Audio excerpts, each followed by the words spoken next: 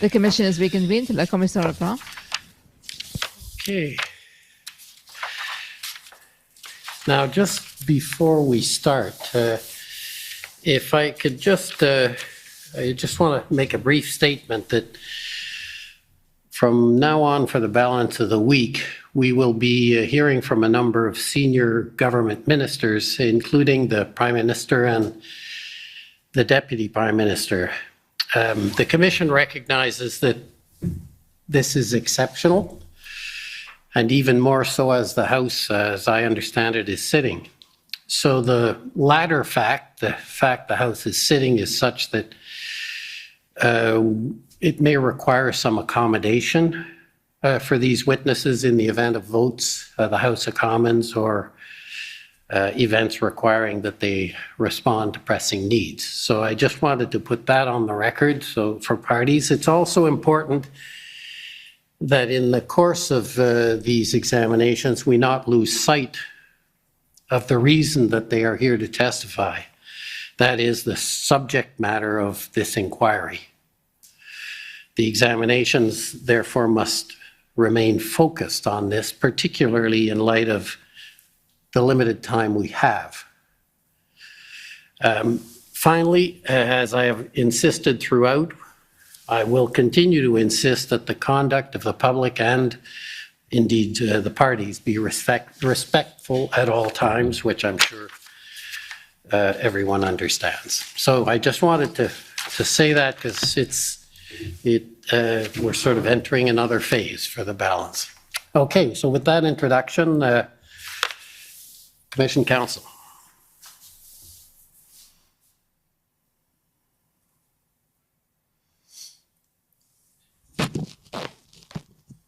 Thank you, Commissioner. Gordon Cameron for Commission Counsel, and the first witness in this category of ministers is Minister Bill Blair. If you could take the stand, and he will be sworn.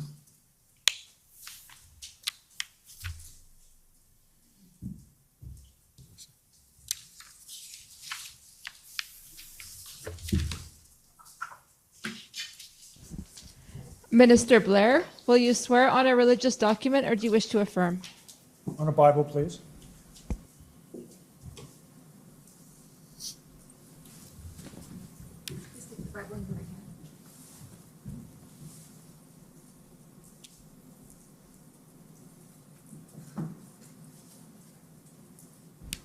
For the record, please state your full name and spell it out.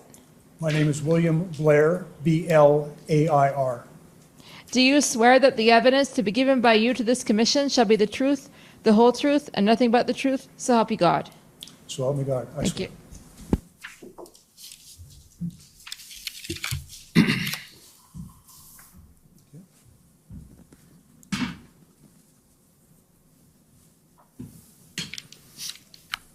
Sir. Good afternoon, Minister Blair. I'll begin just with some housekeeping, some formalities, and in particular, what I'm going to ask you to do is recall that you had an interview with me and some of my colleagues on September 6th. And for the record, I'll note for parties that the summary of that interview is WTS 7048. Now, Minister Blair, have you had a chance to review this witness summary that was prepared following your interview? Yes, sir, I have. And can you confirm that it's accurate and that you adopt it as part of your evidence before this proceeding? I can confirm that, yes. Thank you.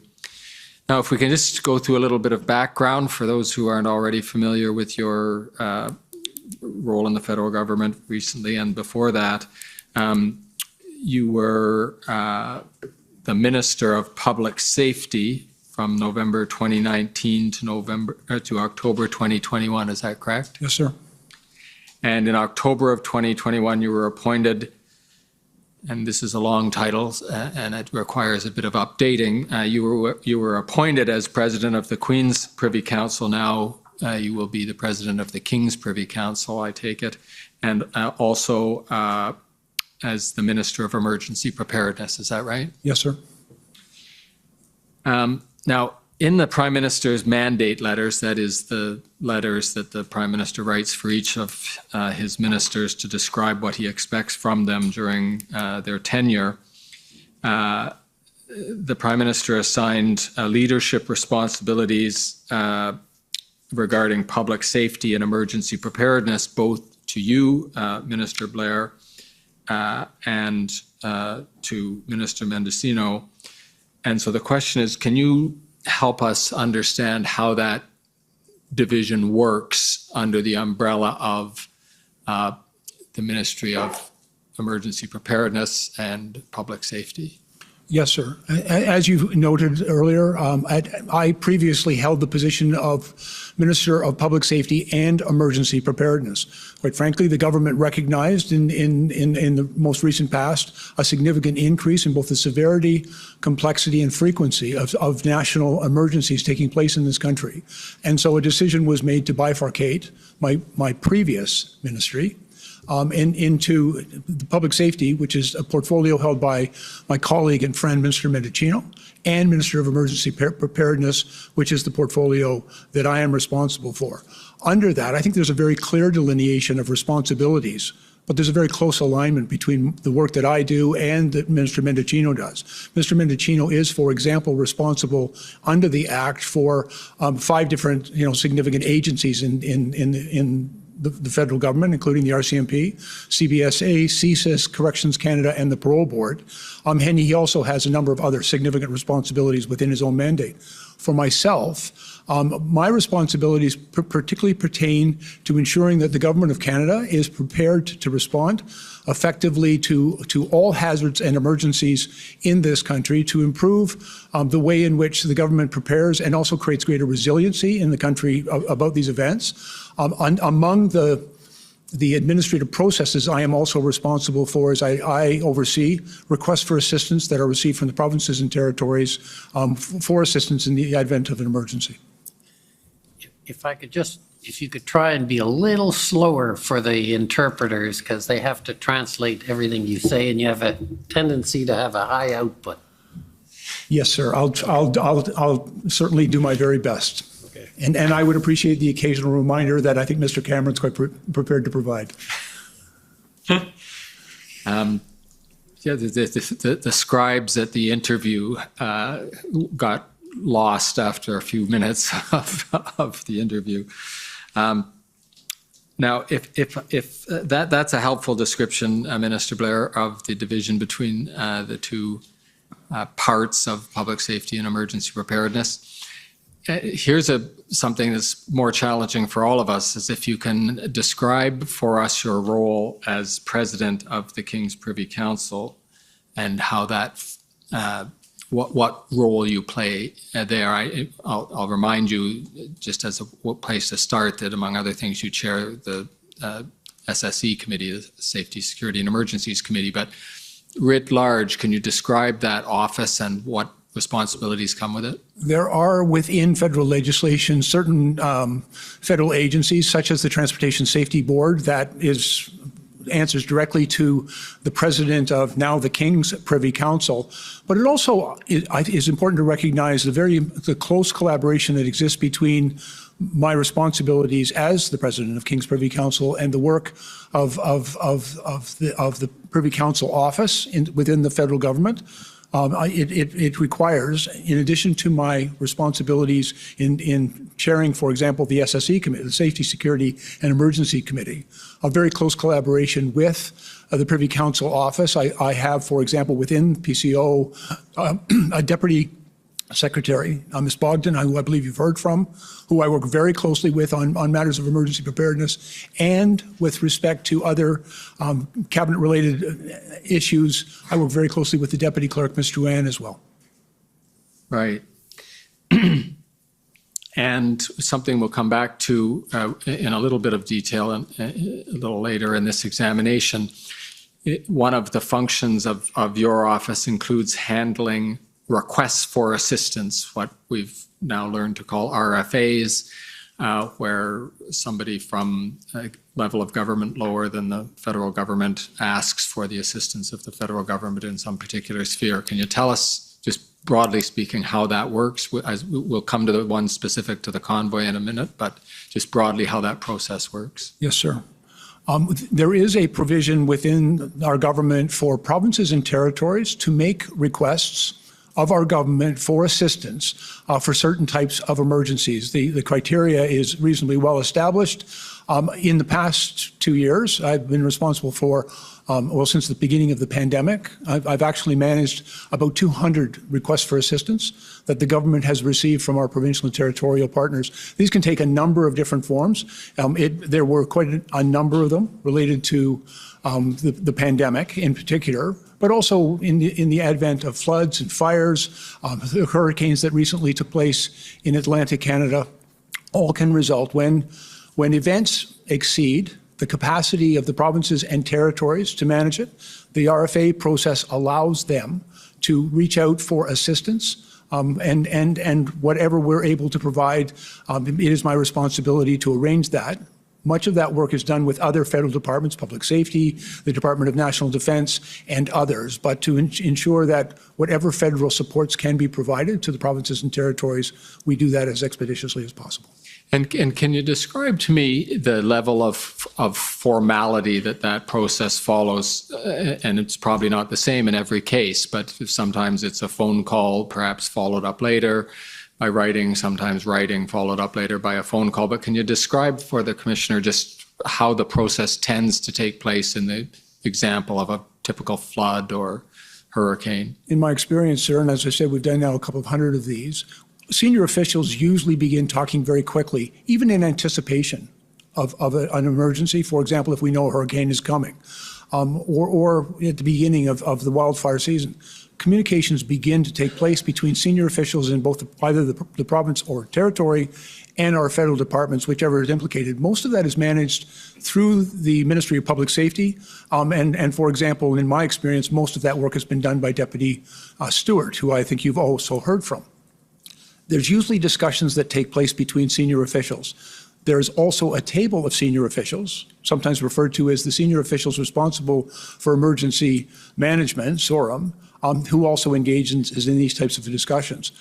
That's usually followed up very quickly by a formal letter of request from the province or territory that is directed to the Ministry of Public Safety and then on to me for a determination.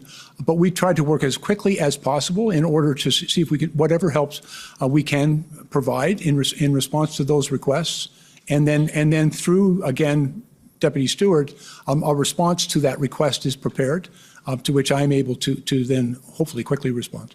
So if the hurricane's coming up the coast, you don't wait till the letter arrives before you start mobilizing a response to a request for assistance? No, and in fact, in our most recent experience with Hurricane Fiona, as it was moving to Atlantic Canada, we were receiving very good forecasting from Environment Canada, which gave us a pretty good idea of where that hurricane was going to land. And so there were conversations that began days in advance so that we could be better prepared and mobilize and even stage resources in order to respond to what we knew was going to be a significant impact on those regions of the country, and that we would be able to work closely together as quickly as possible. There are a number of other programs as well, and for example, I'm also responsible for what we refer to as the humanitarian workforce, where we work very closely with NGOs such as the Canadian Red Cross, and stage those resources and begin to register people well in advance of the hurricane in that case, so that we can respond as quickly as possible in real time to help people be safe. And I assume that if you do act immediately before the paperwork arrives, there will nonetheless be the requirement for the orderly administration and documentation of the RFA that the paperwork eventually come through and then the request be properly documented. Yes, sir. Those requests are properly documented, but we don't necessarily wait for the paperwork. Sometimes there have been very limited circumstances where the paperwork arrived first, and then we start responding to that immediately. But in the vast majority of cases, there's outreach from the province and territory who identify a situation that exceeds their capacity, where they seek our help, and then we undertake immediately to see if we can find that help within the federal government. Thank you. Now, if you can describe, perhaps, well, certainly atypically relative to most other government departments, you are lodged, so to speak, in the Privy Council office and supported by people also in the Privy Council office. And one of the people also there is the National Security Intelligence Advisor, Jody Thomas. If you could describe for us how you, as Minister of Emergency Preparedness, work with or relate with, interact with the National Security Intelligence Advisor. Yes, the National Security Intelligence Advisors are actually a very important source of guidance, advice, and information for our preparation in order to respond appropriately to emergencies. In a number of different capacities, including that I chair the Safety, Security, and Emergency Committee, but even in our daily and weekly interactions, the National Security Intelligence Advisor is a person who gathers information from the National Security Intelligence Establishment, from law enforcement, and from other sources, and provides it to government, including to me, to assist us in making sure that we're able to do our duties in a timely way and be well informed of what government needs to know in order to keep people safe. Thank you. Now, we've had, as you probably know, already testifying among the senior government officials who testified last week, Jacqueline Bogdan and Jeff Hutchinson. Maybe you could just remind us, now that you're here, where they fit in the scheme of your Department of Emergency Preparedness. Yes, sir. When the government decided, when the Prime Minister decided, that to place a special emphasis and create a unique ministry dealing with emergency preparedness, we recognized that in order to make that work, we also had to fundamentally change the way in which the public service, through the Privy Council office, organizes itself in response to preparation for emergency. And so there was decisions made within PCO by the clerk in order to create some additional positions within the Privy Council office to essentially create an office to more formalize and, I think, to make more effective the government's response to emergencies and in our preparation in a wide variety, a very significant spectrum of activities, including increased resilience, investment in critical infrastructure, and an all hazards approach. And it was also, I think, very important to make connections. One of the things I have found in my responsibility, sir, and working with PCO, that emergencies are not uniquely located within any one ministry or department. They're very often implicate like a whole of government. We learned that certainly in the floods, for example, in British Columbia, where, initially when I went to British Columbia with the Prime Minister to meet with the provincial government, we looked at it as an emergency response to a flood, but very quickly learned that agriculture, transportation, fisheries and oceans, natural resources, Environment Canada, all of these different departments of government were deeply implicated in that emergency. And so one of my responsibilities working with PCO and Ms. Bogdan is in a convening role to bring all of the departments together and bring senior officials to make sure that all of government is responding appropriately as necessary to every emergency. And so a decision was made. Ms. Bogdan was brought in as the Deputy Secretary responsible for emergency management, and she also has responsibility for the COVID response of the government. She's also overseeing that.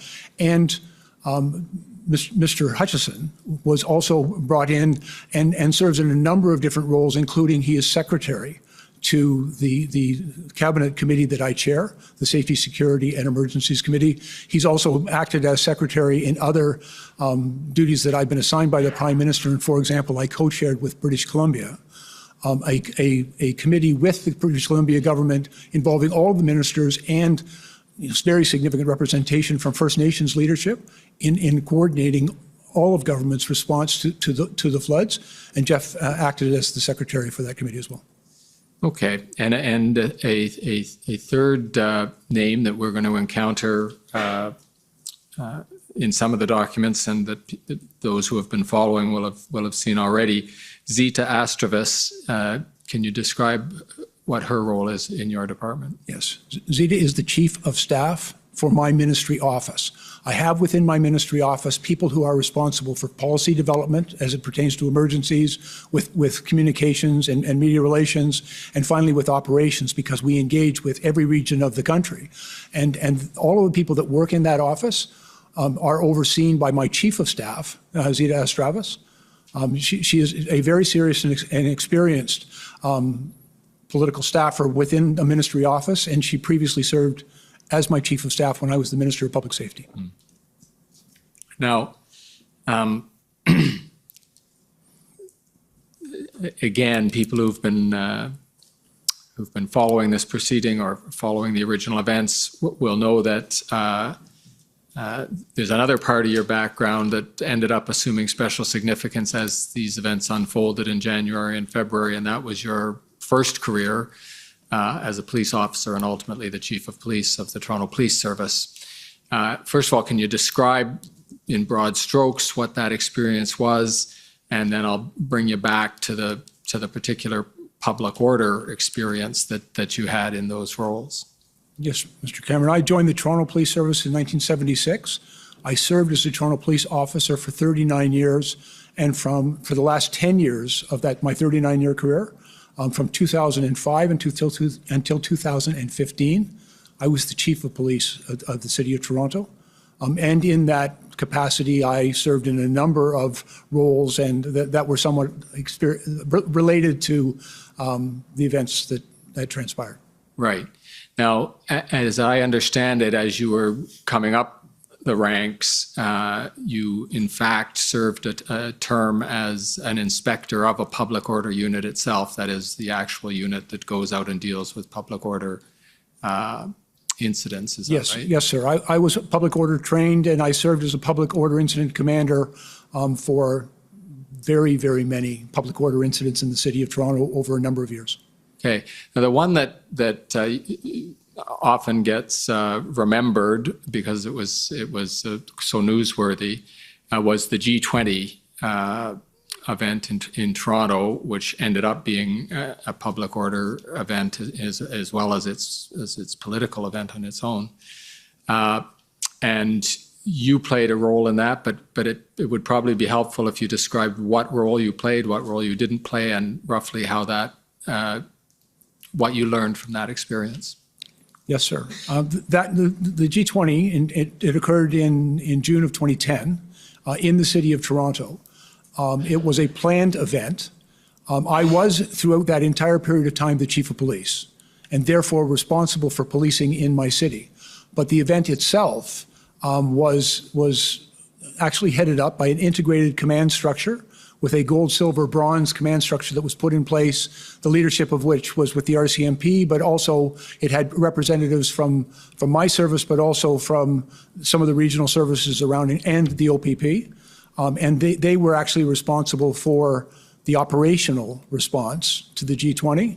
But throughout that period, I was the chief of police and therefore ultimately responsible for every policing-related matter taking place in my city. Right.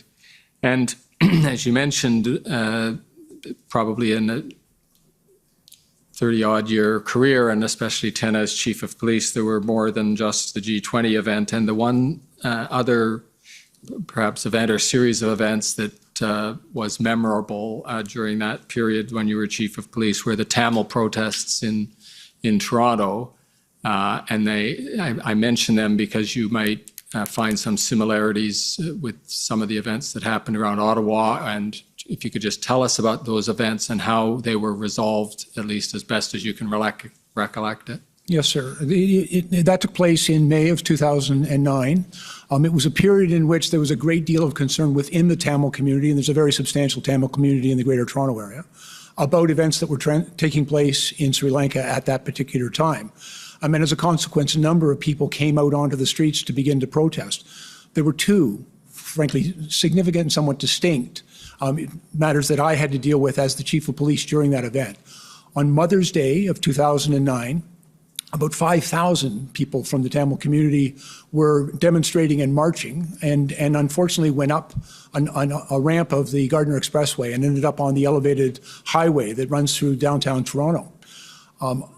I was called because, of course, they had blocked the highway. It wasn't a particularly serious traffic issue because it was Mother's Day, a Sunday evening, and not too concerning. But I heard from my operational commanders at that evening that there were no safe ways to remove those people from the bridge. There was a real concern because the guardrail really is for vehicles, not for pedestrians.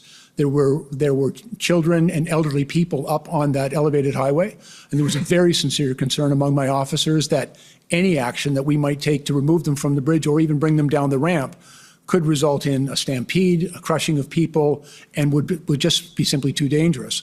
And so I directed that we would slow down, that we would engage with the people that were on the bridge. We would find people that we could talk to on the bridge, and that took a couple of hours.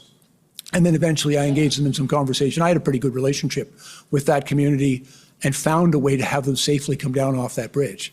And it was, in my opinion, an entirely appropriate and safe resolution of what could have potentially been a very dangerous situation. The other element to this is tens of thousands of people initially converged on University Avenue in the area of University and Armory, which is right near the 361, our superior courts in Toronto, but also right opposite the U.S. consulate. And initially when they went there, it was considered quite disruptive. It was noisy and it was interfering with traffic, but very quickly we were able to work with that crowd to allow the TTC, for example, to operate on both Queen and Dundas so that the transit would continue to move. Those are pretty important transit routes in the city. We also were concerned about access and egress for our hospitals on Hospital Row on University Avenue. We worked out with them a way in which we could do that. And although that protest went on for several days, and there were concerns actually being expressed by the time I remember hearing from Superior Court judges about the noise outside their courtrooms. But at the same time, there was very little residential in that area. I would also want to acknowledge the people that were protesting did so in a very respectful way. They cleaned up after themselves. They were on the street. They were very seriously concerned. But I think that was a situation that in Toronto we were able to resolve appropriately and safely. And eventually, I think it actually strengthened our relationship very much with that community. And if I recollect accounts of those events, one of the things you were able to accomplish with that demonstration was to move it from an arguably illegal demonstration in the sense that it was blocking University Avenue to a location nearby where the demonstration could continue but not be obstructing traffic and potentially breaking the law. Yes, sir. And actually, that was based on some experience that we'd had in that particular area as well. I also remember in the late 90s, there was very significant demonstrations among two other communities, Serbian and Croatian, at that same location. And we worked very closely with those protesters to allow them to engage in their lawful peaceful protests, but do it in a way that minimized the disruption to traffic, to the movement of people, and to the functioning of basically the city's daily life all around them. And as an incident commander or public order senior police officer, how do you factor in that particular attempted transition? That is, you encounter a public order incident. Ideally, you're able to keep it legal from beginning to end. But when it starts to transition into illegality, either because it's obstructing traffic or violating some other law, where in your ranking of objectives do you put turning what has become an unlawful protest into a lawful protest? I think it's important. Frankly, I actually very sincerely believe in the right to lawful, peaceful protest. It's a protected charter right in this country. Sometimes it can be a challenge. It can be very difficult to manage these events. But I think if the protesters are willing to work with the police and if the police work with them, there are always some individuals who will push the limit and sometimes will break the law, and there are ways to deal with those individuals. But in my experience, it is always preferable if you're able to minimize the impact and to facilitate lawful, peaceful protest while not allowing unlawful protest or risk to public safety. And you might not have monitored this part of the evidence, but we had a similar discussion with Deputy Commissioner Zablocki of the RCMP about this attempt that the RCMP took in and near Coutts, Alberta, to find a legal way for the protest to continue. And let me ask you if you found in those days when you were doing this the same tension, because the protesters want to be visible, they want to, in effect, cause at least enough of a nuisance that they're noticed and that they're able to make their point and be heard, and yet you want them to be as little a nuisance as possible. And is that a tension that your forces and the people you have as your liaison team are trained to try and sort out? Well, if I may, just let me cite as an example. During the G20, we designated certain places where we wanted to facilitate lawful, peaceful protest. And for example, over at Queen's Park, we said, you know, if you gather there, you'll be able to protest. And some people were quite willing to do that, but unfortunately not everybody is. And then some people, you know, prefer to be, you know, to disrupt traffic, or in the case of the G20, unfortunately, it also resulted in a set of circumstances where there was significant property damage, fires were set, and windows were smashed. But I think it's important to distinguish. There are always people who seek only to engage in lawful, peaceful protest. And I think it's our responsibility, and I say our, you'll forgive me, it's the police responsibility to facilitate that to every extent possible. And unfortunately, there are also, in some circumstances, people who choose to engage in unlawful behavior and don't engage in lawful but rather unlawful protest. And then there has to be whatever action is required in order to curtail that. Right. Now, coming to the events in question, as the matters were developing, there was a series of what end up getting called briefings on truckers' convoy among ministers and senior officials in the government. And it looks from our account of the documentation that you attended probably all of them, or almost all of them. Is that your recollection? I believe almost all of them, yes. Yes. There was one on January 28th, and I'm going to ask the clerk to call up SSM NSC CAN 50251.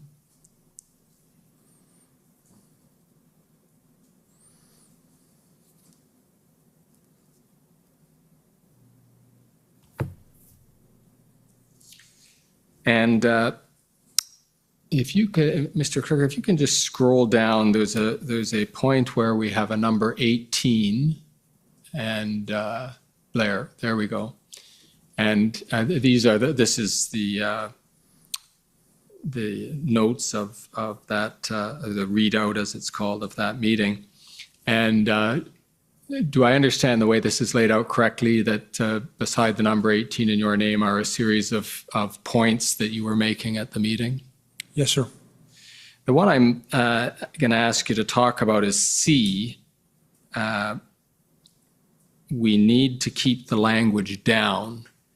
And probably the people in the room knew what you were talking about, and you probably used more words than just that. So if you could flesh that out for us, what message you were trying to get across during that briefing when you said we need to keep the language down?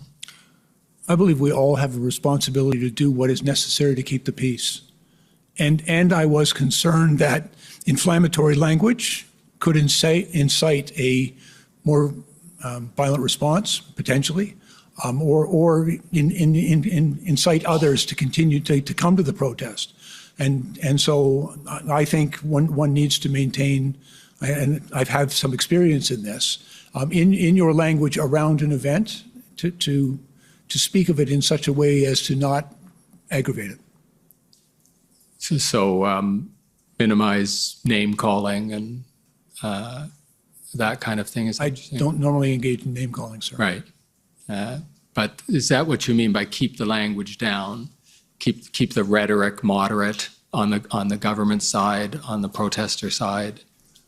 I believe in my experience, sometimes people live down to your expectations, and so one should be careful in how you speak of these events. I also, quite frankly, am always concerned about fear. I think fear is one of the greatest enemies of public safety, and I think if our language is intemperate, we can make people quite fearful. And if people are fearful, then they don't use public space, they don't engage with their neighbors. It can actually create a more dangerous situation. And so my advice to colleagues was that we would remain tempered in our language. I'd like to move now to another topic area that it's apparent that you took a role in, and that has to do with the arrangement of what were called, perhaps it was ended up being a misnomer, but what were originally called the tripartite meetings. Can you describe, first of all, what those were meant to be, to situate them in time? If it assists you, they were February 7th, 8th, and 10th, the ones that started it off. But if you can just tell us what you had hoped to accomplish with those meetings. Yes, sir. It was my intention to convene all three orders of government, to bring them to a table, because I believe that all three orders of government had a role and responsibility here. I believe that good communication between all three orders of government could have been facilitated by convening, a meeting among. Initially, it was attempted to do so at the political level, and as you said, it wasn't entirely successful. But I believe what we were able to achieve is convening officials to come to that table, because I believe that the events that were transpiring in Ottawa really did require good communication, clear and clear expectations and communications and how we could assist each other. All of us had a responsibility, all of us had a role to play, and I was attempting to convene that. And by the way, not inconsistent with the role that I also play, as I mentioned earlier, in convening other orders of ministries within my own government. I've learned the value of bringing people together from many different disciplines and authorities to be at the table to share perspectives and to help each other. Okay, now there's two topics I'd like to see if we can talk about, and I'll see if we can do it without pulling up too many documents. But just going by your memories of these meetings, and I'll just describe the topics, and then we'll try to treat them one at a time, though they might end up getting blended together. One is the fact that you didn't succeed in getting Ontario at the political level to the table, as I think had been your ambition. But the other topic is why there seemed, in at least the records of these meetings, so much confusion or misunderstanding between the City of Ottawa and the federal government, and to the extent they were there, officials of the Ontario government, about which resources would be committed by whom, when, who was actually there, etc. The documents just seem to be the equivalent of a whole bunch of ships passing in the night, nobody understanding what the other person's saying, and perhaps even a lot of mistrust. So let's take the first of those issues, the effort you made to include the province of Ontario and how much success you had there. Well, first of all, I reached out to Minister Jones, who was the Solicitor General in the province of Ontario at that time. I've enjoyed a very long-standing and very positive professional working relationship with Minister Jones. I reached out to extend an invitation for her to join that table. Minister Jones indicated to me during the one call I had with her that she would consider the invitation, but she did express some concern, and I understood that concern, and I acknowledged that to her. She expressed some concern that she did not want to be seen to be directing the police. And actually, we had a very brief exchange because I'm also very familiar, as she was, with the Linden Commission report on the Ipperwash event. And I think there is an actual sensitivity and concern among Ontario officials about any appearance of being seen to direct the police. I would also acknowledge Minister Mendicino, who has a direct reporting relationship. He is essentially Minister Jones' counterpart. He also had a number of conversations with her and with the Premier at the time. But in my one conversation with the Solicitor General, I sought to offer to make the invitation and to provide her with assurances about what my intent was in convening that table. Mr. Clerk, perhaps you could call up SSM NSC CAN 4 zeros, 2676. And just start at the top so we can orient ourselves with what this document is. That's got a nice, helpful heading there, Tripart Meeting Readout. And this is a February 10th meeting. And so, Mr. Clerk, if you could scroll down to about page 3. Thank you.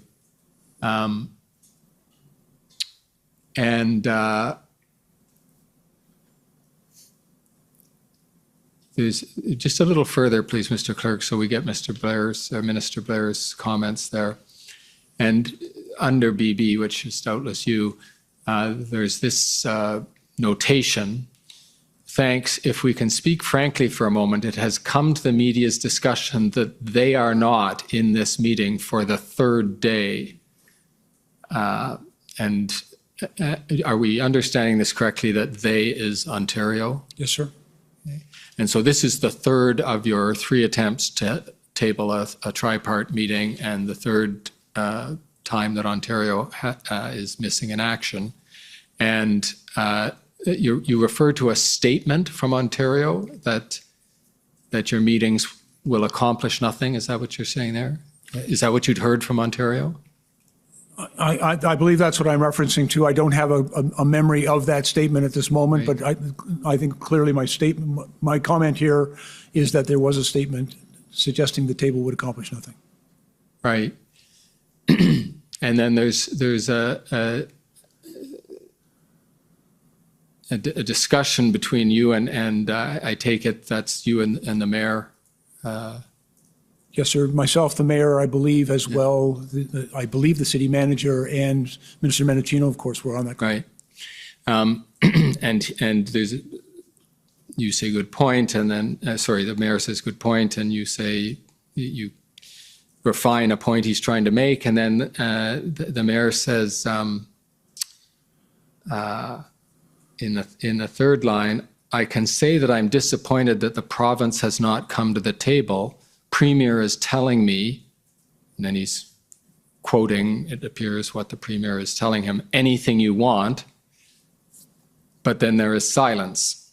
Now, we've already heard from the Mayor, and he's given his side of this, but from your perspective, were you disappointed that Ontario hadn't participated in these meetings so far, and was it your sense that the Mayor was also disappointed that Ontario, at least at the level you would hope to have participation, hadn't shown up at the meetings? Frankly, I had hoped that we would be able to convene the tripartite table as I had originally planned it. But I was, this was on the 10th. By that date, I was receiving assurances that, for example, Deputy Minister Stewart was in regular contact with his counterpart in Ontario, Deputy Minister Di Tommaso. And that there was ongoing discussions between my Government Operations Center, between the Deputy Minister of Public Safety, and between, as frankly, the Deputy Minister of Public Safety, Mr. Stewart, was acting as an interlocutor between both municipality and the province in these circumstances. And so, yes, a little disappointed that the Minister wasn't able to attend, but quite gratified, frankly, and that there was now, I think, and my goal had been good communication between the 3 orders of government. I believe that was being achieved. That is helpful. Thank you.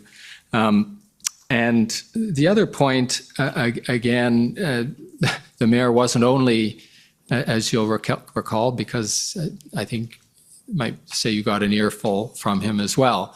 The mayor wasn't just disappointed in Ontario, and the notes, which I don't think you need to be taken to remember, because you probably had some of the same frustration experiencing these exchanges as one gets just reading them, which is the mayor seems very frustrated that he cannot get the support from either Ontario or from Ottawa in terms of boots on the ground in Ottawa, in particular federal.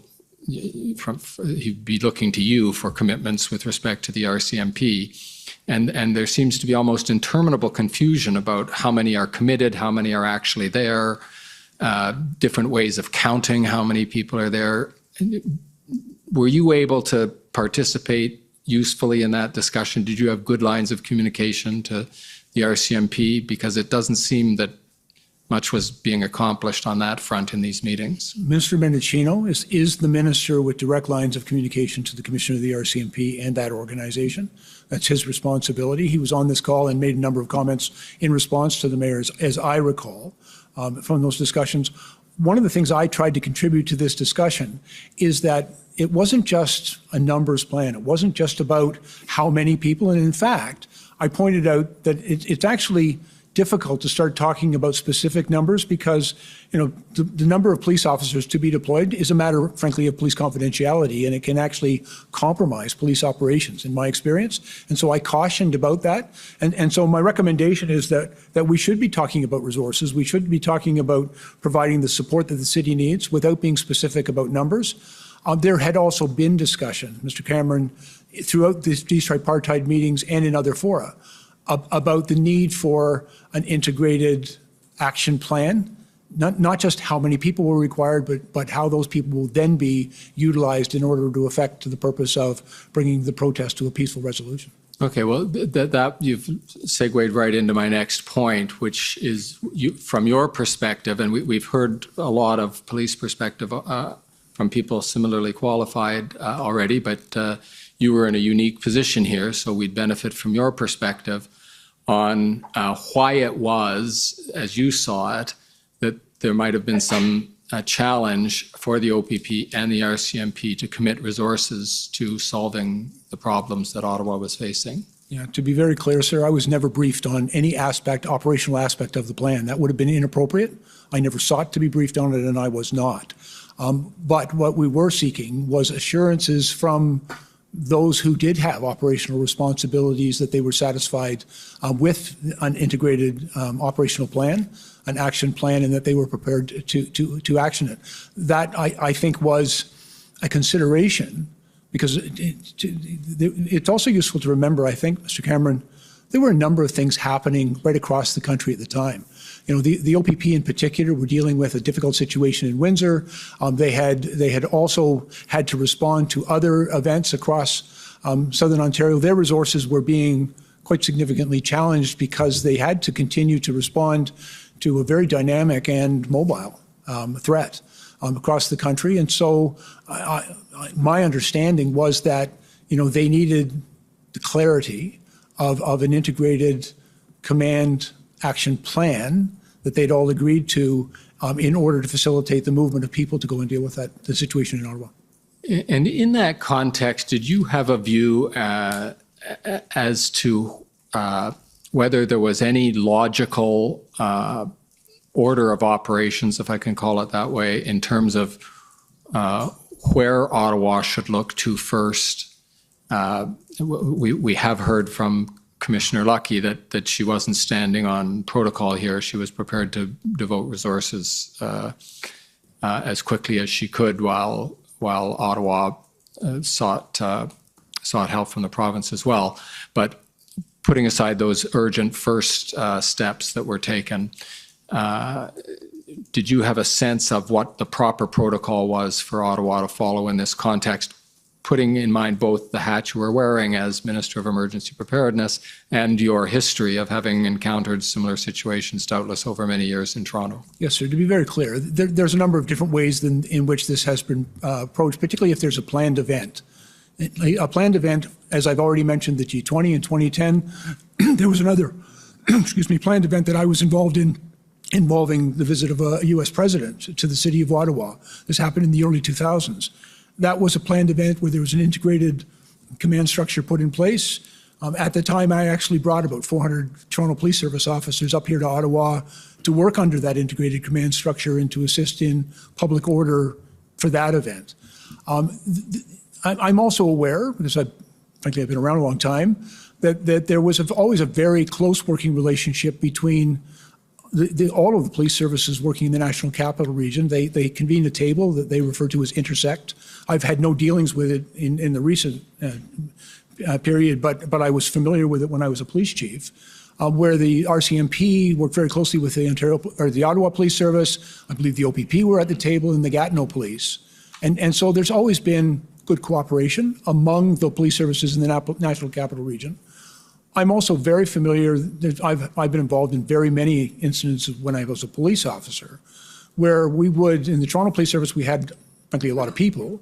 We had a lot of people trained in public order, and we would bring our public order resources to assist in Kingston, for example, for their homecoming event, in other towns around Ontario that didn't have those resources available to them, so we would go and assist.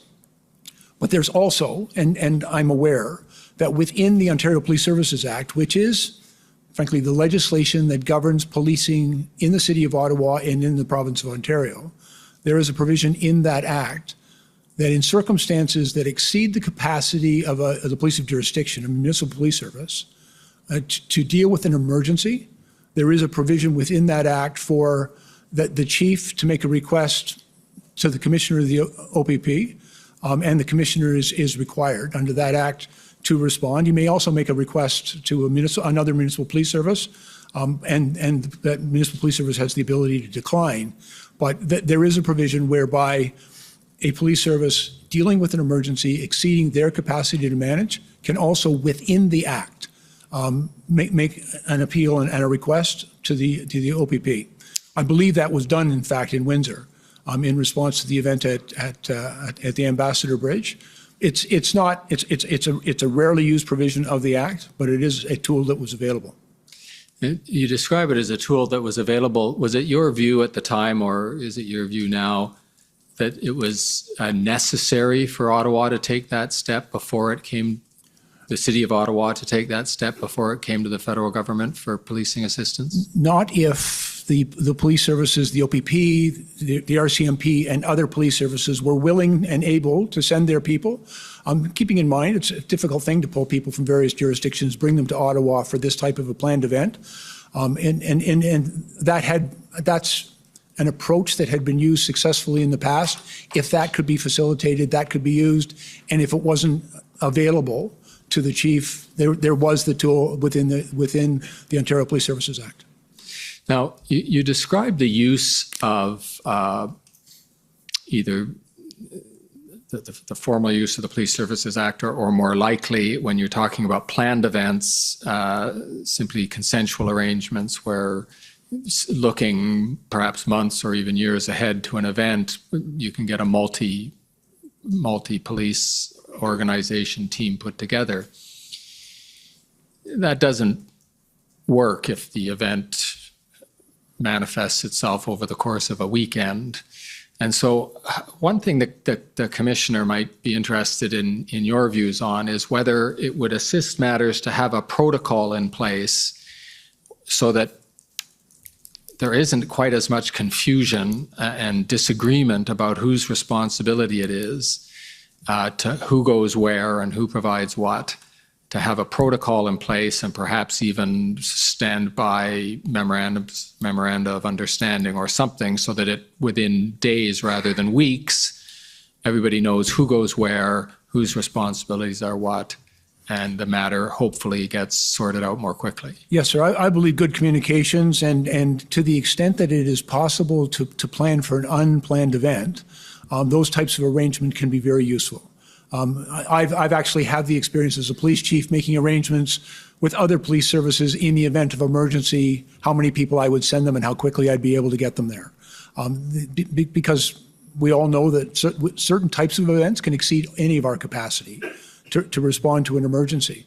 Planned events is actually pretty straightforward. And I believe that we've got a long history and a lot of success in dealing with, I'll stop saying we, sir, it's in my previous capacity. The police services have a long history of working very collaboratively together for planned events. And a number of different things are worked out well in advance, including the integrated command structure, who's going to be in charge, what they're often referred to as a gold silver command structure that is put in place, who's paying for what, and et cetera, what resources and obligations each of them will undertake to provide, is usually worked out well in advance.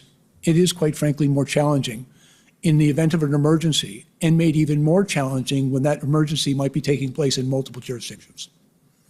All right.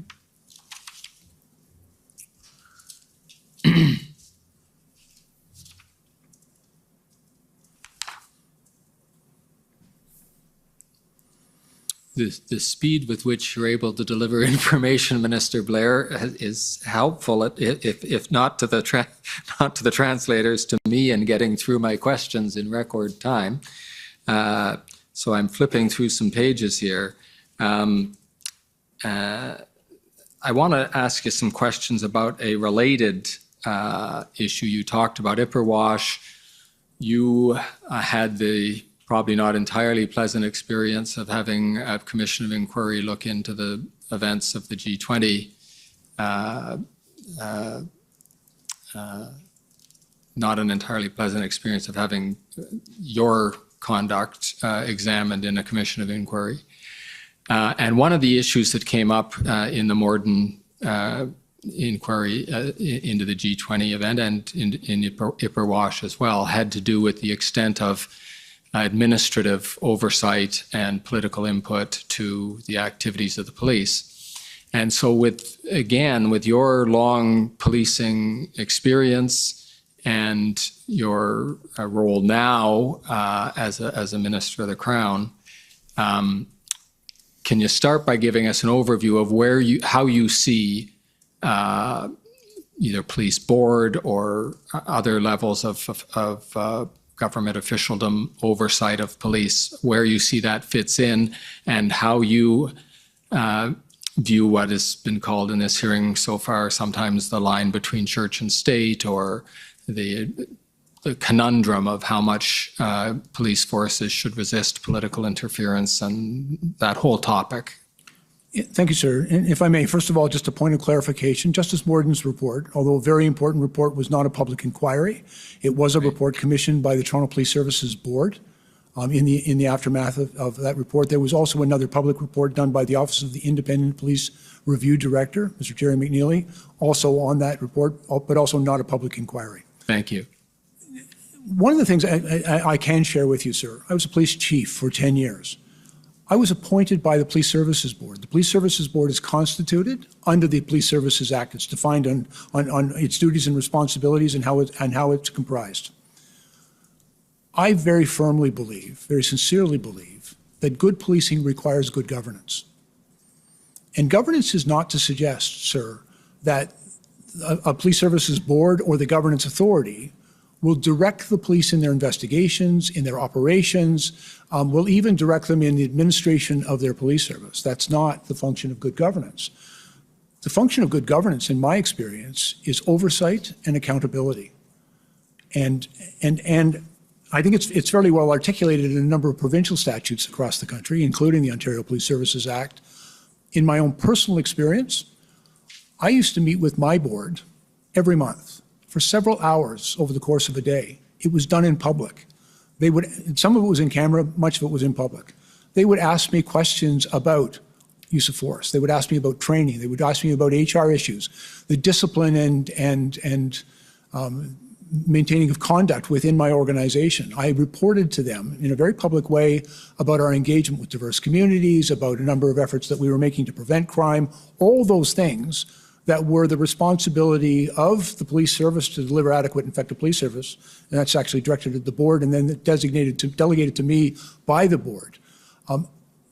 The police have extraordinary authorities in our society, but those are not unfettered authorities. I think there's an expectation that we will be held to account for the way we use those authorities, and that there will be independent civilian oversight of policing activities.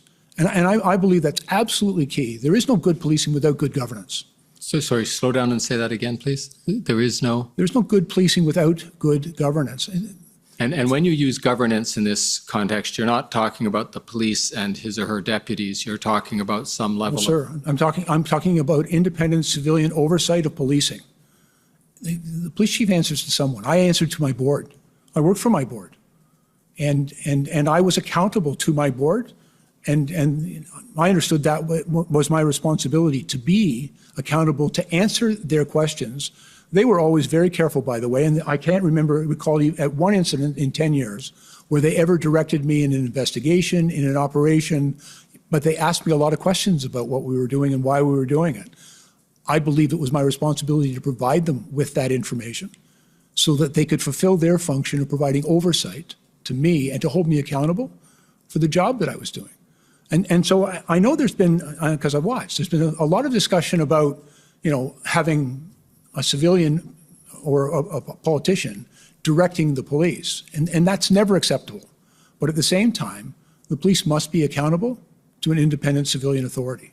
Now that can be achieved through a government minister who's assigned that responsibility. It can be done through a police services board.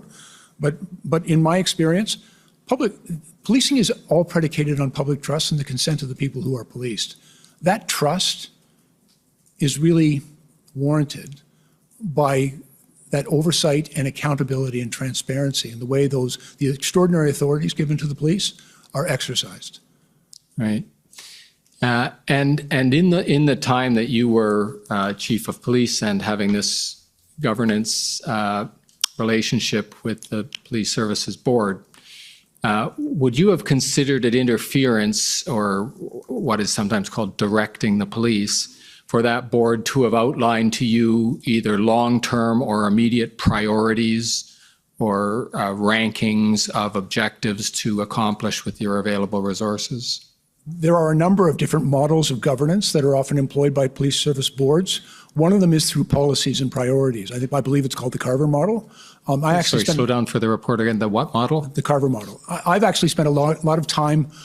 I also felt it was my responsibility to help my board be a good board, because they would help me be a good chief. And so we spent a lot of time talking about how they could do their job and that would help me do my job as a board. And I think it was a very effective relationship. They did set priorities for the service. They also set my budget. I would collaborate with them and work very closely with them, and they would consult with the public on what those priorities should be, because there is a bridge that a governance body can serve for a police service to be that connection on behalf of community. And so they would bring, there was lots of community deputations made at our board meetings where people would outline their expectations and their concerns, and the board would set priorities. But my board was also very careful not to cross a line into operational matters, to suggest where we should deploy people or what investigations or what laws would be enforced. They never went there, and neither would, frankly, I have allowed them. I had to push back on that. But they often talked about placing a greater emphasis on community policing, on community outreach, on building greater diversity within the police service, and how we interact with the incredible diverse population of our city, and issues of crime prevention, and how communities were to be policed. And frankly, I never considered those infringements on police operations. I just thought we were working together to do good policing. And what about when that effort at direction from the Police Services Board was aimed at a more immediate situation? And I don't mean a particular investigation or anything of that type, but for example, if the Tamil protest had shut down University Avenue for 4 days, would you have considered it out of line for the Police Services Board to ask you what you intended to do about it and express to you their view that they considered this a serious problem for the city? I would have considered it entirely appropriate. And frankly, I recall getting these questions from the board. What are you doing? Why are you doing it? There was a fair bit of criticism, as you can imagine. As a matter of fact, some of the national papers were accusing me of being overly tolerant. My board was very supportive of what we were doing, but they did ask questions about what and why, which I considered entirely appropriate. But at no time did they tell me how to police that community. And I think for me, there's a bright line there. And they didn't cross that line, but they held me to account to the decisions I was making on how I was going to deliver policing services in those circumstances. And I didn't consider their questions infringements on any aspect of my authority or responsibility. It was my job to answer their questions and to allow them to perform that oversight role and to hold me accountable for the decisions I made. So that's very helpful. Now, I'm going to ask you to see if you can direct those thoughts to the, I don't know if unique is the right word, but at least the different situation of the RCMP, which doesn't have a police services board structure to which it is accountable. The commissioner reports to the minister and has a relatively thin statutory framework that delineates that relationship. Have you had some thoughts about what you're calling governance of the RCMP could and should look like if it's different than it currently is now? Yes, sir. And in fact, it actually appeared in my mandate letter when I was the Minister of Public Safety, that we were looking at the issue of governance. I also had some responsibility. I have a keen interest in the delivery of First Nations policing program across the city, and we're working towards the development of a new legislative framework for First Nations policing in Canada. In order to make sure that that's as effective as it can be, I believe we have to resolve the issue of governance in those communities, give people a say in how they're going to be policed. That doesn't mean they get to direct the police operations, but they can make decisions about how the police will function within their communities. And I would also make the observation in a number of jurisdictions across the country, we sometimes see the tension that exists for the contract policing across this country. But very often, it's an issue of governance. And I'll just cite, if I may, I also recall vividly, in Ontario, there were a number of police or communities that had their own little small police services who made a decision to go and contract with the Ontario Provincial Police to deliver policing services in their community. And I witnessed the OPP make a very strong effort to give those communities governance authority over their detachment. And to meet regularly with the local officials and to actually give them a say in how they're going to be policed. I thought it was very thoughtful, and I also believe that model, which I'm familiar with Ontario, could assist us in improving the quality of policing right across the country, particularly in contract areas and in particular in First Nations. And do you have any specific recommendations, or I shouldn't say specific in the sense of drafting legislative terms, but what a more complete governance structure would look like for the RCMP? I think there's a number of models to be considered. I also want to be respectful. This is the responsibility now of my friend and colleague, Minister Mendicino. He is the minister. If you want to stop there, then we're going to hear from him shortly. But at the same time, I have obviously some thoughts on the matter, and I'm more than happy to share that with Minister Mendicino. I think ultimately it's going to lead to better policing, which is our collective goal. Right. Now, there were a couple of times, and you might remember them. I'm going to bring you to one in particular where you made comments to the effect of the police just need to do their job. In other words, you made comments that gave the public the impression that you didn't think the police were doing as much as they could to deal with the situations in both Ottawa and elsewhere in the country. The Ottawa ones, I think you're familiar with, and we've heard a lot from the OPS and about their reaction to your comments. So let me just begin there. Did you have the impression that the Ottawa police were not doing as much as they could or should have, or perhaps as early as they should have, to deal with the situation that they encountered when the convoy arrived in Ottawa? I think initially their response was incorrect. Was incorrect.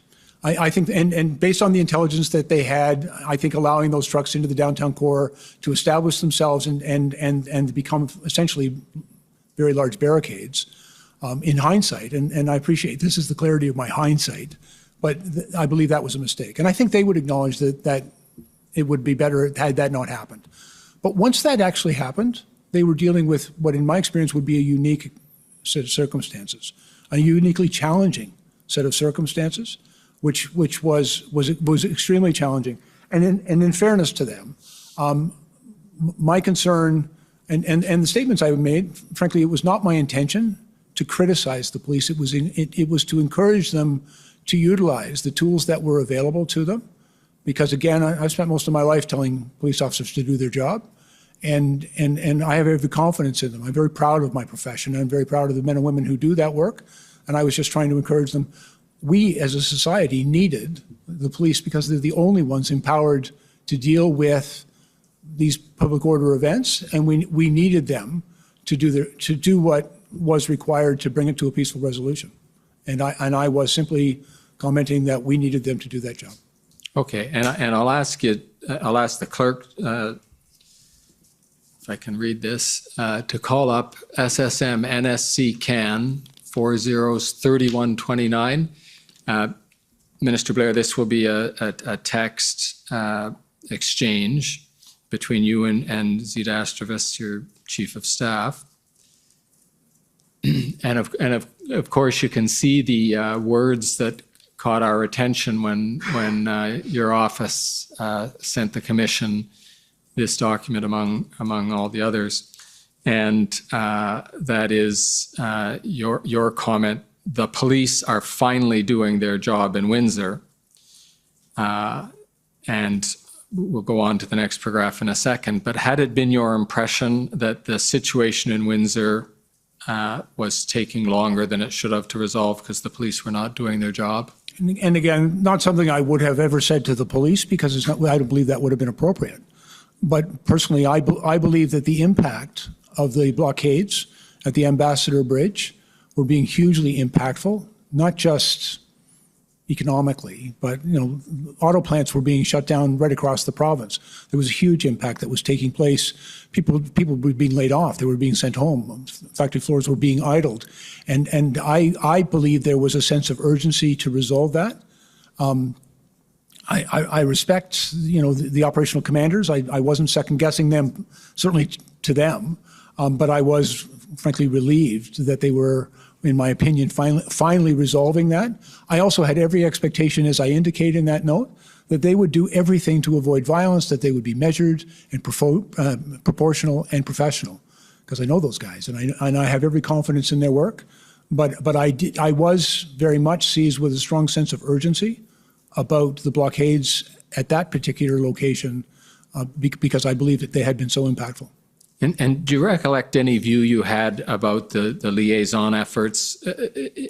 And we're looking now at the second paragraph where you say it appears they, presumably the police, Windsor Police Force and the OPP and RCMP who are acting here, it appears they didn't actually need to offer terms and concessions to the protesters. Can you explain what you were thinking there, if you remember? I don't really recall, except, again, I was feeling a sense of relief that they were now clearing that bridge, because it did strike me as a matter of urgency, and previous tactics had not been effective in clearing the blockade.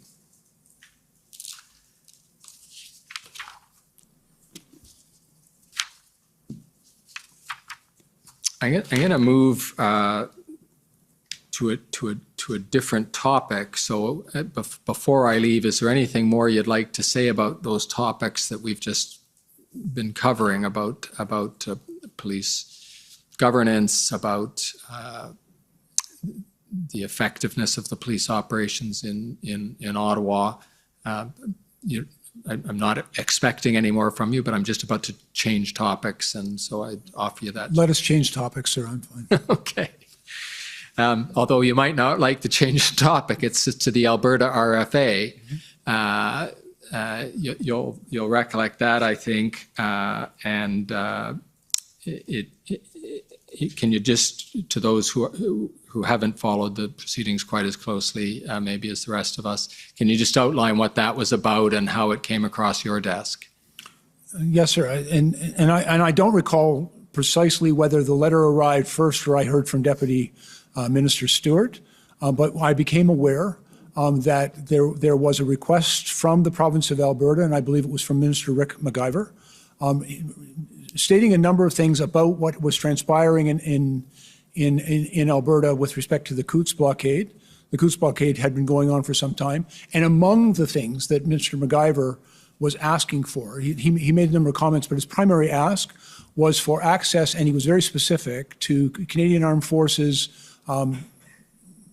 tow trucks, I believe, in order to assist in the movement of trucks that were blockading the highway in southern Alberta at Coots.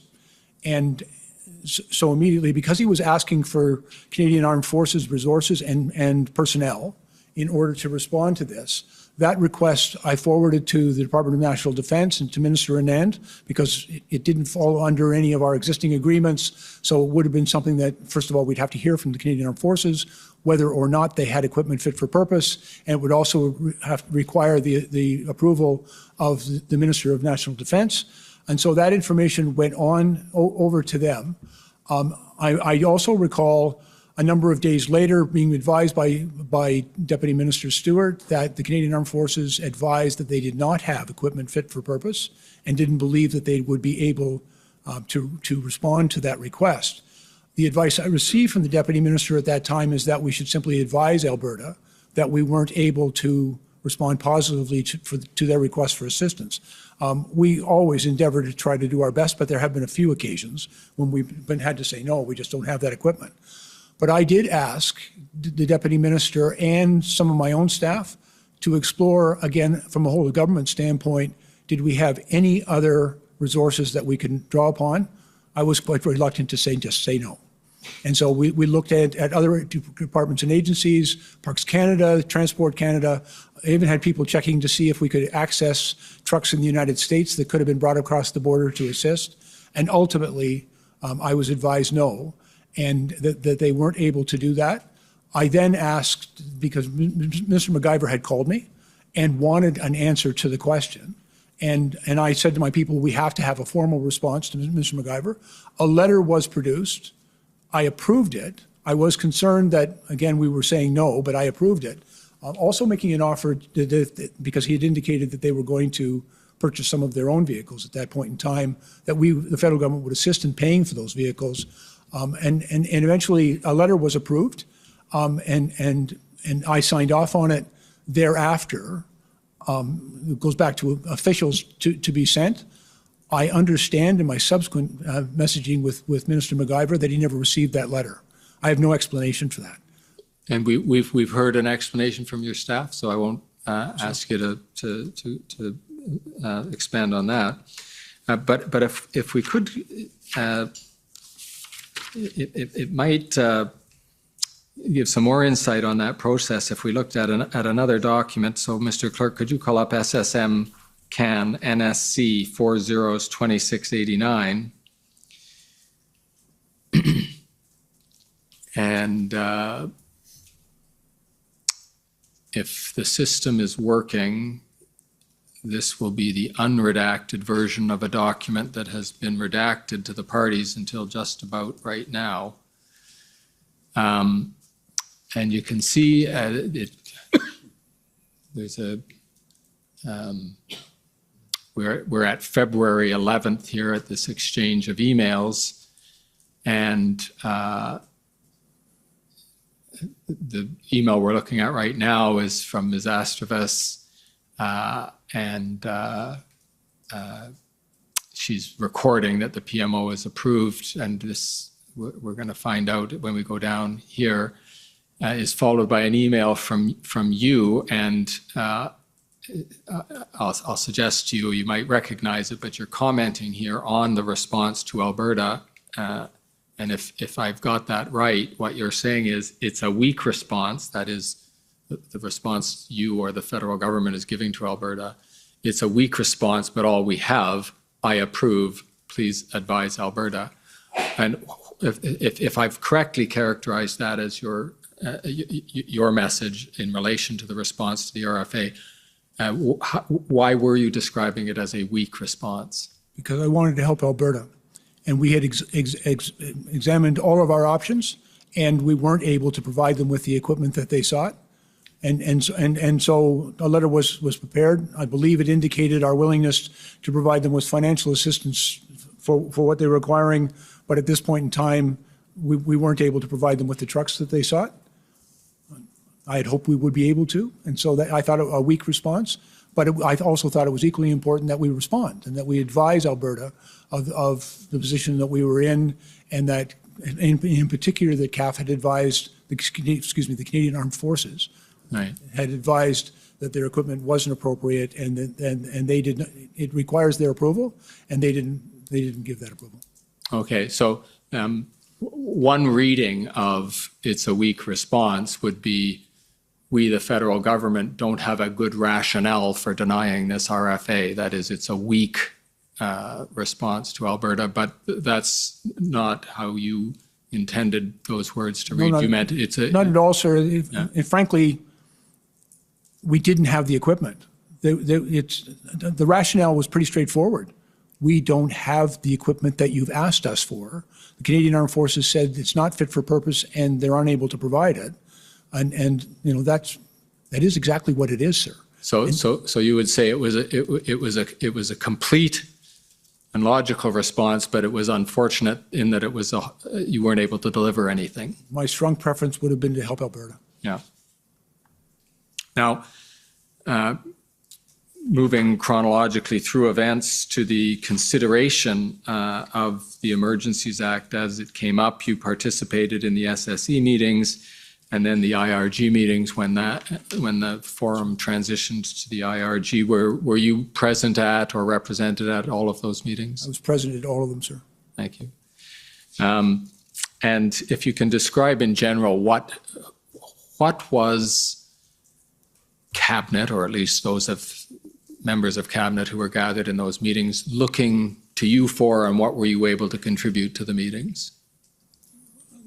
First of all, in the Safety, Security, and Emergency Committee that I chair, it's a smaller group of Cabinet ministers that regularly convene, although each of these meetings was what I refer to as ad hoc.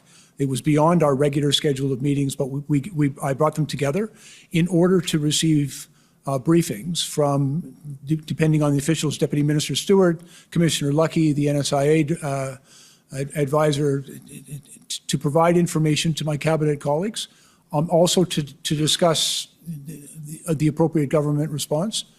I also took the opportunity during these meetings, and I think what I was able to contribute was to provide them with an understanding, because of my policing background, with the policing environment that governed this event, and as the event unfolded over the course of a number of days, about what, again, the policing environment, not just in Ottawa, but in various locales in Alberta, British Columbia, in Manitoba, and a number of points of entry in Ontario. Right. Now, I have a particular question that it comes out of something we discussed in the interview, and that I believe you have a view on. You were participating in these meetings as events were coming to a head. We had IRG meetings coming up towards the IRG meeting immediately before invocation on the 13th. And I'm going to get in your interview summary, which the parties have already seen, you outline the reasons that you thought were certainly bearing on your thoughts as you were contemplating the propriety of invocation. But there was a particular sub-point that I wanted to ask you about, which was whether you were aware of, because I think you've probably heard about now, at the time you were contemplating this and ultimately giving your input to the Prime Minister on the 13th, whether you were aware of Commissioner Lucky's views that she thought that there were still law enforcement tools available to the RCMP to deal with the situation in Ottawa and elsewhere in Canada. I don't believe I was aware of that on the 13th. Right. Or before. Or before. Yes. I've obviously subsequently become aware of it, and we've talked about, you've asked me about it, but I don't recall being aware of it. Right. Prior to that. And as I'll just, to be clear, despite having been at all of the SSE and IRG and ultimately Cabinet meetings that were considering invocation, is that correct? Yes, sir. Okay. Now, can we come to your four? You don't have to do them off by heart, although you might remember them. I can I can help guide you through them. But as I recollect it from our interview with you, you had categorized the reasons that you thought invocation of the Act was important. And as I don't want you to characterize these necessarily as the advice you gave Cabinet, because that would be a confidence of Cabinet. So if you can just describe them to us as how you were viewing the matter as you were contemplating invocation. Yes, sir. If I may, the situation in Ottawa had been enormously challenging for the people of Ottawa. And I think people were living in a state of fearfulness and intimidation. And frankly, I think it was a very difficult set of circumstances for them there. And I was aware of that and, obviously anxious to resolve that. But I remained hopeful throughout. And I'd like to also sort of be clear to characterize, I believe very much the Emergency Act was a measure of last resort, and that it was incumbent upon us to, first of all, either exhaust all existing authorities or acknowledge that they would not be successful and could not be used for a number of different reasons. And we were hearing that type of feedback from law enforcement about the enormous challenges they were facing. We were also hearing about how stretched their resources were being pulled because of events that were taking place in different parts of the country that required them to respond to one place but then be required in other places. And that was a challenge that we were hearing quite frequently as well. But I will also tell you I became very concerned because one of my responsibilities as the Minister for Emergency Preparedness is the resiliency and safety and security of critical infrastructure. And we define critical infrastructure as 10 different sectors of critical infrastructure. And in particular, as it relates to this event, it includes such things as manufacturing, our transportation routes, the essential supply lines, the movement of essential workers. And what I was witnessing at the Ambassador Bridge, at Coots, at Emerson, and then in a number of different venues that I would where we would see similar activity being threatened to be done at Point Edwards, at the Peace Bridge, at the Pacific Highway in British Columbia. That escalation, and I viewed as a significant escalation, because it did result in significant disruption of critical supply lines, the cutting off of essential goods and services, the impact that it was having not just economically, but on people, on families, and people were being laid off their jobs, and factories were being idled. I was also concerned because I'm aware, being a person from Ontario, that the integrated manufacturing processes in Ontario, particularly in the auto sector, but in many other manufacturing sectors as well. Prior to being public safety minister, I was also the Minister of Border Security, and so it really did give me an understanding and appreciation of how important the integrity and functioning of that border is to our prosperity, to our economy, and to the well-being and health and safety of Canadians. And so when those borders were essentially closed, and that the movement of goods and services, particularly some of the parts that go into our factories, was being essentially stopped, it was hugely impactful. And I believe that it had risen to the level of a national emergency. We were also seeing, frankly, the information that we received from the RCMP on or around February 10th that they believed that there were firearms present at Coots. And then subsequently, I believe on the 13th and 14th, when they completed their criminal investigation and arrested people and seized a number of firearms, it also, for me, elevated concern about public safety and the risk that not everyone involved in these protests represented, but embedded within these protests, the possibility, certainly in Alberta, of violence and even serious violence taking place. And so for me, the impact that it was having, not just in the city of Ottawa, but I don't want to minimize what was going on in Ottawa by any stretch of the imagination, but right across the country, particularly as it pertains to critical infrastructure, for me, elevated the situation to a national emergency. I would also observe as well, I believed that there was strong evidence that what was the fact that this protest was so well entrenched in blockades in Ottawa really anchored what was taking place even right across the country. There was, in my mind, a clear correlation between the activities of border blockades and what was taking place in Ottawa. And it also, for me, highlighted the need. We had to resolve the whole situation, and failure to do so failure to resolve in Ottawa would have resulted just continue to like whack-a-mole, chasing border blockades from one point of entry to another. There are 119 border points of entry, land border points of entry in this country, plus our airports, and all of them are vulnerable to this type of unlawful action. And in my opinion, that represented a serious threat to our national security and became a national emergency. And when you describe your observation that the impact on the critical infrastructure elevated the situation, that the blockades, the convoy, the protests, et cetera, elevated that to a national emergency, when you say that the impact on the critical infrastructure, when I think of infrastructure, I think of physical built bridges and roads and trains and things like that, but I don't think there was any actual harm to those. So I take it you're talking about the impact on trade and the economy and people in the vicinity, their lives, things like that, not the infrastructure itself. When an artery, a point of entry into the country, in Manitoba, in Alberta, in Ontario, is essentially rendered dysfunctional, when it's closed and nothing is moving through there, the movement of those goods and services, in my opinion, is part of our critical infrastructure. It supports manufacturing. It's part of the transportation. But you don't have to blow everything up to render it unusable. Right. And that can be done through cyber attack, for example. But rendering it unusable is an attack on critical infrastructure, in my opinion.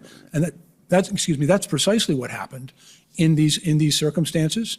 And it was, for me, we'd seen bridges and highways and rail lines go down in the floods and storms in British Columbia. We knew we had to work hard to get those reopened, but the situation across this country, it was exacerbated by the very significant challenges the police were obviously having to clear these in a timely way. Right. And if I can remind you, you had a fourth, but believe it or not, you just did go through three of your factors. They sort of got lumped together, but your fourth had to do with your view on whether or not the existing legal authorities were adequate, whether they had been exhausted, et cetera. What was your view there? Yes, sir. One of the things that I can go through a bit of a list. One of the things we'd heard in Alberta, in Manitoba, in British Columbia, and certainly in Ottawa and at the Ambassador Bridge, was the very significant challenges that the police were having in gaining access to vehicles that they could tow, the large trucks that were being used basically to blockade. They almost ceased to be trucks. They were fortresses and very, very difficult to move. There were a number of reasons why that I think have been articulated for this commission as to why they couldn't gain access to those, but it was a reality that they could not. I looked very carefully, by the way, on the Friday when Ontario brought in their measures.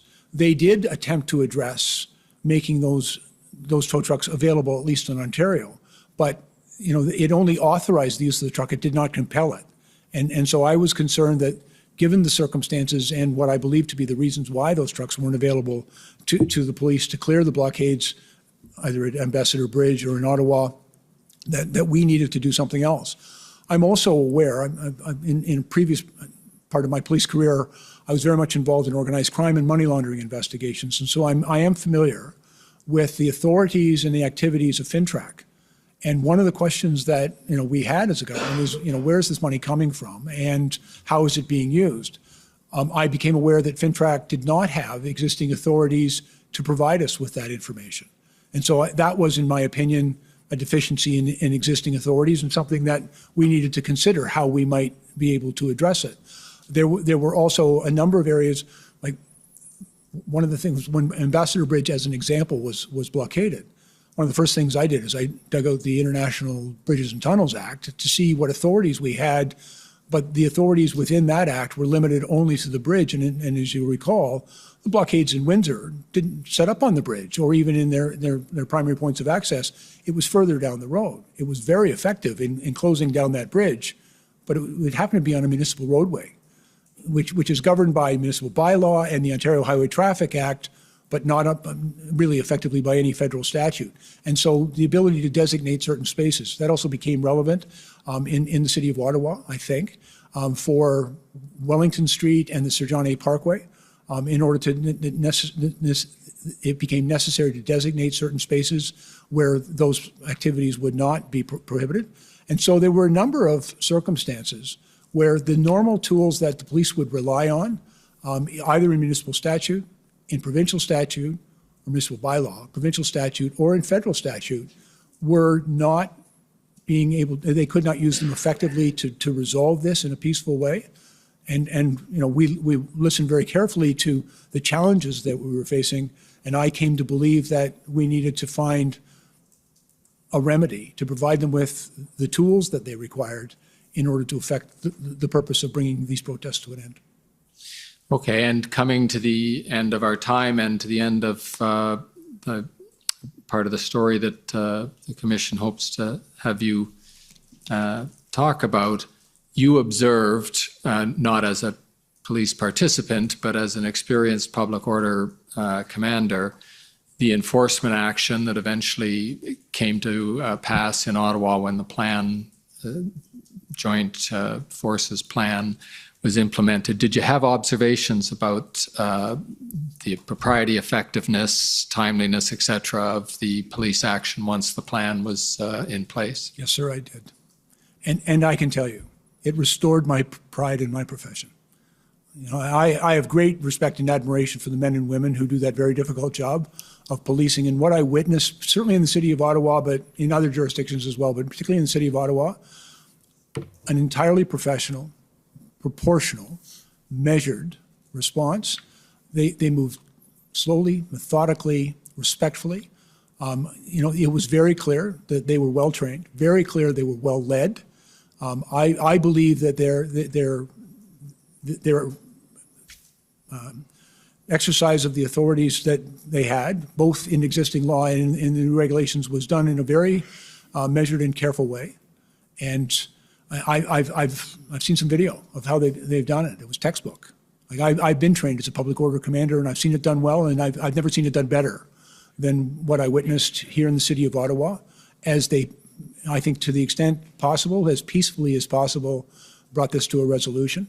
They allowed people, for example, points of egress. It's always important to let people have a space to go. They did that work. They moved slowly. I actually found myself trying to explain to some of my friends that why they're going slowly, because that's the right way to do it. And in my opinion, they did it the right way. Okay. Thank you, Minister Blair, and thank you, Commissioner. Those are the questions of Commission Council. I think pretty close to on time. I think you have 10 minutes left. Oh, there you go. You can think up new questions, I'm sure. We're happy to share them. So this may be a good time for the afternoon break then, and we can come back in 15 minutes to go into the cross-examinations. The Commission is in recess for 15 minutes. La Commission est levée pour 15 minutes. Order à l'ordre.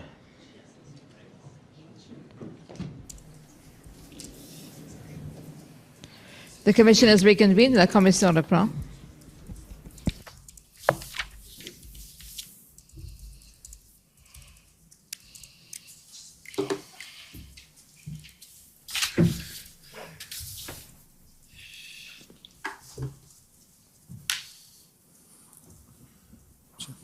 Minister, good morning, or good afternoon. Good afternoon, Long week.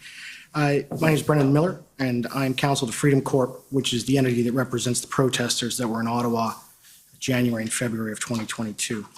If we could please bring up document ssm.can.00006358_rel.0001.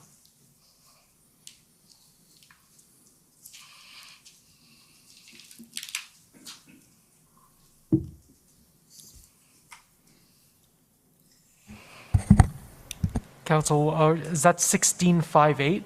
6358, 6358.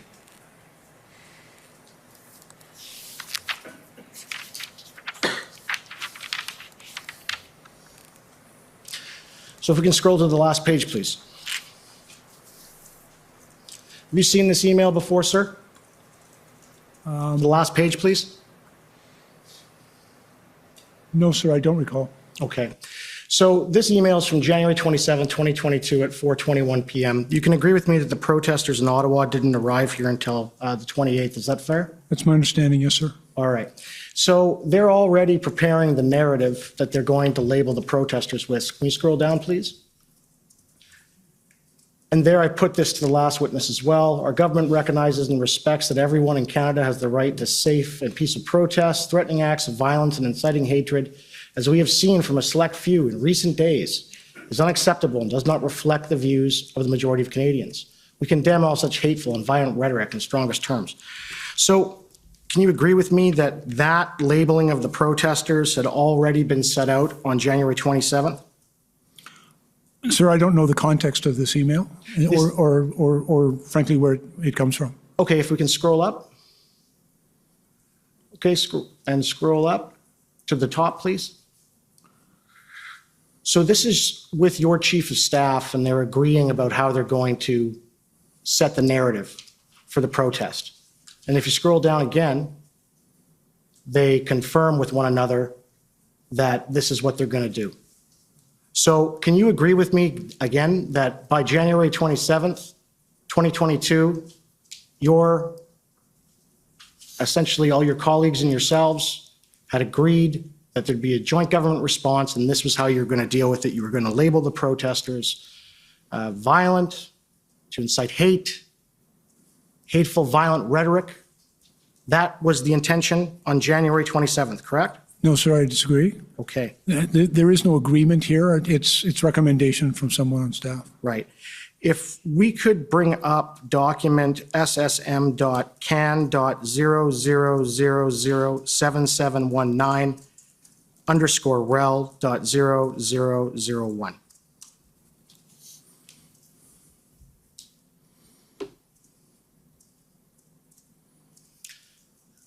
So, sir, I can tell you these are the notes of Miss Sarah Jackson. I take it you know Sarah Jackson is the office manager to the Chief of Staff of the Prime Minister. Is that correct? I know of her. I don't believe we've met face to face. Right. And you know who Katie Telford is? Yes, sir.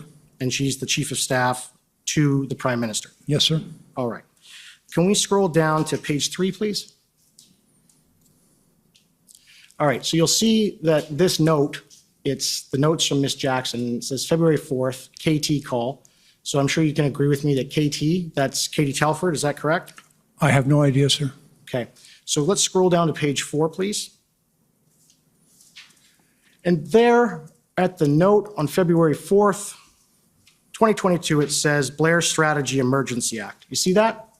Yes, sir, I see it. Yeah, because it was your strategy on February 4th, 2022 to get the Emergencies Act invoked, was it not? No, sir, that's incorrect. So why would, in a conversation, to your knowledge, why would Ms. Jackson record that in a meeting with Ms. Telford? Why would she do that, to your knowledge?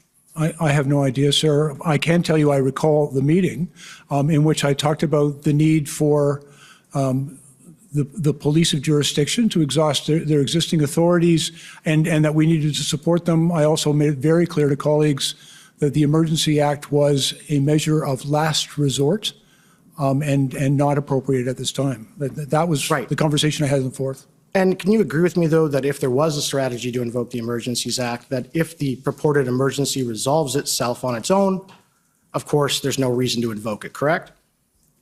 Again, sir, there was no strategy to invoke the Act.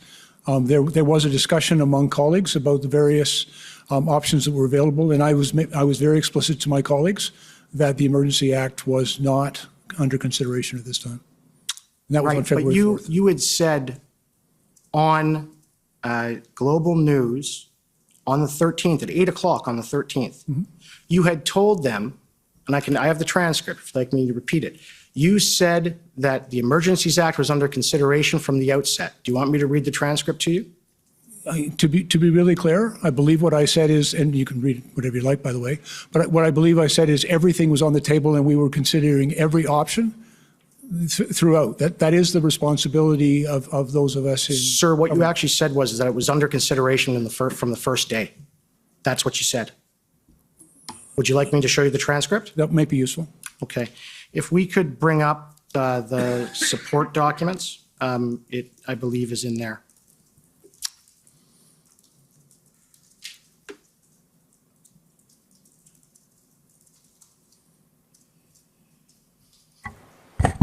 You're referring to HRF 401622, right, Council? Yes, sir. Do we have the actual reference? Maybe your associate can tell us what the reference is in the database. Well, I don't want to slow this down, so I'll move on and come back to that. So, sir, we'll come back to what you said. But by February 4th of 2022, you agree that the Prime Minister and Minister Mendocino had already labeled the protesters in Ottawa as extremists. Is that correct? I have no knowledge of that. I don't agree with that.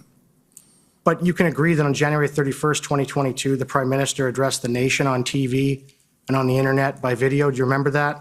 No, sir. You don't remember that? No, sir. When the Prime Minister went on television to the whole nation and talked about the Ottawa protest on the following Monday. You don't remember that? I know the Premier spoke. I have no recollection of what he said. I was busy doing Okay. things. Well, I'm going to read you what he said, and you can tell me if you remember it. And he stated, "I know you are wondering about what you saw in our capital city this weekend. As my friend Erwin Cotter said on Saturday's Freedom of Expression, assembly and association of the cornerstones of democracy, but Nazi symbolism, racist imagery, and desecration of war memorials are not. It is an insult to memory and truth. Hate can never be the answer. Over the past few days, Canadians were shocked and frankly disgusted by the behavior displayed by some people protesting in the nation's capital. I want to be very clear. We are not intimidated by those who hurl insults and abuse at small business works and steal food from the homeless. We won't give in to those who fly racist flags. We won't cave to those who engage in vandalism and dishonor the memory of our veterans. There is no place in our country for threats, violence, and hatred. So to those responsible for this behavior, it needs to stop. To anyone who joined the convoy but is rightly uncomfortable with the symbols of hatred and division on display, join with your fellow Canadians. Be courageous and speak out. Do not stand for or with intolerance or hate." Do you remember hearing that now? Actually, now that you've read it to me, sir, I not only remember it, but I agree with it. Okay. And so you can agree there that the Prime Minister has stated that being part of the protest is essentially standing with intolerance and hate. Can you agree with that? I don't believe that was the distinction the Prime Minister made. He was actually telling people who don't agree with those measures not to stand with those who do. Right. And I take it you know that when the protesters arrived on January 28th up to February 1st, that the evidence to date is that they were largely and completely peaceful and that there was little to no violence. Do you agree with that? And again, I think there might have been isolated incidents, and frankly, I also believe the carrying of hateful symbols, like a Nazi flag, is in many ways causing fear, and it is a form of violence and intimidation against people who would be caused to be very fearful about such symbols in their community. And so the bearer of the Nazi flag, that is a person who is hateful, and it is someone that the government of Canada is concerned about. Is that fair? Again, I don't know the person who was bearing the flag, and I wouldn't comment on that, but I know how hurtful a Nazi flag can be to very many Canadians who in their life experience, that's a symbol of anti-Semitism, hatred, I understand. and fear. And so I understand that you're also, though, you're familiar with the company Enterprise Canada. It does work for the Liberal Party of Canada. I'm not, sir. Are you familiar with Suprad Davini? Does that sound familiar? I'm not, sir. Are you familiar with a Mr. Brian Fox? No, sir. Have you heard anything about the individual carrying the Nazi flag actually not being a protester, but somebody sent there so that photos were taken? Have you heard anything about that? Only from you, sir. Okay. And we'll just come back to the issue with the labeling then. I take it, though, that you consulted your comms people on the narrative that you wanted the media to accept before the protesters even got here, according to that email? No, sir, that's not correct. That email states that they were buying the narrative. That's what it states. With respect, sir, I believe what the email says is that some of our communications people were examining and being prepared for the event coming, but no decision had been made. None of that was presented to me, and it did not form any of my messaging. Can you agree that from the protesters' arrival, at least after February 4th, you intended and wanted the protesters removed by force, didn't you? Absolutely not, sir. I wanted the protest to end and them to be removed, but I've always been committed to doing that as peaceably and proportionally as possible. But you couldn't talk to them after they had been labeled these extremists, because your colleagues and yourself, of course, extremism, Nazis, terrorists, you can't talk to that sort of group, can you? It would look bad, wouldn't it? I would actually disagree with your characterization. In various points of my life, sir, I've engaged with people who are engaged in protest, and so frankly, I disagree with your characterization. So on February 7th, 2022, when the mayor of Ottawa asked the federal government and yourself to bring in a mediator to meet with the protesters, do you remember what you said to your chief of staff in response to that? No, sir. Perhaps you could share it with me. If we can bring up document SSM.NSC.CAN.0003070_rel.0001.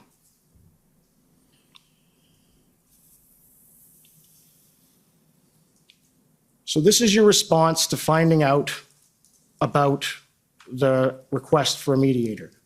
And you respond as follows. I don't know who is advising Mayor Watson, but this is a bad mistake.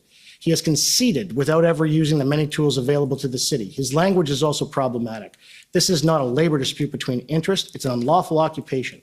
As long as the city and its police refuse to do anything, no progress will be possible. So I take it at the time when you wrote that to your chief of staff, that was how you felt, correct? Yes, sir. All right. That's an email from myself to my chief of staff. Correct. And so it's fair to say that you did not want to bring in a mediator. I was concerned about the intention of the mediation and what was being negotiated. In my experience, the intent of engaging with protesters is to bring a peaceful resolution to the protest. Yes, but also then on February 11th of 2022, you were given a copy of the engagement proposal that Inspector Bedoin of the OPP and Deputy Minister Stewart had drafted, right? You were emailed a copy. You'll have to share it with me, sir, to help me recall. If we can bring up document SSM.CAN.0006131_rel.0001.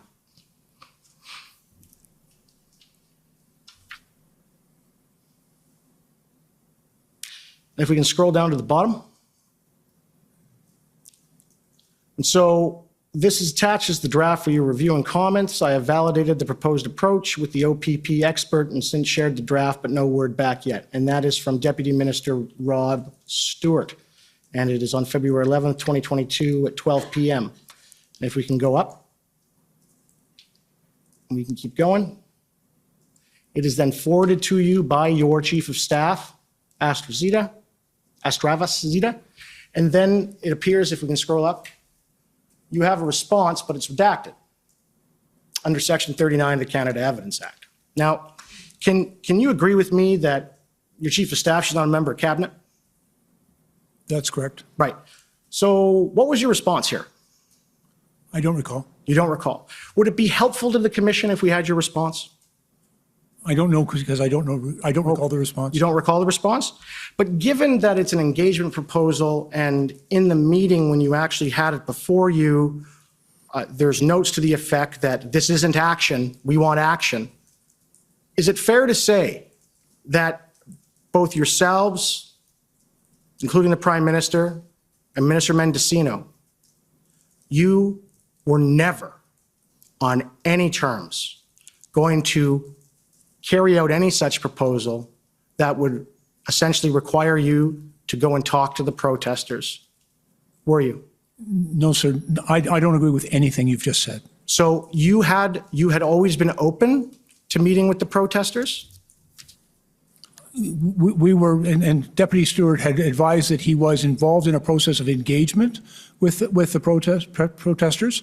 But I frankly, I was not in favor of having senior ministers of government go out and engage with the protesters. In my experience, that's done at an officials level and not involving cabinet ministers, or certainly not the Prime Minister. But right now, as I understand it, and there has been testimony that it's not uncommon for law enforcement to request of the political branch to assist in a negotiation like that. It's actually relatively common. They testified to that. So what was the problem? Was it because you couldn't be seen to meet with Nazis and extremists? Is that what was the issue? First of all, I disagree with the characterization you've just provided, but I'm not. I don't have any experience in the many years I've dealt with public order events of engaging with political figures to engage with protesters. Okay, can we please bring up one last document, ssm.can.0008763_rel.0001. And you're over your time, so I hope that's the Yes. last. Okay, thanks. This is a copy of the proposal with respect to engaging the protesters. Okay? Minister, what's the problem with it? Could I see the whole thing? Absolutely. Great.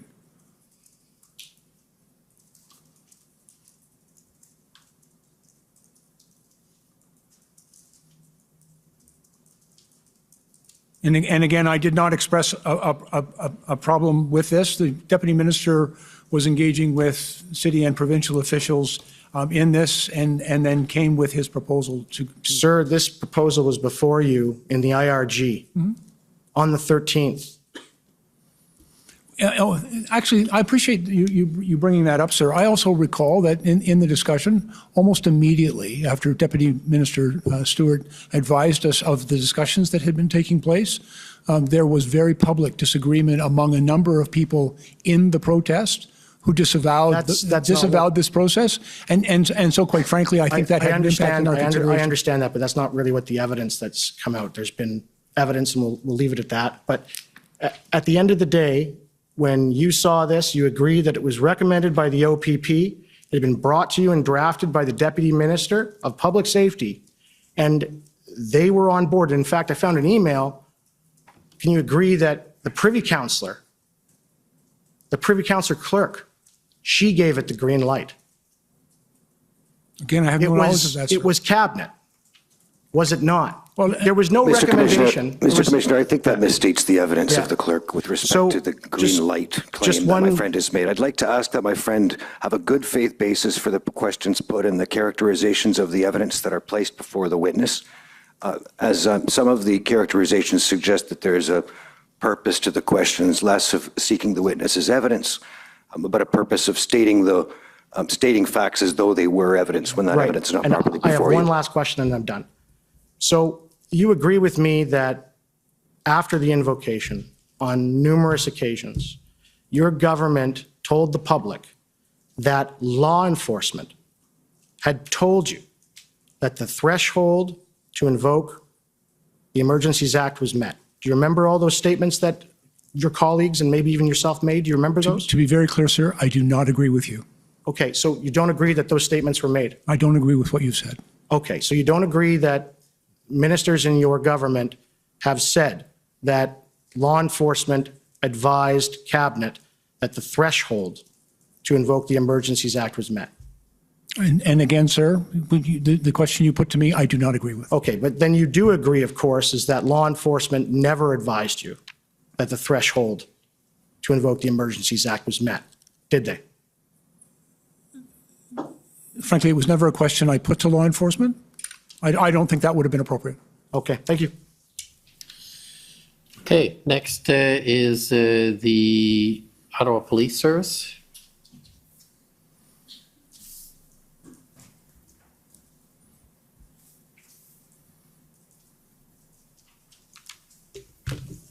Good afternoon, Minister Blair. My name is David Michikowski. I'm counsel for the Ottawa Police Service. One of the things I gather you know from your long experience as a chief of police is how important an operational plan is. Is that right? Yes, sir. And in order to have an operational plan to end the type of event that occurred in Ottawa, you'd agree with me it'd be necessary for the police to draw upon subject matter experts? Very often the case, yes, sir.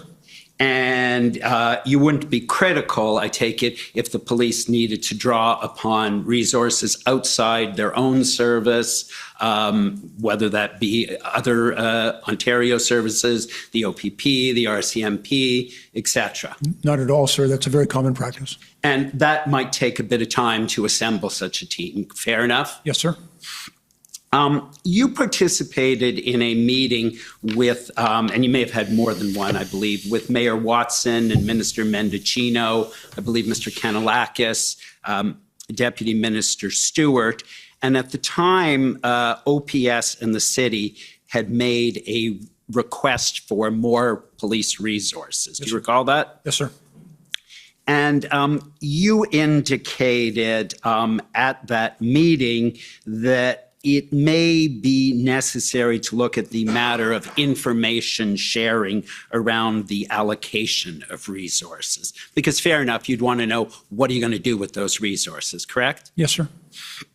And one of the things Deputy Chief Bell said at the time was that the OPP were asking for the same thing.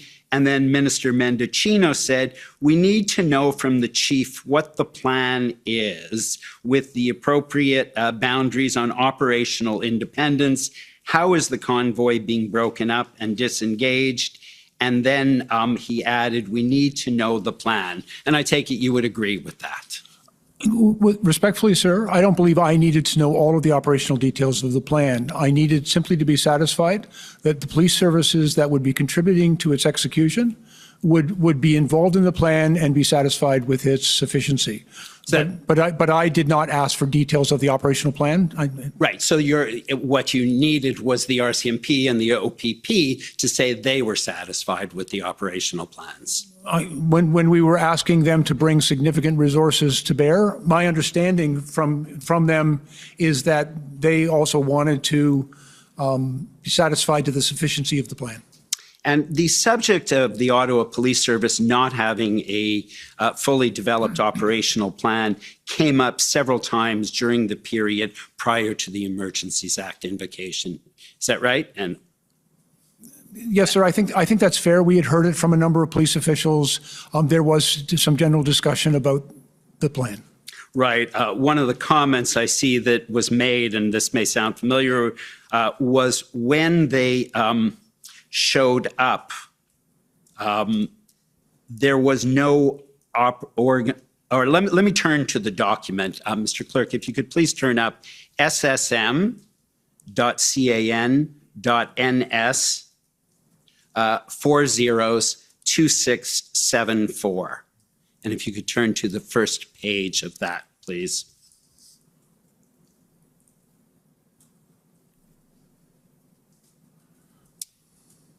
And so this is from Ms. Astravas, and in it, that's your chief of staff, correct? That's correct. And so she indicates there's an operational update as to what the RCMP were reporting.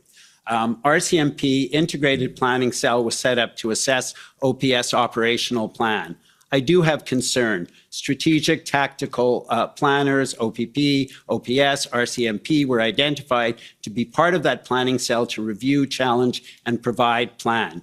When they showed up, there was no plan to review. Slowly later, verbally shared plan was not taking feedback or challenge, no open discussion on way forward.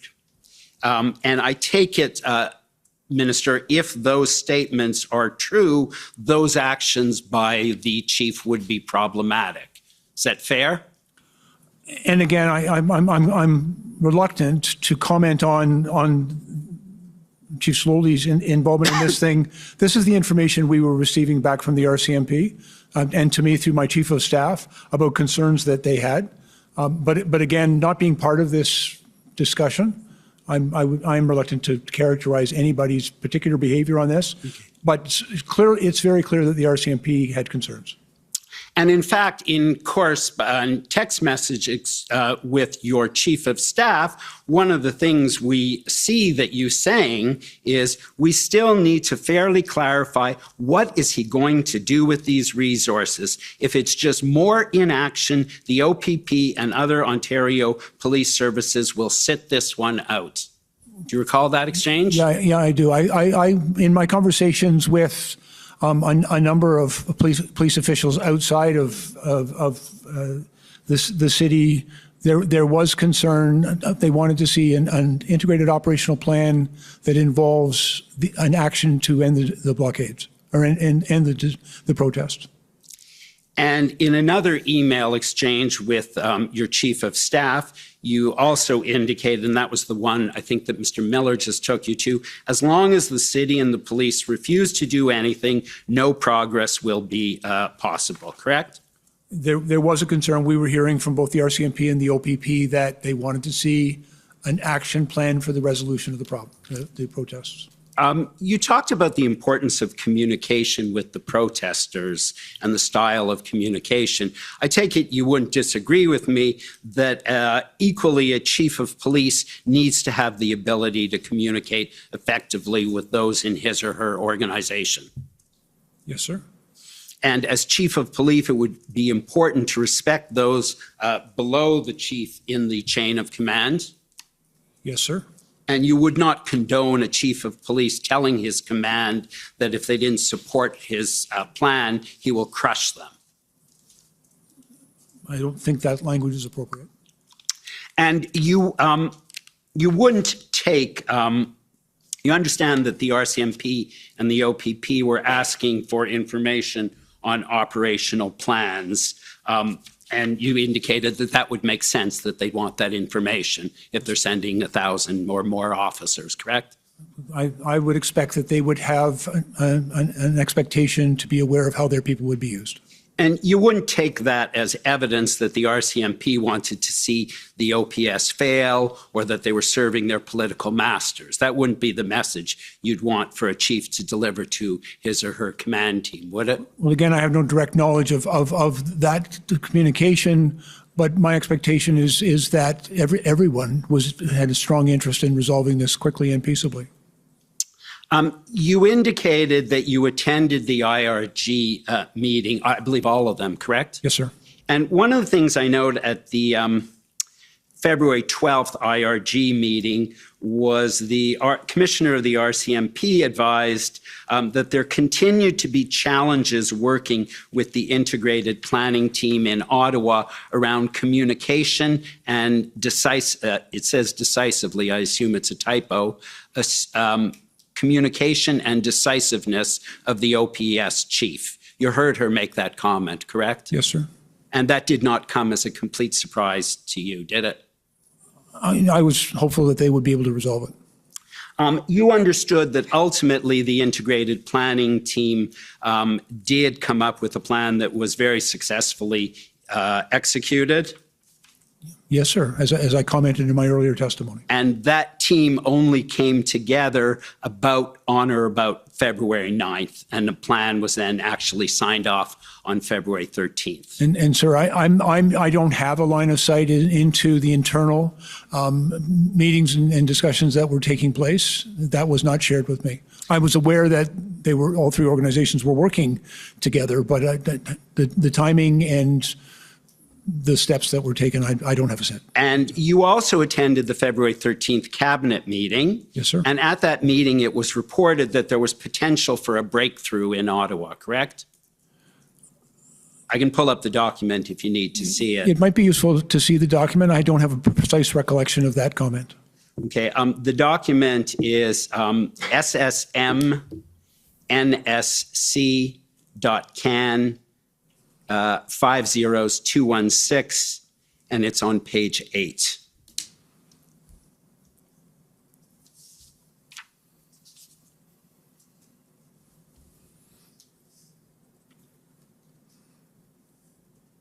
And I believe it's 6 lines up from the bottom.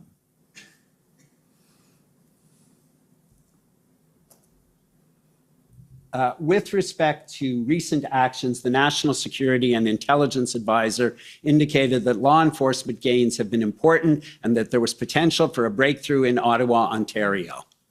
Do you see that? Yes, sir. And you understand that the breakthrough was that there was now an integrated operational plan, correct?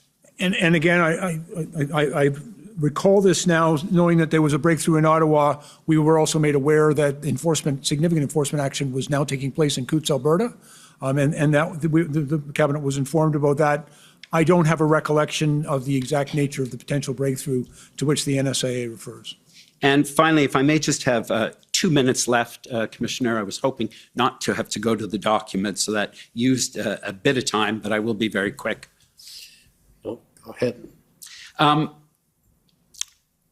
You had certain frustrations with Chief Slowly, and there's a text message exchange with your Chief of Staff where you refer to your frustrations with Chief Slowly, which is an internal issue that needs to be managed. Do you know that text message exchange? No, sir, I don't recall. Okay, it's ssm.nsc.can.03, 403014.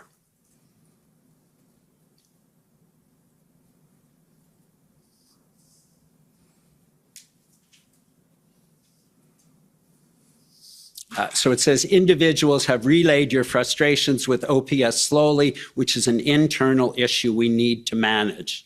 I assured them that Mendocino has been working with the RCMP. I've relayed this conversation to NSIA, PMO, and Mendocino Chief of Staff. I think what was being spoken of here was that, unfortunately, some people were making assumptions and speaking about some of the concerns that I was expressing about the police response to the Ottawa thing, and I was concerned that frankly some people had been speaking in my stead. I'm perfectly capable of speaking for myself, and was concerned that others were doing that.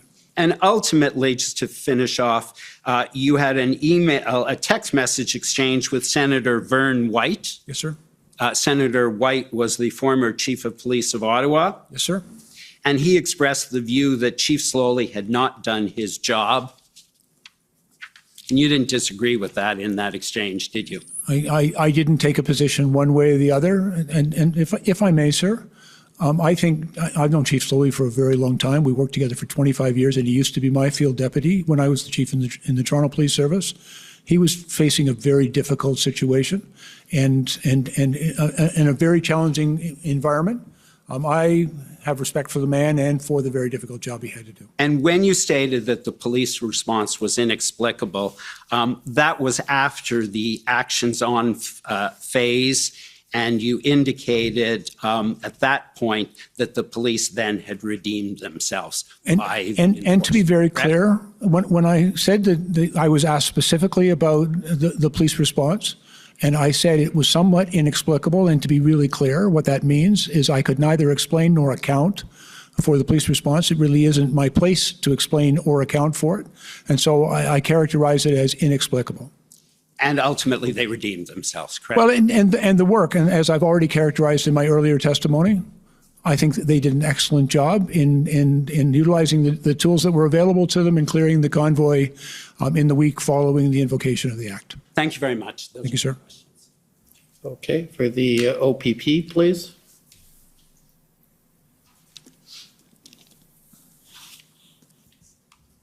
Commissioner, I will endeavor not to go over time. Would be nice. Good evening, Minister. Chris Diana, counsel to the OPP. We've heard pretty extensive evidence from both Ottawa Police Service and Windsor Police Service witnesses that the OPP provided significant support to both Ottawa and Windsor. I don't know if you've heard any of that evidence. Yes, sir, I have, and I would agree with it. All right, and former Chief Slowly, in particular, was very complimentary of the assistance provided by Commissioner Carrique and the resources provided that helped bring an end to the protest, correct? Yes, sir. And as you said, you would agree with that assessment? Yes, sir, I would. Right. And that assistance started with the Hendon reports, went to frontline officers, POU support, integrated planning team leadership, and that's just in the Ottawa context, correct? And if I may, sir, I'm not familiar with the Hendon report. It wasn't intelligence that I had access to, or the internal activities within the police service. But my general overall impression is that the OPP were very helpful. All right. Can we go to document ssm.nsc.can 402983?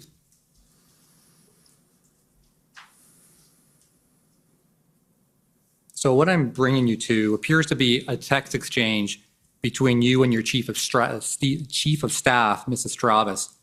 Now, unfortunately, there doesn't appear to be a date on this. If you can scroll down and allow the witness to see it, it's fairly short, down to the end. Now, at the bottom, you'll see that you suggested that Chief Soley does not have a strong support network within provincial police leadership. Now, again, I don't have a date on this, but certainly at the time you wrote this, you would not have been privy to the many text messages and phone calls between Chief Soley and Commissioner Creek, correct? And to be clear, I wasn't referring to Commissioner Creek or the Ontario Provincial Police in that message. I was referring to his relationship with some of the other police services in Ontario. Oh, I see. So when it says within provincial police leadership, you weren't referring to the OPP, you were referring perhaps to other police leaders? Yes, sir. But not the OPP? No, sir. Right. And was this your own observation, or was that observation made by others that you were forwarding on? It was in part my own observation, but also in feedback I was receiving from former colleagues. And was that the view of Cabinet? No, sir. Right. I'd like to move to another issue, which is consultation on the Emergencies Act. If you can bring up, Mr. Clerk, document ID pb.nsc.can 403256. And while that's loading, we've heard evidence from Commissioner Lucky that the RCMP did not request the Emergencies Act, but she was asked to provide a list of tools that may be useful in terms of the Emergencies Act legislation. I'm sure you're familiar with that. Yes, sir. All right, so what we have here is an email exchange between Mike Jones, who I understand is the Chief of Staff of Minister Mendocino. Yes, sir. And of course, Commissioner Lucky. If you can just kind of scroll down a little bit, this appears to be the commissioner's kind of list of tools that could be potentially useful. Did you see a copy of this list? No, sir. Now, by this point, if you can scroll to the top, just so we can get the date, this was February, if we subtract 5 hours, this was the evening of February 13th.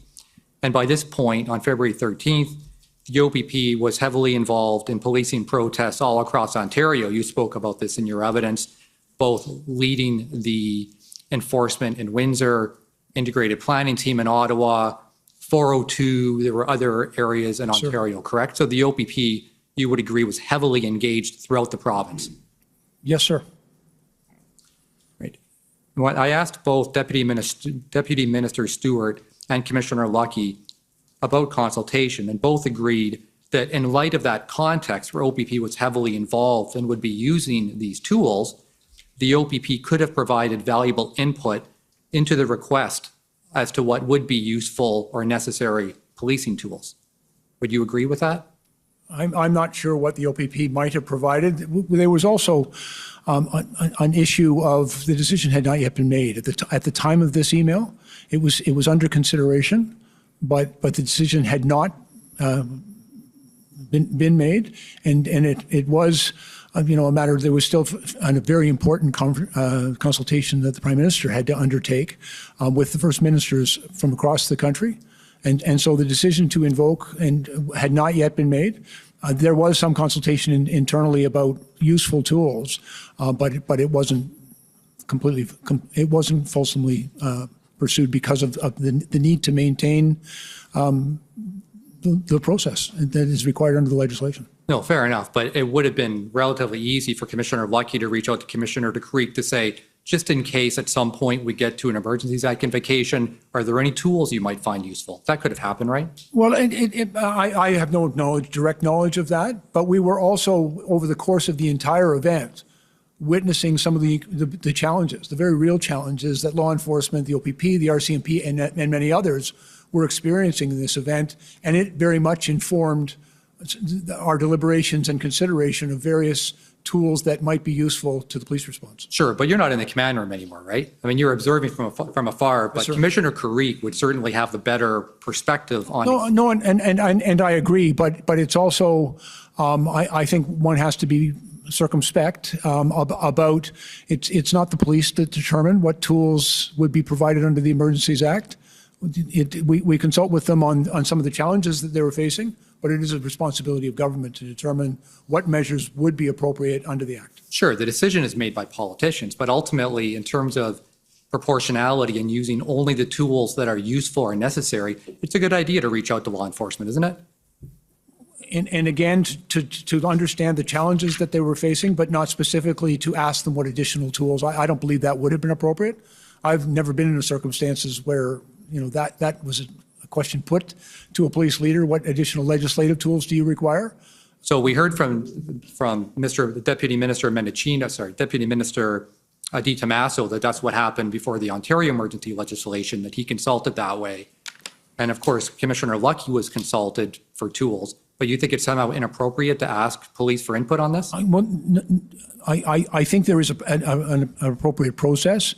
I'm mindful of Commissioner Carrique's reporting responsibility to Deputy Minister Di Tommaso. I'm also well aware of Commissioner Lucky's reporting relationship to Minister Menachino. I'm not part of either of those. All right, okay. So just so I'm clear, would you disagree then with Commissioner Lucky and Deputy Minister Stewart that there ought to have been consultation in that regard? I think consultation on the challenges that the police were facing. I would not personally have asked what additional legislative authorities they might require, but it's very helpful to understand the difficulties that they were having with existing authorities. Right. Now, of course, you're not like most other cabinet ministers because you're looking at this as a 30-plus year police leader yourself, correct? Yeah, close to 40, I'm afraid. Right. As a police leader, but yes. But in fairness, I don't have that role anymore, and I'm mindful of the responsibilities of my current position, and that I no longer hold that position. All right, fair enough. I'll move on. I've only got a couple of minutes left here. In your capacity as a politician, as a cabinet minister, of course, you're no longer in the room, the police room, so that you're no longer having a direct look at the intelligence reports.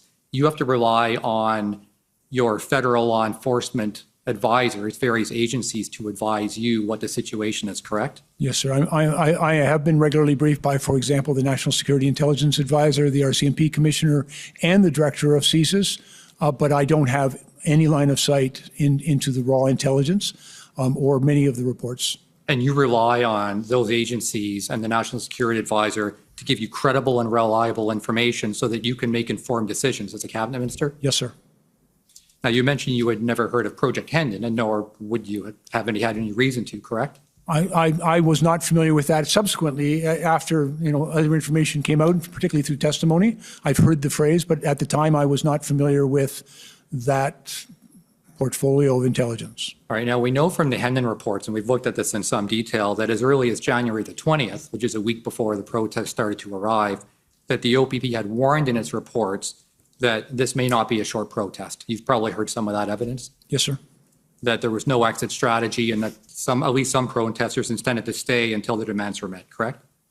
I've heard that subsequently. Right. There was conflicting information and intelligence that was being made available to me prior to the arrival of the protests in Ottawa. But quite frankly, there was also open source reporting that some intended to remain. Right. As a decision maker, it's important to know as much as you can about the potential risks of any situation, correct? It's always our hope. And of course, intelligence that you get in the Hendon reports would be more valuable than simply opening the Twitter machine, right? Of course. Right. I see I'm exactly at my 10 minutes. I need about 45 to 60 seconds. Can I have it, Commissioner? Go ahead. I was hopeful, but All right, so not only is it important that you would know this information, but you want to be told in a timely way so that you can make appropriate preparations. And again, there's a decision as to what information is appropriate to share Yes. with cabinet, but of course we want that information to be as clear as possible, not only so that we can assess its on its merits, but also its credibility, and so that information could be very important to us. And the reason I ask, I go back to a phrase used by my friend for the commission earlier when he talked about if there's a hurricane moving up the coast, you want to know well in advance. And I'm not analogizing necessarily between a convoy and a hurricane, but the earlier you would know, the better, correct? Yes, sir. Just went through Hurricane Fiona, and we were tracking really carefully where it was going to make landfall. Right. And so your first briefing, according to your witness summary, was actually January 27th. That's in your witness summary. Yeah, I believe that's correct. And that's a full week after the OPP reported in Hendon about the fact it could be a long protest. Again, sir, I didn't have any information about that. I'll take your word for it, of course, but I did receive my first briefing, I believe, on January 27th. All right. Thank you. Thank you for the indulgence, Commissioner. Much appreciated. Okay, next is counsel for former Chief Slowly.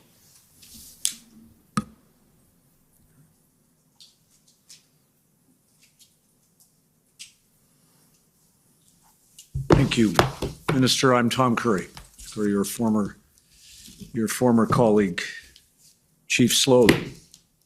And I start by asking you a couple of questions about your relationship with the former chief. He was your deputy chief for the period 2009 to 2015, I know. Yes, sir. And prior to that, I think you told the commissioner that you had worked with him in the aggregate for 25 years. Close to it, sir. I think we first became, he was actually subordinate to me in a division I ran beginning around 1997 or 98. Right. And during the time that you worked with him, he had succeeded under your command in achieving promotions and taking on increasing responsibilities. Yes, sir. And you knew him then and now to be an experienced and effective police leader. Is that true? Yes, sir. I have great respect for Chief Slowly, Mr. Peter Slowly. And that included, in as I understand it, in matters that concerned public demonstrations. You mentioned the Tamil demonstrations. I understand that Chief Slowly, or at that time, not Chief Slowly, but at that time as a member of the Toronto Police Service, that he was a major incident commander in that respect. There were a number of my commanders, but Peter also held that role in the service at that time.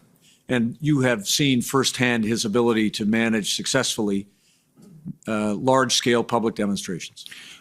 And again, I did not have direct observation of Peter dealing with large public order events. Of course, his actual involvement in the G20, as I recall, was somewhat more limited.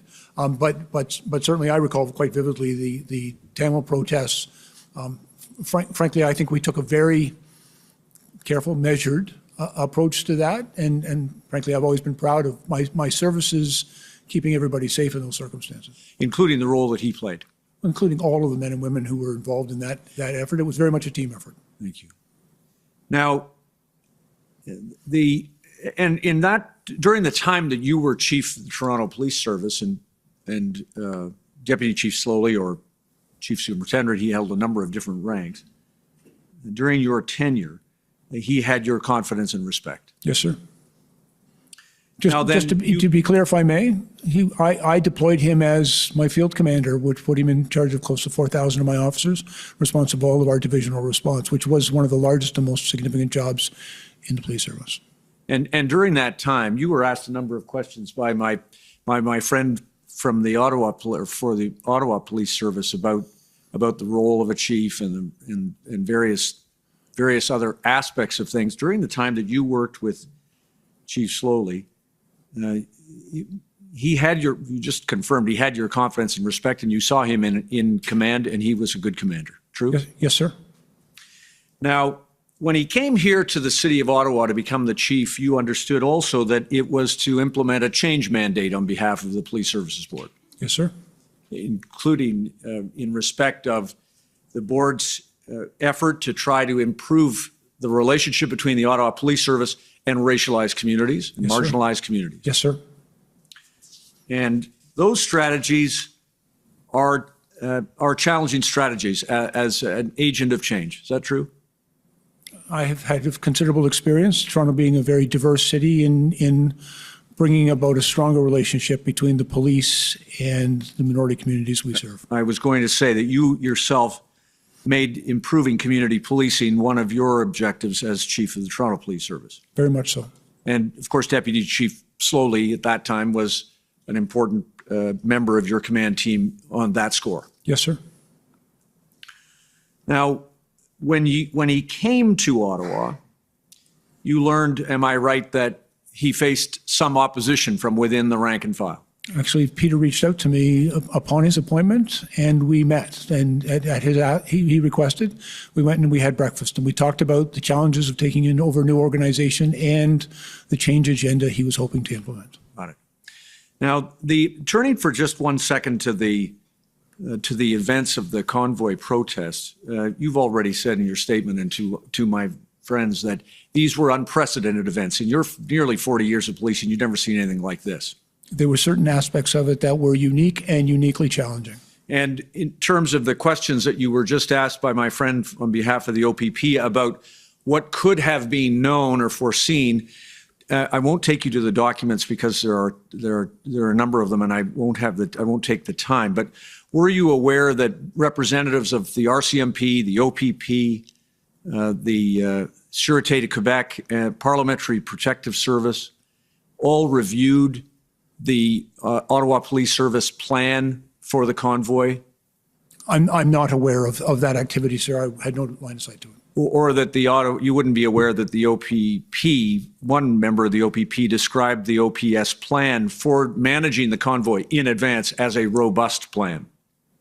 Again, I've not seen any documents with respect to that. I have no knowledge of it. Fair enough. And it's, as I understand it, you aren't second guessing the Ottawa Police Service's plan or the plan that was reviewed by those other police services in advance of the convoy. No, sir. And quite frankly, I have no insight into the plan. I don't inquire about the plan. I only needed some assurance that one was in place. And then once it was here and it became a very different protest leading eventually to an occupation, you understood that the Ottawa Police Service on its own lacked the resources to manage it successfully. That had been made clear to me, yes. And you accepted that? Yes, sir.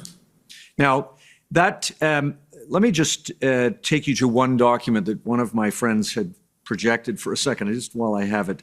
SSM, please, Mr. Registrar. SSM NSC CAN 2983.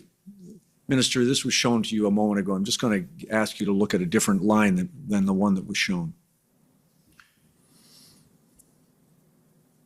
Thank you. Just scroll down if you don't mind, please. Keep going. And keep going a little bit. There, thank you, stop. I doubt, you wrote this, I doubt Peter is getting a lot of support in his own organization. They are likely sitting back and waiting for him to flounder. And then the line that was read to you earlier about lack of a strong support network within other police leadership. Just focusing on the first part of that sentence, it was your concern that members of his own police service, the Ottawa Police Service, were not supporting this chief. And if I may, just to be very fair here, I have no information. I had no insight into what was going on within the Ottawa Police Headquarters. I don't know. I don't know the men and women under his command or anything that may have been. We've heard some evidence since, but I had no sense of that. But I was concerned because, in the conversation Peter and I had upon his appointment, that he was coming in with a strong change mandate, and I know how challenging that can be. And the expression to here in this text or message was a very real concern for you. Is that fair? That you were concerned that his own command team, or at least members of his own organization, would sit back and wait for him to flounder, not support him in the expectation that perhaps he would fail and pay a price, not unlike the one that you were invited to comment about by his own police service in their questions to you. Well, and again, to be fair, I was speculating here, and I don't want to characterize this as based on any factual information that was available to me, but I was concerned that in a very challenging set of circumstances, it's really cohesion within the command structure is really, really important. And I was concerned that that cohesion may not have been as strong as it needed to be. Understood. And of course, one cannot lead an organization that does not wish to be led very easily, right? I know a little bit about the challenge of leading a large police organization, and I think leadership is very important, but I would also say leadership doesn't exist just in the chief's office. There's leadership throughout the entire organization, and that leadership has to be mobilized to get the job done. Understood. Now, a couple of things, if I may, please. I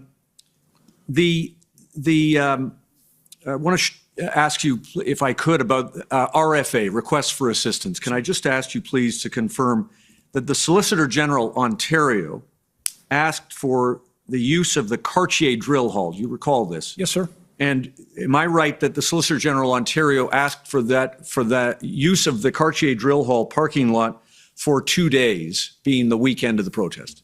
Yes, sir. And I also recall being able to give a positive answer to that request. Right. And yeah, exactly. You made that available. Just for the record, Commissioner, I don't want to see it, but SSM CAN 4564. Minister, you spoke about, just in terms of the role of the chief, could you help this commissioner, please, with this question? During the operations in respect to that Tamil protest, in your witness statement, I won't take you to it, but you described how, or I think today you described how you directed operations when you needed to as the chief in terms of keeping the protesters safe on the off-ramps. And just to be very clear, I was taking advice and guidance from my operational commanders on the ground who told me that this situation couldn't be resolved utilizing our normal public order tactics without putting people at significant risk. And therefore, it was on their advice that I made the decision that we would engage with these people and find another way to resolve. Understood. And in the same way, I think in your witness statement, I don't want to turn it up, see if you recall this, it's paragraph 5 for the record. You reviewed and approved plans as the chief concerning the G20 protests. Yes, sir. And in fact, as the chief of police, there were literally dozens of protests taking place in Toronto every single week. And I, for the larger events, would have those operational plans presented to me. Right, got it. For my awareness, the command structure for those events was not, the chief doesn't command those events. We actually maintained a very robust command structure for those types of events. Right. And I think the language that you used in your statement was that you would review those, approve them, and then present them to the board. Yes, sir. Thank you. Now, Commissioner, I'm going to go a little overtime with your consent, only because my friends for the commission introduced a few new things through the minister about police services. Yeah, no, you're already over time, so don't get me wrong. You're already there. So I'm going to see what I can do as quickly as I can do it. But thank you for that. The resources.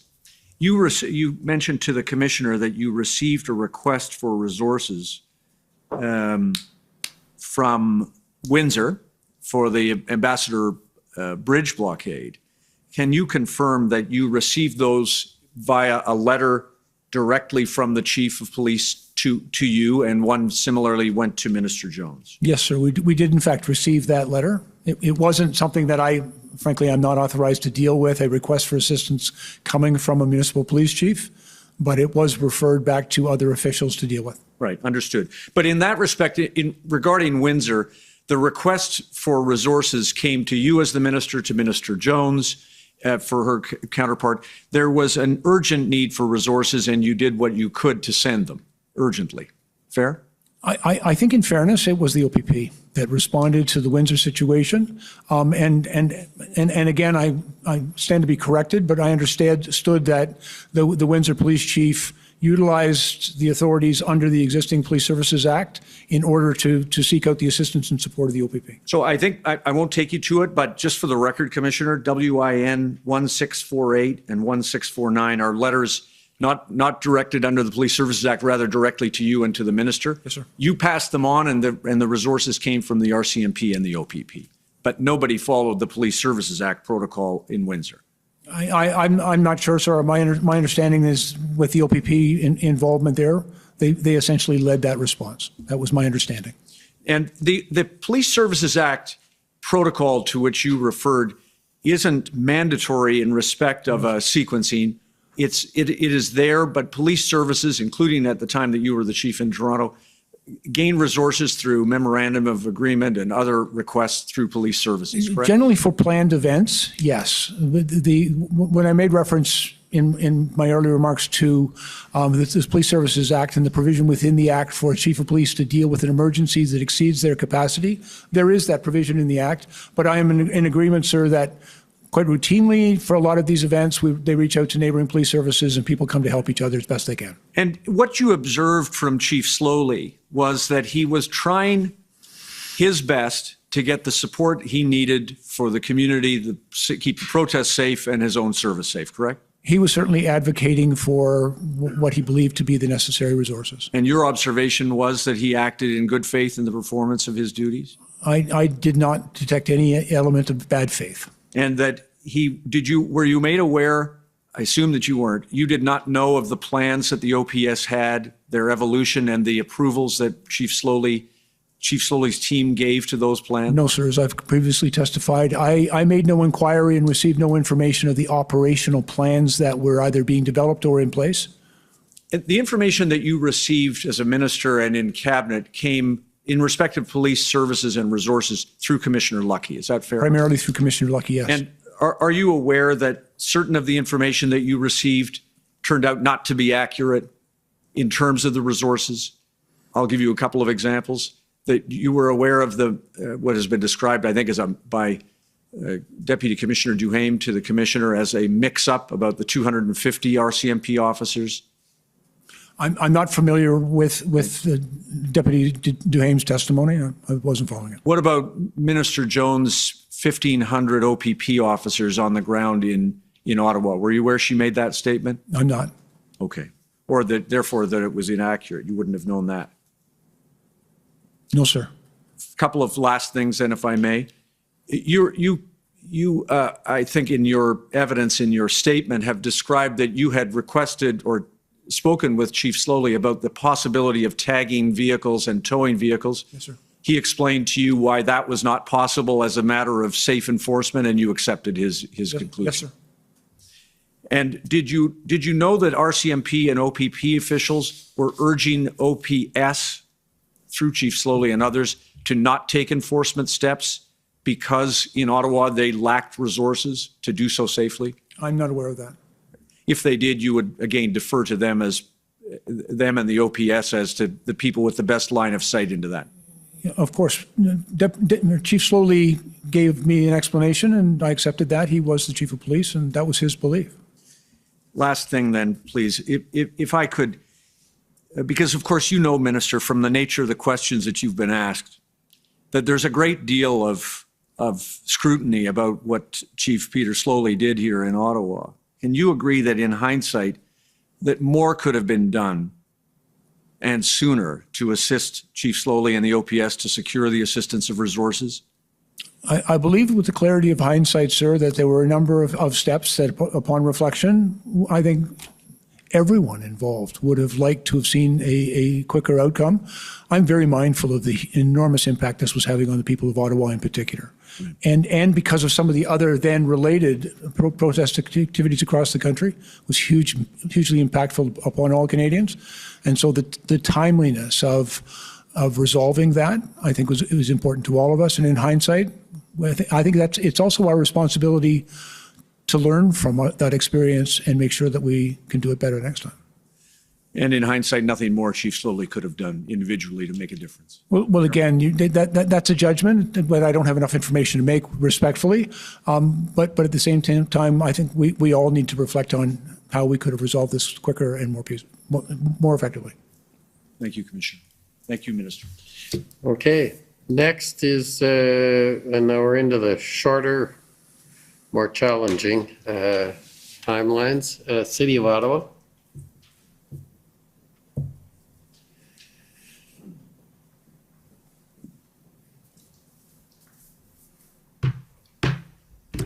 Thank you, Commissioner. I'll do my best. Minister, my name's Alyssa Tompkins. I'm one of the lawyers representing the City of Ottawa. So I will try to be quick. I do want to take you to a couple documents, though. So first document, Mr. Clerk, ssm.nsc.can 402993.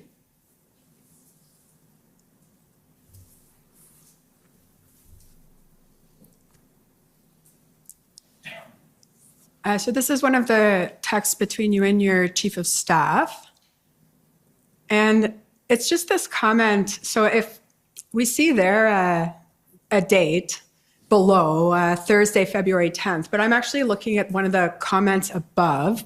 And I believe if we scroll up, because I believe these are produced by your chief of staff, so your texts are the ones on the left. And there's in white. Yes, sir. And there's a comment that says, and it's not really going to help in Ottawa unless the OPP take over here. I just want to know what you meant by the OPP taking over. Again, I'm not entirely clear on the context of this because there's clearly conversation that was taking place before. But I believe that it was going to be necessary for the OPP to have a much greater operational role in the resolution of this event for public order. Okay, and if the next document we can go to ssm.nsc.can 403140.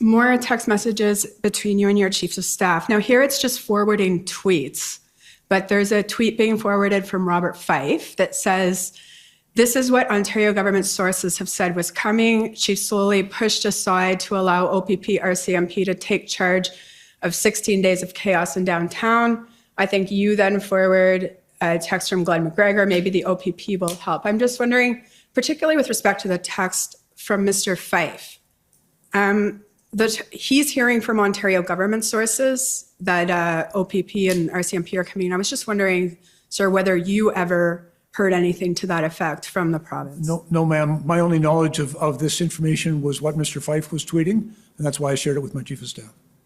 Okay, no, those are my questions. Thank you very much, sir. Well under your time. Okay, next is the Ottawa Coalition.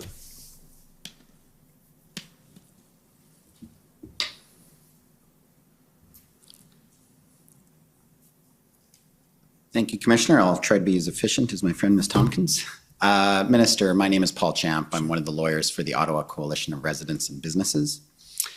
As the Toronto Police Chief for 10 years, Minister, I gather you to become very familiar with the Police Services Act. Yes, sir. In Ontario. And you know that under the Police Services Act, the mayor of a city is by default a member of the Police Services Board unless he or she delegates it. I'm aware that it is a position that they get ex officio, but they can delegate it to others. And I'm also aware of many municipalities where the mayor chooses not to sit on the board. And in your last, I think the last mayor you had when you were chief was Mayor Tory. He sat on the board? Not while I was the chief, sir. I don't, well, perhaps maybe for a few months, but only a few months. Yeah. You were near the end. I was kind of on my way out the door. 1 foot out the door. And prior to that, it was actually Mayor Miller had served on the board for a period of time, not his entire term. Right. Mayor Ford didn't choose to. We won't go into that. No, sir. Now, you convened tripartite meetings on February 7th, 8th, and 10th with intended to be the municipal, provincial, and federal levels of government. Is that right? That had been my hope, yes. And you had from Ottawa, City Manager Steve Kanalakos and Mayor Jim Watson. Is that right? Yes. And when you dealt with Mayor Watson, you would have assumed he was chair of the Police Services Board. Is that right? I don't think I was making that assumption. I'm not aware of that. Did you know if he was the chief or if he was on the board or not? No, and I apologize, but I'm not that familiar with Ottawa Council or its board. Right, but given your familiarity with the Police Services Act, would you not have wanted to deal with someone from the Police Services Board who actually has some operational guidance and responsibility over the And again, Ottawa Police? If I may, I don't think that's an appropriate discussion for a minister of the federal government to engage with the chair of a municipal police services board. My intention in establishing the tripartite table was to bring the three orders of government. Right. And I use that word advisedly, by the way, because I don't believe in levels. There are orders of government. The federal, provincial, and the municipal governments all had a responsibility to work together, to collaborate, and it was my intention to convene that discussion.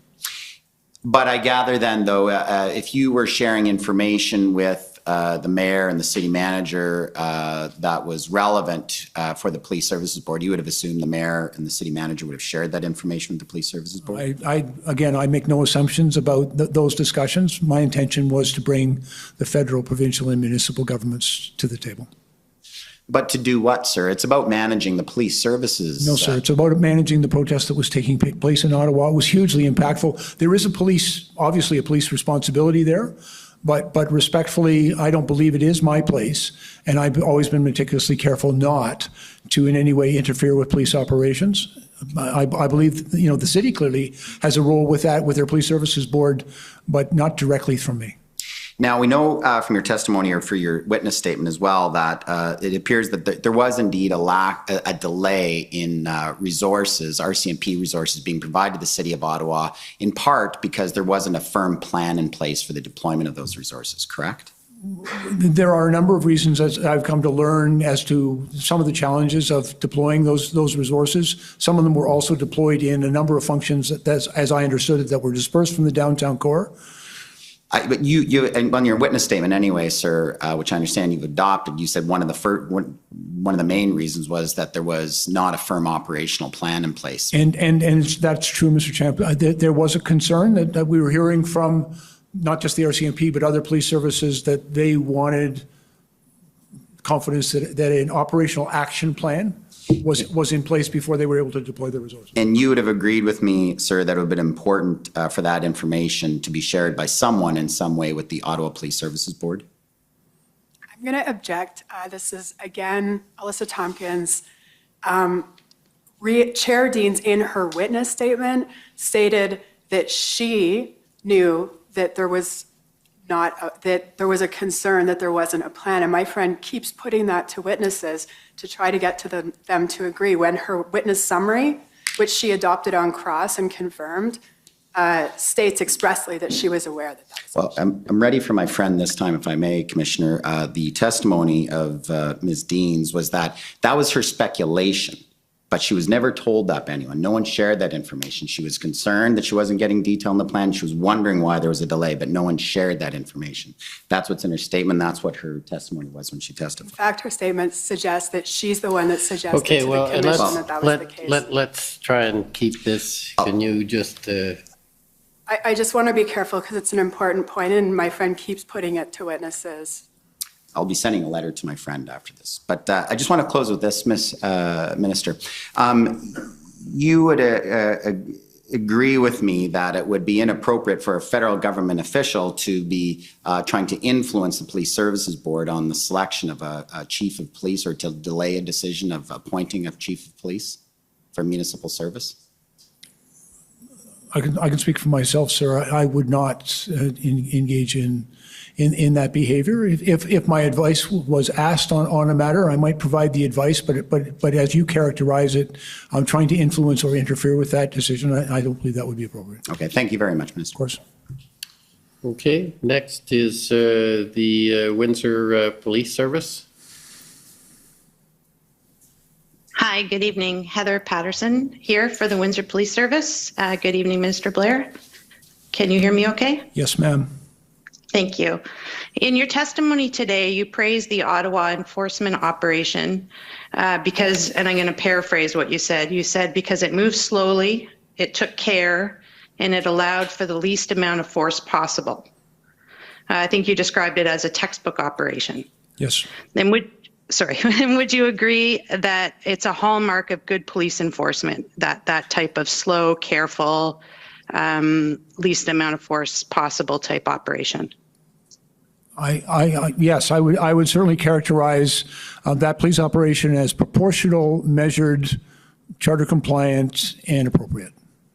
Great. And you praised the Ottawa enforcement action, even though you had to explain to colleagues the need for police to move slowly and carefully in an enforcement operation. I don't, that's probably inappropriate to characterize it. I needed to explain to colleagues, but I have some familiarity with those operations. And what I was witnessing here in Ottawa was, in my opinion, textbook and entirely appropriate. And I certainly shared that with colleagues.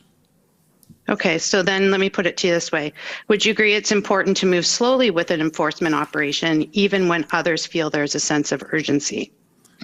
And again, I think the response is it depends on the urgent nature. If someone was being injured for example, I think under those circumstances one might want to go a little quicker, and it'd be necessary. But I think a methodical, measured, and proportional response. Every public order response is in part determined by the actions of the other side, the protesters, and if their behavior is less aggressive, then that type of approach is entirely appropriate. Okay, and would you agree that that equally applies to the situation in Windsor and the Ambassador Bridge? Oh, yes. And would you agree that citizen and officer safety is the forefront in any public order operation? I believe certainly in public safety, and that includes officer safety as a priority in every operation. And you would agree with that despite the fact that you felt there was a need for urgency of action in Windsor? I was very concerned about the blockade of that roadway and that there was a need for urgency. But at the same time, the operational decisions made by the police commanders on the ground, knowing the challenges they face, the resources available to them and their legal authorities, I respect the decisions that they make. Okay, great. Mr. Slowly's counsel briefly referred to the letter you received from Chief Mizuno on February 9th requesting assistance from Windsor. Yes. Just for the record, I don't need to see it. It's WPS 60788. And you advised that you passed that along to others but didn't respond to it directly. Is that correct? To the best of my recollection, it is not part of the process that I'm responsible for, the request for assistance, to receive requests directly from a municipal police chief. Those requests come through provincial and territorial ministers, and it was referred, to the best of my knowledge, to the appropriate minister in the Ontario government. And do you know who that minister was? I believe it would be the Solicitor General, Sylvia Jones. Okay, and if I may be clear, that was likely done through officials. I don't want to suggest that it was done directly to Minister Jones, but it would have been done in all likelihood from federal officials to provincial officials to make sure that information was properly shared. Okay, great. And Mr. Clerk, could you please pull up SSM CAN NSC 402671. And while that's coming up, you're going to see that this is that after receiving the WPS request, this seems to be a draft between Carolyn Williams and Rady Barrick. Yep. These are members of your staff, correct? Yes. And did you direct them to prepare a draft response to Chief Mizuno's letter? We tried to respond to every bit of correspondence and not leave it simply unanswered. Okay, and if we go down towards the end of page 1, we see that this is a draft, but I've never been able to find whether it was actually sent or not. Do you know? No, I'm afraid I don't. Okay. And if you look in the last paragraph on that page, it says local communities are the ones ultimately paying the price for the actions of these demonstrators. Do you agree with that sentiment? I think certainly the local communities were in fact being significantly impacted by these actions and by these blockades and demonstrations that were taking place. Okay, and would you agree it's vital that government ensure that police have resources required to maintain public safety to bring about a peaceful resolution to a public order event? I believe keeping people safe is the first responsibility of every order of government, and to provide whatever resources are available to assist law enforcement in effecting their purpose. Great, thank you. Commissioner, I just have 3 more questions if I could have a brief indulgence. As long please. as they're short. Yes, they will be. And are you aware the Ambassador Bridge is privately owned? Yes. And you're aware that it's the Windsor Police that will respond to incidents on the bridge, such as a traffic accident? I would have anticipated yes. Okay, and we looked at earlier this afternoon at a February 12th text exchange that you had, for the record, SSM NSC CAN 3129. I don't need to see it unless you do, Minister. But this is where you said police are finally doing their job in Windsor. Yes. Are you aware that the enforcement action took place over February 12th and 13th? Yes. And that the bridge was opened in the early hour mornings of February 14th? Yes, I watched it very carefully. I was very concerned about the blockades at the Ambassador Bridge. And so you would agree that any difficulties the OPP or the WPS were having in Windsor were resolved before the Emergency Act was invoked? I was aware that they had been able to move that protest. I was also aware of concerns that they were expressing to us that those blockades could either go to some other place or could return to Windsor. And what we had heard very clearly from the police is, although they had been effective in clearing it, there was real concern as to whether they could hold it open. Okay, thank you. And lastly, would you agree with me that the Windsor enforcement operation was a success? Yes. That there was no loss of life or serious injury to either the public, protesters, or police? Yes, ma'am. Thank you very much. Those are my questions. Okay, thank you. Next call on the City of Windsor.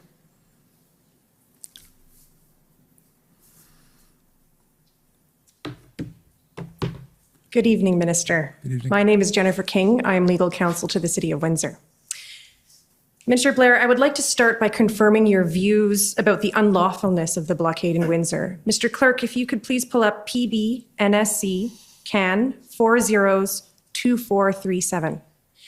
Well, this is coming up. Can you confirm, Minister Blair, is it your opinion that the blockade in Windsor was unlawful from the outset? That is, when the protesters blockaded the bridge, access to the bridge on February the 7th? Yes, I believe that was unlawful. I believe there are relevant statutes, municipal, although I don't have a deep knowledge of your municipal bylaws, but certainly within the Ontario Highway Traffic Act and even criminal code offenses that were relevant to the situation. Okay, so what I'm showing you is a transcript of a media availability that you held on February the 9th at 1 p.m. with Ministers Mendocino and Alhambra. Do you recall that media availability? I did several of them that week and the next, but I don't have a specific recollection of this unless you bring me to a specific. Okay, so this was one on February the 9th. It's the first media availability that I've been able to find, or statements that you made about the blockade at the Ambassador Bridge. My friends will let me know if there was an earlier one. Have you seen this transcript that's on the screen? If you could just scroll down a little bit, Mr. Clerk.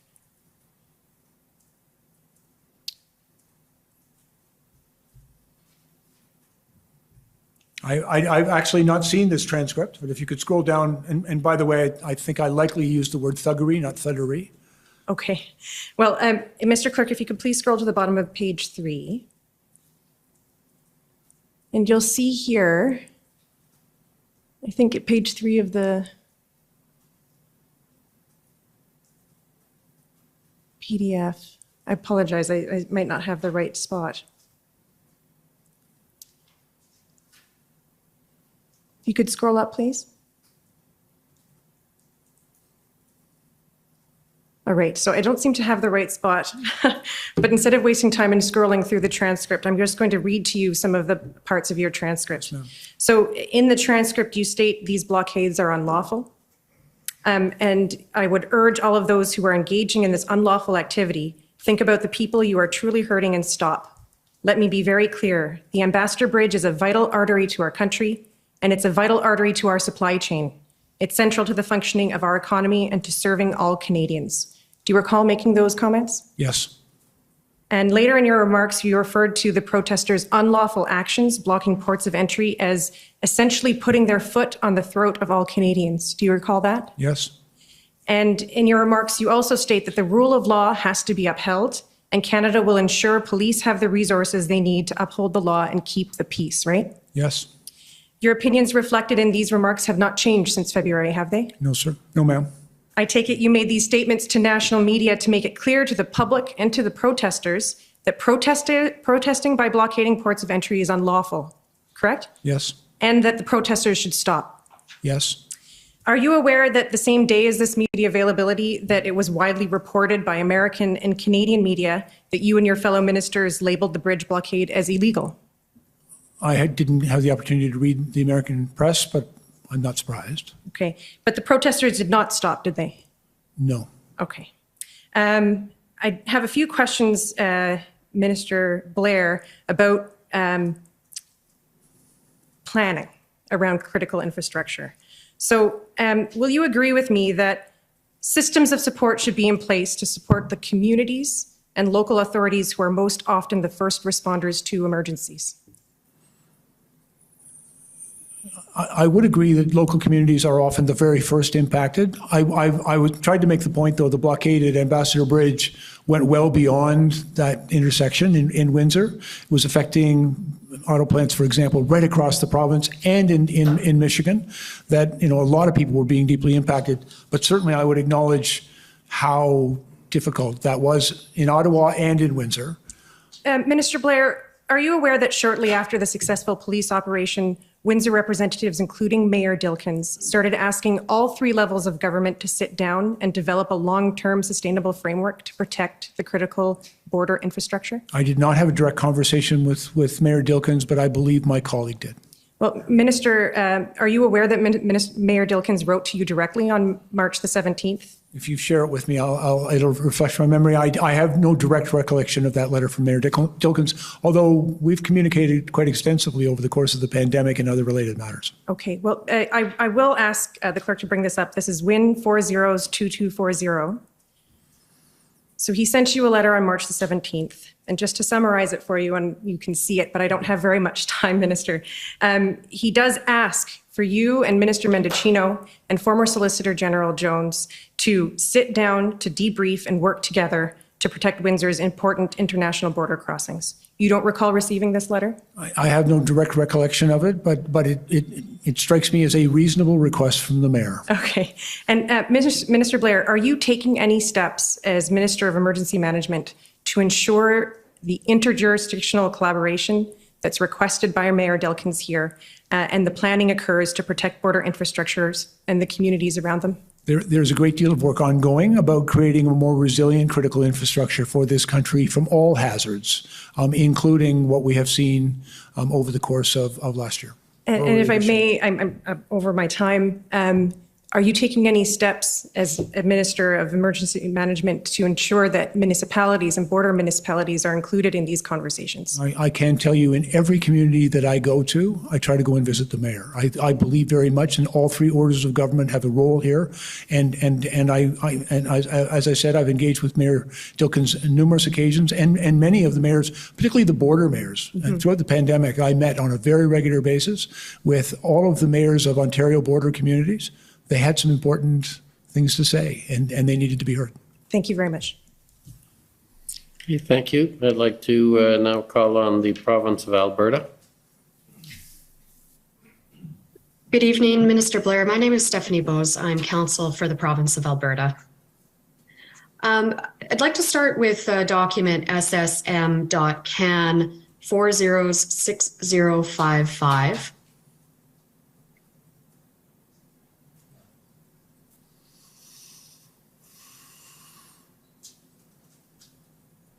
And if, Mr. Clerk, if you could scroll down to the last email on this page, or sorry, in this document, it'll be on the next page. And this is an email dated February 9th from Mr. Stravas to you, subject line ABRFA. And if you scroll down to the text, please, Mr. Clerk. You'll see the text on the letter itself. John Broadhead and I spoke, and I think we revised the response about exhausting provincial resources and enforcing contracts and laws, and we look forward to learning more on that front. So it's not a no, just more context. Now, I understand Mr. Broadhead is the Director of Policy in the PMO. Is that correct? Yes. Do you know what the reference to "it's not a no" is about? I believe I do. I was very concerned when I heard back from the Deputy Minister and the Canadian Armed Forces that they did not have the equipment that Minister MacGyver had requested in his request for assistance. And so I asked my staff and public safety to explore other areas of government to see if there was any way that we could provide assistance to Alberta. And we looked, for example, in other federal departments. We looked outside of the country in Montana. We were looking for any way that if the CAF equipment was not appropriate or available, we were looking to see if there was any alternative that we could help Alberta with. All right, thank you. At ssm.can.nsc 402689. This was a record that Commission Counsel put to you earlier today. And I'll ask the clerk to please pull that up. The version that you saw today was unredacted, and I understand that that was only recently supplied. And when we review this, this is an email from, again, your Chief of Staff on February 11th. If we scroll down, we see an email from Rady Barrick to you on February 11th. Within the next page, we see a response. Further, I understand that Alberta has the required legal authorities necessary to enforce compliance as a highway is considered essential infrastructure, and it goes on. There are a number of contraventions or other applicable legislation that may also be enforced by Alberta and its police forces. So at that point in time, the reason for rejecting Alberta's RFA was, in fact, that the position of Government of Canada was that Alberta had the required legal authorities. Is that correct? Yeah, if you could read down through the entire letter, because I want to see how this is dealt with.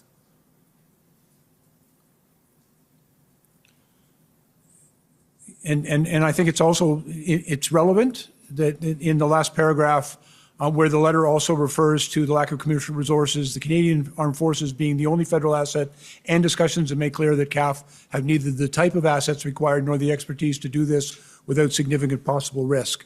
So it was an answer to Minister MacGyver's specific request for tow trucks belonging to CAF. And I think it was an important context for this letter as well. But certainly also the position of Canada was that Alberta still had authorities that it could exercise to deal with the blockade at Coots, correct? There is some reference to that in this letter, yes. Okay, thank you. And if we scroll down to the last paragraph in the letter, there's reference there to the use of federal resources may be reconsidered at a future date once all other provincial options and capabilities have been exhausted. What was meant by that?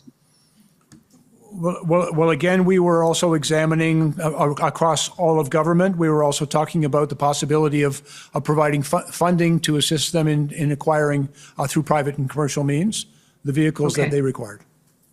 But of course, contingent on all other provincial options and capabilities having been exhausted, correct? Well, and again, not just exhausted or unlikely to succeed. I think that's a reasonable consideration as well. I think we were trying to communicate. My concern, quite frankly, is I felt a necessity to reply to Minister MacGyver, who had made a request to give him the information. He very specifically asked for something, and we were saying no. And I think, as you saw in the email above this, I was concerned that we weren't able to say yes, but I was also concerned that we needed to reply to his letter. And that reference, of course, is to at the very top when you approve this response as the response to go to Alberta? Yep. And then I'll ask you, Mr. Clerk, to please go up to the top. There's a reference to has the PMO approved? And I take the PMO to be the Prime Minister's office. Is that correct? That's the usual, that acronym represents the Prime Minister's office. For sure. And was it a requirement that the Prime Minister's office approve a response to an RFA? No, not normally, but clearly there was communication between the offices because there's also an issue of intergovernment affairs between ourselves and the provinces. I think there was a complexity to this request because it involved a number of different ministries, and it was an unusual outcome because we always try to find a way to say yes. Do you know if the Prime Minister's office ever did approve a response to Alberta's RFA? I have no knowledge of that. I'm not Okay. involved in those communications. All right. There is reference in the records to your chief of staff arranging a February 9th meeting with the Prime Minister to discuss the RFA. Were you aware of those discussions? No. Okay, thank you. I am over my time. I would ask the indulgence of the Commissioner for a couple more minutes just to touch on 2 more things, please. Okay, go ahead, but try and make it fast. Everyone's been For over, sure. with one exception, as I recall. All right, Mr. Clerk, could you please pull up document ssm.nsc.can 403164? And this is an email dated February 17th from you to your Chief of Staff, Minister Blair. Yes. I'll have you scroll down a little bit to that second email. It says, Zita, this letter from Alberta is incredibly helpful. They are asking for federal assistance. They say they have exhausted all existing authorities and resources. They are practically begging for us to help. We should think about publishing this. I'll take it this is reference to the February 5th RFA that your office received from Minister McIver. Is that correct? Yes.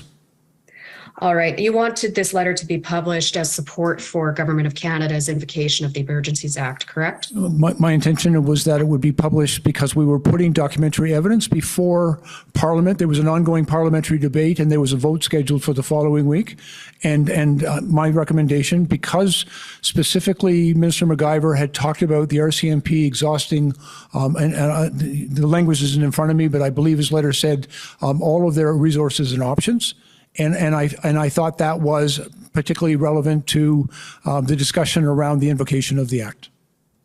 But you were also aware prior to the invocation of the Act of Alberta's success in purchasing tow equipment, correct? I was aware that they'd purchased tow equipment. I also was aware that it had become somewhat moot because after the investigation by the RCMP, the seizure of weapons and the arrest of a number of individuals, the blockade that existed at Coots, most of those people skedaddled. All right, thank you. One last record to put before you. That's pb.can 401132. And this is an appearance a transcript of an appearance you had on Global News on February 13th at 11 a.m. Eastern Time.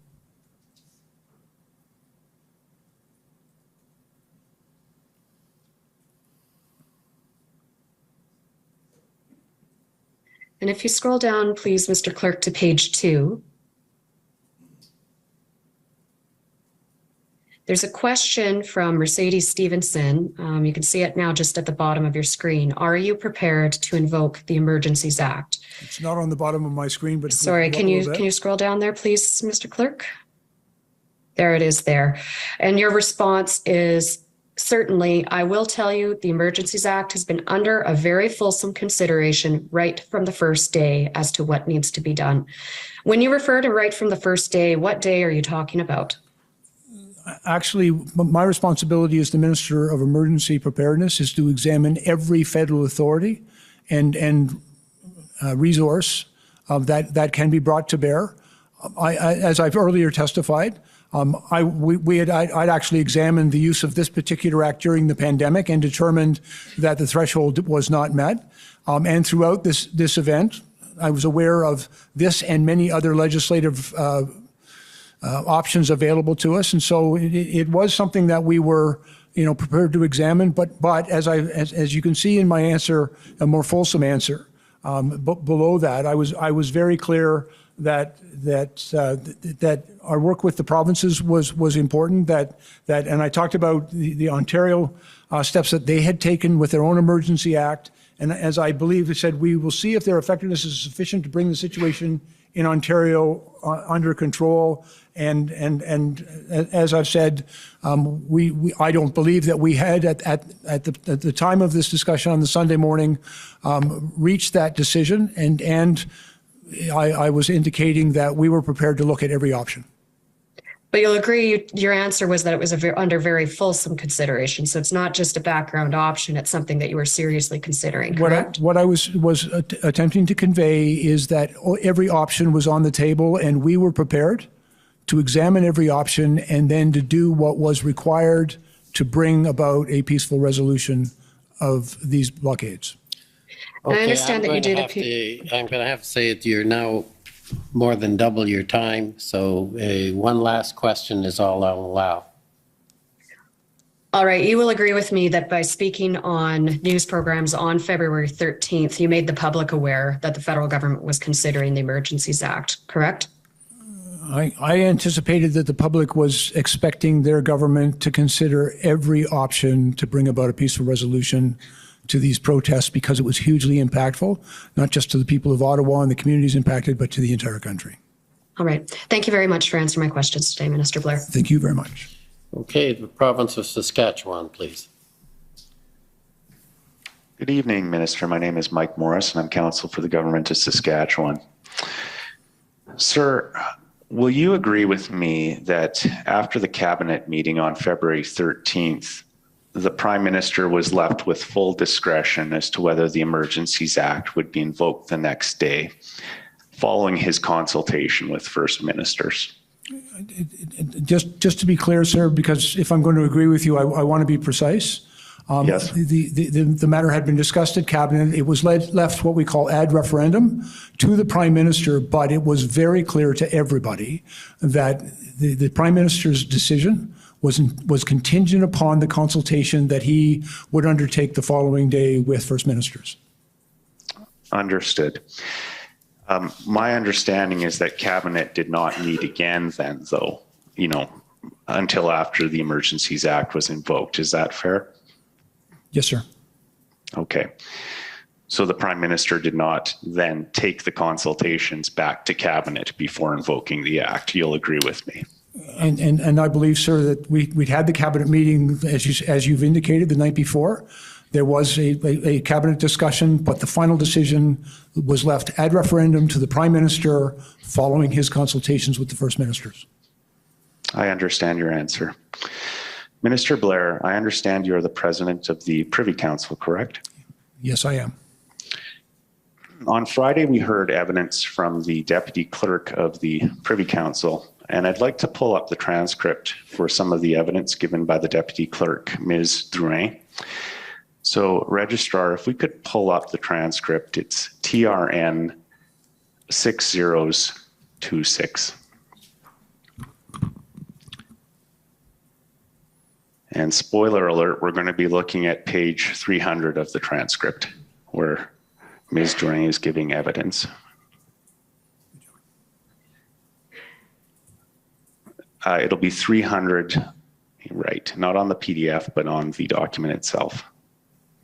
So can you go down just a little bit further? Remember is where I want to start. Okay, up just a bit. Okay, this is Ms. Drouin's evidence from last week. And she says, remember that we also discussed today that the moment we talk about the Emergency Act, that can trigger some reactions. And that was the CSIS assessment on the risk of triggering or invoking the Emergency Act. So we were quite aware that the moment that we talk publicly about the Emergency Act, the timeline to take a decision is very short. It can be a go or no go, but you cannot wait. I'm just going to ask you to scroll down a little bit further now, please. Scroll down a little bit further. Thank you. No, up. Okay, next paragraph. You cannot put that in the domain without taking a decision. And what we were afraid happened very rapidly. The moment we hang off the call on the FMM, it was already out there that we were thinking about the Emergency Act. So this is why, we were very concerned and concerned that talking about the Emergency Act will request a very rapid decision, a no or a yes, but a rapid decision. Now, you can probably anticipate my next question, Minister, but did you share Ms. Drouin's concern about publicly talking about the Emergencies Act? I think if I read this correctly, the Deputy Clerk's concern is that after a very important step in any process of invocation involves consultation with the First Ministers, and Deputy Drouin's concern appears to be that after that call, some of that information was being made public, which I think and I do understand the concern, because it does, although it's not the final decision, many might take an inference that this was likely to happen. That, in my opinion, is different than suggesting we were considering all options, which was a conversation that I'd had a number of times prior to that. But if the deputy's concern, quite frankly, I have great respect for the deputy, and if this was a concern she had, it aligns somewhat with CESA's advice that the invocation of the act could result in a violent reaction from some. Okay. My friend for counsel for the government of Alberta referred to your interview with Mercedes Stevenson. I understand you also gave an interview with Rosemary Barton on Sunday morning, February 13th. Is that correct, Minister? Yes, sir. And that was on Rosemary Barton Live. I understand at that time you advised Ms. Barton that the IRG had been having daily discussions about the potential invocation of the Emergencies Act. Is that fair? I'd actually have to see that to understand the precise language. I was trying to be, and it was always my intent to be very precise, that we were considering all of our options, including the Emergencies Act, but that no decision had yet been made. Do you recall telling Ms. Barton that the police now have new authorities and very effective tools? We just need the police to do their job. Yes, I do, and I was referring to the new authorities as those that had come from the province of Ontario, with the invocation of their emergencies measures and as well the regulations that they had brought in on the Saturday. And do you also recall stating that it was somewhat inexplicable why enforcement was not happening? I was asked if I could explain the law enforcement's response, and I said it was somewhat inexplicable, and my meaning there, I hope, was clear, that I could neither explain nor account for law enforcement's response. Frankly, that's up to them. Okay. Did you think that your statements might suggest that a decision needed to be made fairly promptly about invoking the Emergencies Act or not? I don't believe that would have influenced either the Prime Minister or the First Ministers in their deliberations. Okay. I understand that you were not present at the First Minister's meeting held on February 14th. Is that correct? Yes, sir, that's correct. Now, in your view, would it have been appropriate to advise what that meeting was going to be about before the start of the meeting? You're asking me to speculate on something, frankly, I have no knowledge of, and I was not part of that meeting. If you were a premier, would you have preferred being advised in advance about what a First Minister's meeting is going to be about? That's quite a hypothetical, sir, and I've never thought about being a premier. You're well over time, so with that answer, you're going to have to wrap up, please. Last question. Thank you, Commissioner. Minister, from your perspective, would there have been any risk to advising the premiers about what the First Minister's meeting was going to be about? Respectfully, sir, I don't believe I'm in a position to assess that risk. Okay, that's my last question, so thank you for answering them. Thank you. Next is the Canadian Constitution Foundation.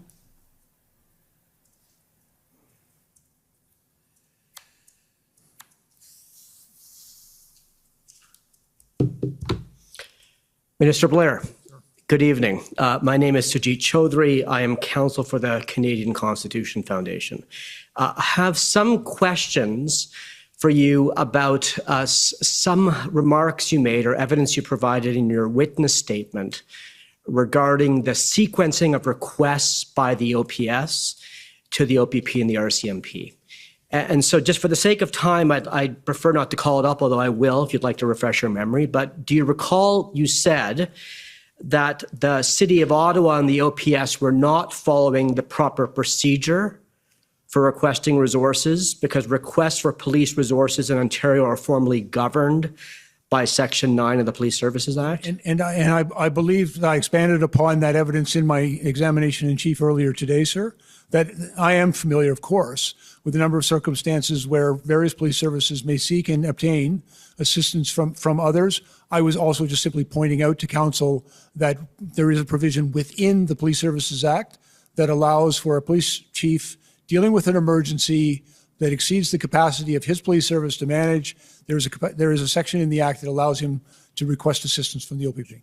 And Minister Blair, would you agree that that provision, although it authorizes a municipal police force or a chief of police to seek assistance from the OPP, it doesn't require that they go first to the OPP before going to the RCMP? No, and in fact, well, again, depending on the circumstances, they often go to neighboring police services.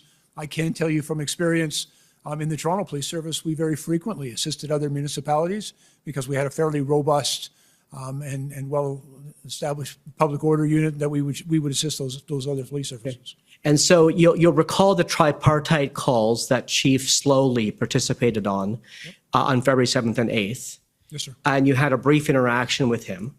And this was after the request for policing resources was sent simultaneously by Mayor Watson and Chair Deans, both to Ontario and to the federal government. And this type of concern about sequencing, it wasn't ever relayed to him, was it? I did not discuss the Ontario Police Services Act with the mayor. Right. My primary interaction was with the mayor, and on the first the tripartite meeting, Chief Slowly joined that call right at the end, and we did not discuss. And you'd agree there's nothing in the RCMP Act that says that the RCMP can't respond to a request from a municipal police service? No, and in fact they do, but there is actually, the Ontario Police Services Act is silent to the RCMP, and the RCMP has some capacity to respond, but under normal circumstances, it's somewhat limited. Sure, and this wasn't a normal circumstance, though, was it? No, I think that, as I've said, it was uniquely challenging for the City of Ottawa and then in the multiple other jurisdictions that were being impacted by the blockades. And so if I could conclude here, so you'd agree that even though in the normal course it might be appropriate and it might be standard practice for a municipal police service in this province to first go to the OPP or to other municipal police forces before going to the RCMP, perhaps in the case of the convoy and in the National Capital Region, it might have been entirely appropriate to set aside that normal practice and go directly to the RCMP in parallel. I can tell you from a long experience that the RCMP are actually a very important and valued partner in providing public safety services here in the National Capital Region. And because they have a presence here, probably stronger than anywhere else in Ontario. Thank you, sir. Of course, sir. Thank you. Next is the DDF, JCCF, Democracy Fund, and Minister Blair, I'm Rob Kittredge, counsel for the Justice Center for Constitutional Freedoms, and we share standing at these hearings with the Democracy Fund and Citizens for Freedom.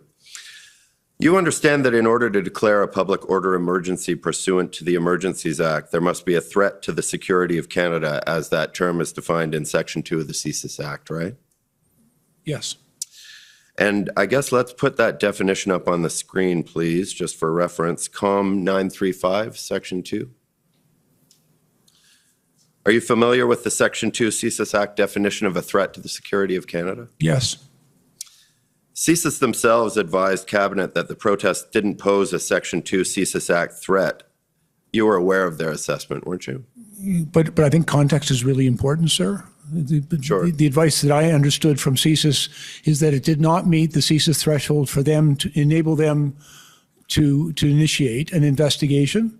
And they were very clear about that. But for the purposes of the Emergencies Act, that definition, I believe, has a broader application that is contained within that definition. And it really, the violence and the threat of violence, I believe very clearly the threat of violence.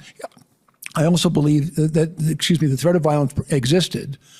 And I also believe that the threshold for, in that definition is different for the Emergencies Act than it was in the very narrow application of that definition to enable the CSIS to undertake an investigation. All right. I was previously the minister responsible for CSIS. I'm not unfamiliar with the extensive jurisprudence and very high standards that exists for CSIS to take that action. In the interest of just trying to, I'm hoping to understand your thinking a little bit better, and in the interest of trying to do that in 5 minutes, if you can help us get through this in shorter answers wherever possible, that would be really appreciated. Looking at this definition here, you haven't raised any concerns about espionage, sabotage, foreign interference, or a credible threat to overthrow the government of Canada associated with the protests, have you? And again, there was some concern, not the activities of a foreign state actor, but that there was some concern about foreign influenced activities detrimental to the interest of Canada. And as well, just to be very clear, I believe there was more than ample evidence in support that the threat or the use of acts of serious violence, and that "or" is rather important. I think very many people felt threatened. Okay, fair enough. You had outlined several concerns to Commission Council earlier: disruptions to supply chains, impacts on the flow of goods and services, disruptions to transportation, disruptions at the border, etc. These things may be undesirable and they may have an impact on Canadians, but they aren't in and of themselves serious violence, are they? No, but I think there is an underlying threat of serious violence. Just if I may very quickly give you an example. In our conversations with the police, both the RCMP in Alberta and the Ottawa Police Service here in Ottawa, they were very concerned. And CSIS actually reaffirmed this concern that any enforcement on their part could result in a violent and provoke a very violent response.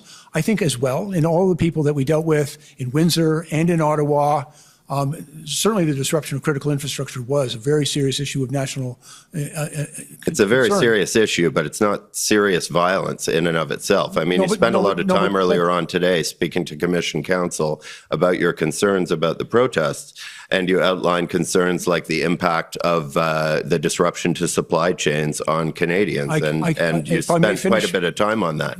You didn't spend much time identifying any and I'm pleased to have the opportunity to do so now, sir. Did you? I believe that many Canadians experience threats of violence, intimidation, and fear as a result of the activities taking place. Intimidation and fear aren't in and of themselves. Let him finish the answer, well, then you can. I mean, in the interest of getting me through this in 5 minutes and giving me a chance to if you don't let him answer, then there's no point asking the question. So. True. Intimidation and fear in and of themselves, though, aren't serious violence. I mean, the experience of intimidation and fear, serious violence means something, doesn't it? Well, in threats of violence, and I think very many people felt very threatened by what was taking place. Quite frankly, intimidation and a very real apprehension of risk and danger as a result of these activities. I think we heard from very many Canadians who were very sincerely fearful about these things, and we heard from the police who told us that just in the normal, even writing municipal bylaw tickets could precipitate a violent response. And so the police were very fearful of a violent reaction. But writing municipal bylaw tickets didn't incite a violent response, did it? Well, again, we were talking about a threat of violence, not just merely the act. You know, right. I think it's very clear. Somebody gets or something blows up, that's crystal clear.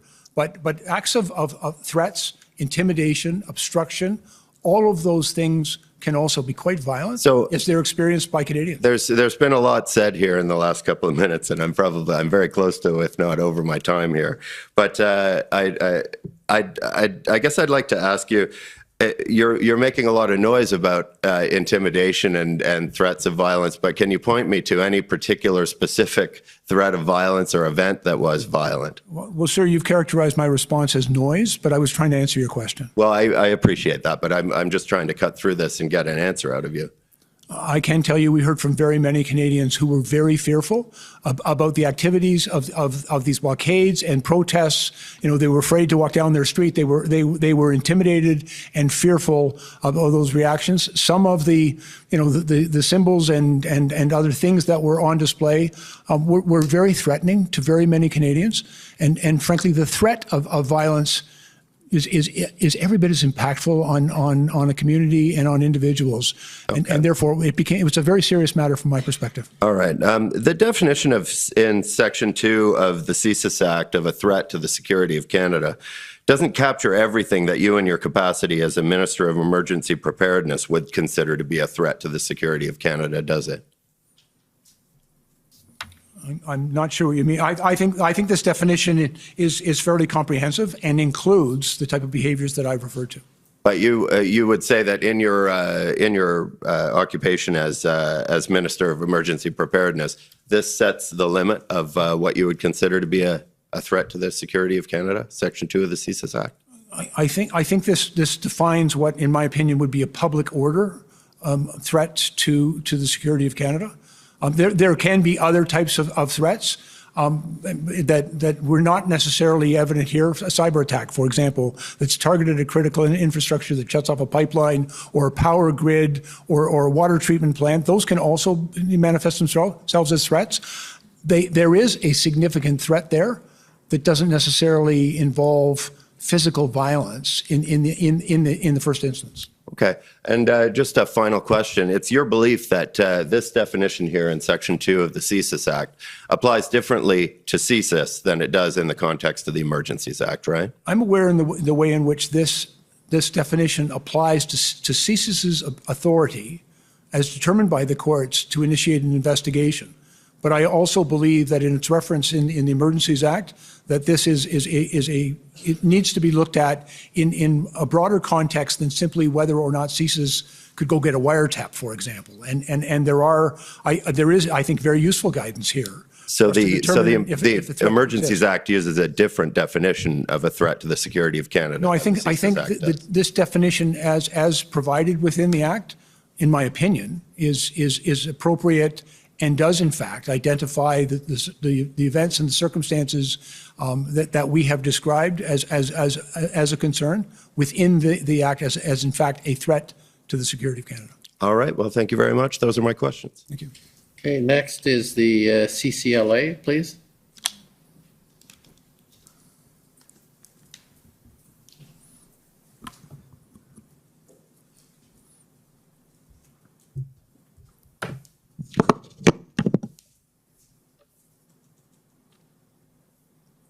Good evening, Minister Blair. My name is Kara Zwiebel. I'm counsel for the Canadian Civil Liberties Association.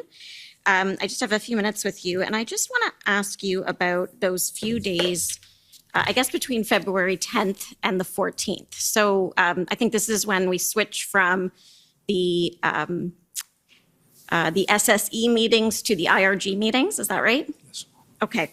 And is it fair to say, I mean, I think probably starting at the end of January, but certainly by this time that the federal government was feeling significant pressure from many quarters to do something about what was happening across the country?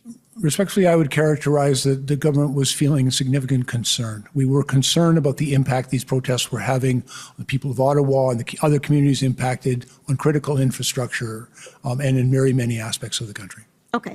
And I mean, this was a crisis not just at the borders, but also at the seat of Parliament. We had people in the nation's capital. If I may, Parliament continued to function throughout this, notwithstanding it was a challenge and noisy. I think the impacts, from my perspective, were far more significant on the people living in Ottawa, trying to do business in Ottawa, and as well in Windsor. And, you know, I'm also very mindful of the impact that these events were having on people's ability to make a living, to go about their business. It was very impactful on a lot of people in a lot of different places. And around this time, the 10th, I believe it's the 11th, when Ontario uses invokes its emergency under the Emergency Management and Civil Protection Act. Mm-hmm. Now, so that's the 11th, and I think we learned that the 12th is when the orders under that act were actually published. So the actual sort of operative provisions that gave police the authorities under that act came into existence on the 12th. That's my recollection, yes. Okay. Now, then we have the 13th, where there's an IRG meeting. Was there any consideration, I guess by you, I'm not asking you to disclose the deliberations of cabinet, but any consideration around giving the Ontario orders some time to work? I can tell you, I had asked my staff for a full list of the Ontario measures that were enacted the day before. I also looked at their utility and whether they would address the concerns that had been raised to us about, and I'll just give you some quick examples if I may.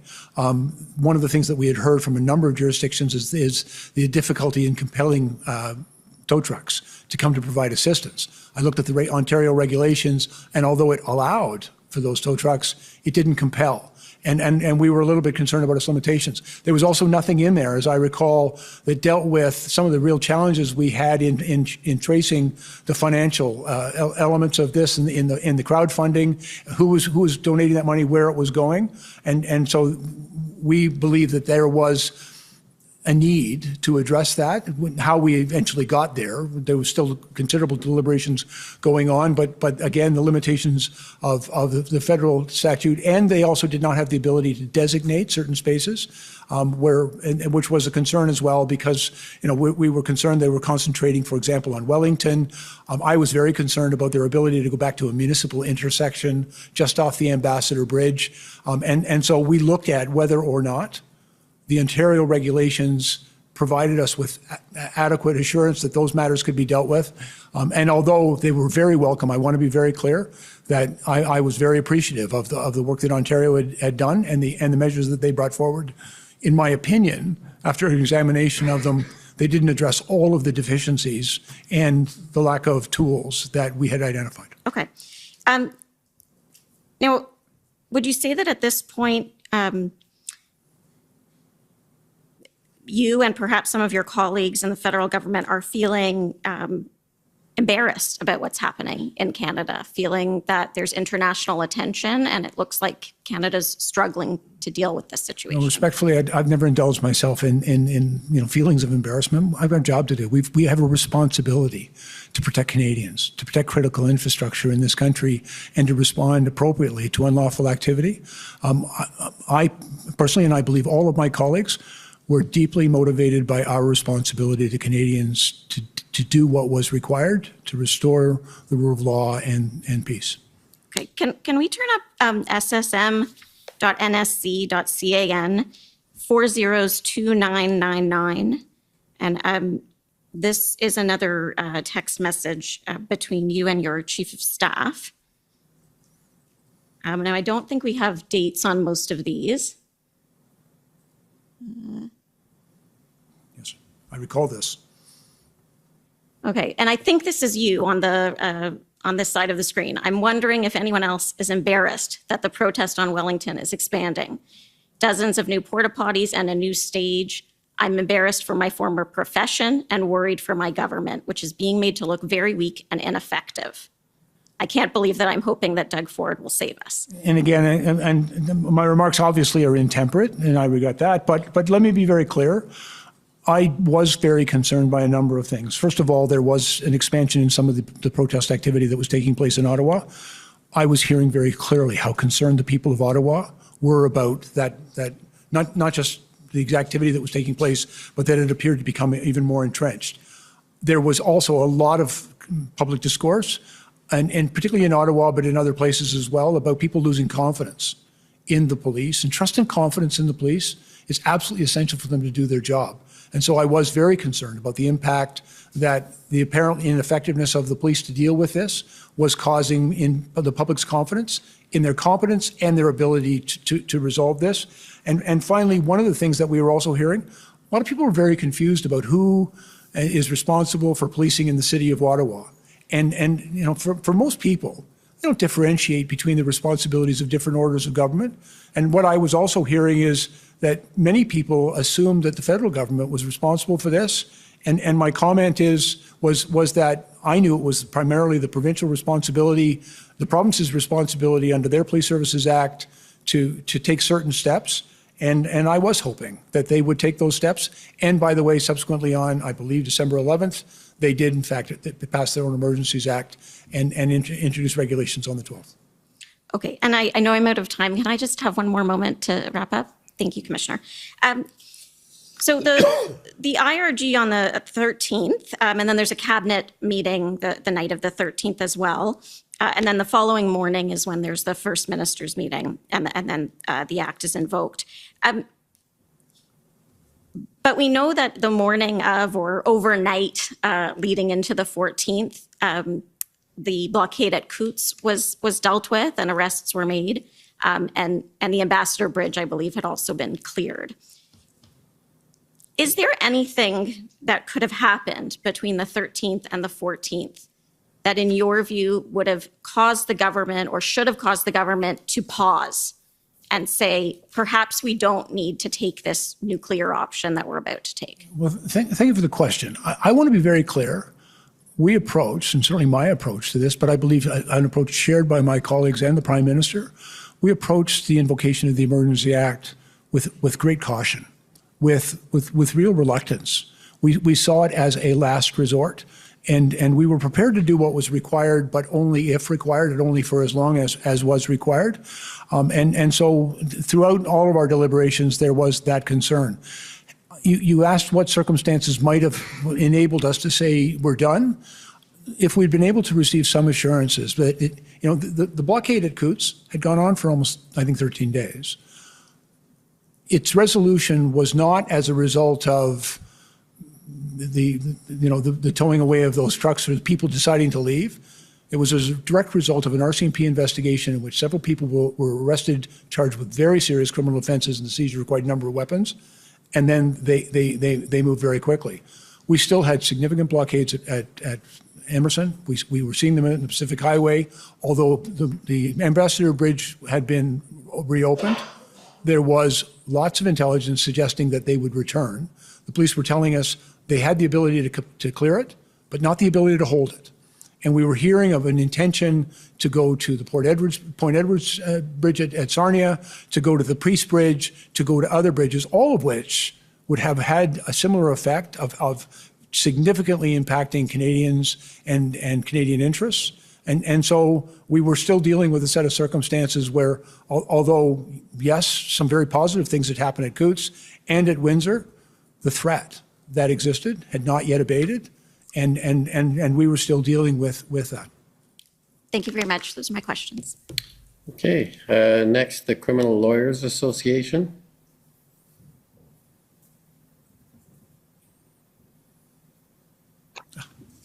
Minister, my name is Greg Del Biccio. I'm one of the lawyers representing the Criminal Lawyers Association and the Canadian Council of Criminal Defence Lawyers. You have testified that, in your view, reliance upon the Emergencies Act was a matter of last resort, and I'm going to pick up on that theme, okay? When Commission Counsel asked you questions, what now probably feels like some time ago, he asked you questions about why there was about mistrust between, as I understood it, police agencies. He used the phrase ships passing in the night.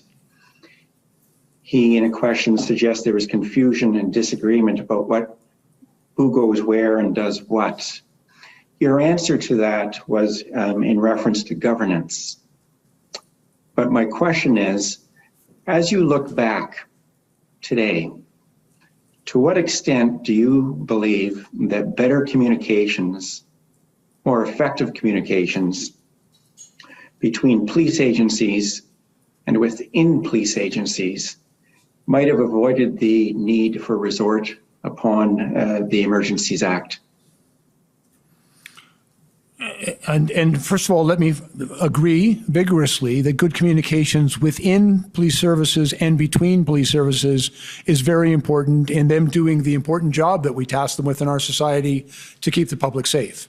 What we were also dealing with, however, in government was the reality that that communication perhaps had not been as effective, and as a result of, and again, it's not my job here to assess responsibility, but the reality was this had persisted for a very long time. In many respects, it had gotten more difficult and dangerous, and we were concerned that it had to be resolved. And so, I'm in complete agreement that good communications within police services and between police services, and I would also add, between those governance bodies responsible for policing and the public. I think those communications really critically important on all aspects of this. But in the event that had not been as effective as perhaps we would have preferred or wanted it to be, we were dealing with a situation that was uniquely challenging and required, unfortunately, in my opinion, an extraordinary response. You looked at the Emergencies Act because circumstances pushed it onto your plate and you had to deal with it. My responsibility is to look at all federal authorities in existing legislation, and because of, frankly, my background, I also look at municipal bylaws in their application and highway, like Ontario statutes such as the Highway Traffic Act, which can also be applicable and useful in these circumstances. And so one of my responsibilities is to look at every legal authority.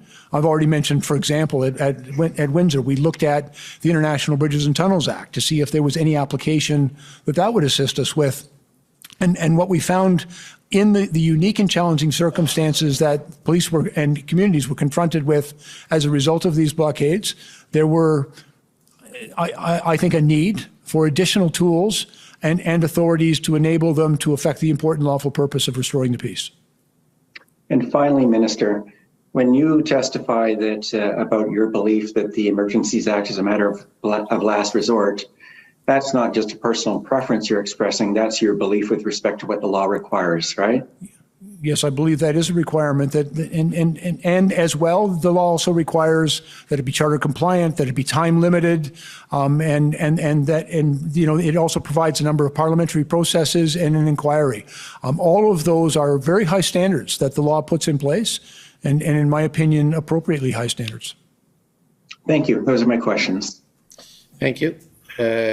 Call on the Government of Canada, please. Commissioner.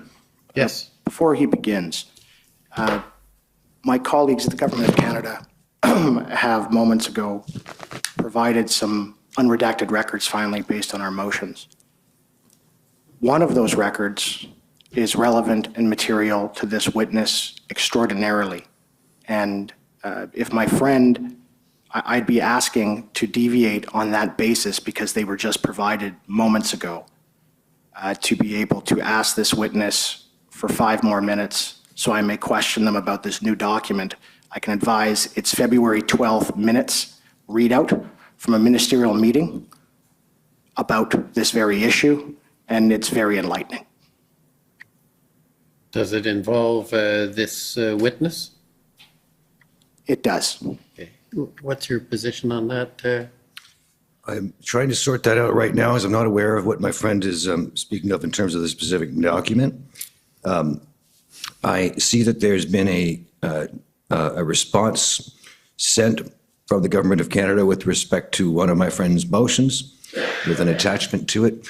And frankly, Commissioner, I don't think I'm informed enough, nor are those at the council table at the moment, to respond to what my friend has. If we took 2 minutes, we may be able to get there. Yeah, maybe we'll take 5 minutes, a 5-minute break, and probably the witness can appreciate it. It's been a long afternoon or evening, so we'll take 5 minutes. Sure. And then maybe you can sort it out and we can come back, because obviously it's better to have the questioning before your final questioning. And you can also deal with Commission Counsel. I don't know if they can help, but I'm sure they're willing to help if possible. Okay, thank you. We'll take 5 minutes and you can, Commission Counsel, come and get me if it's...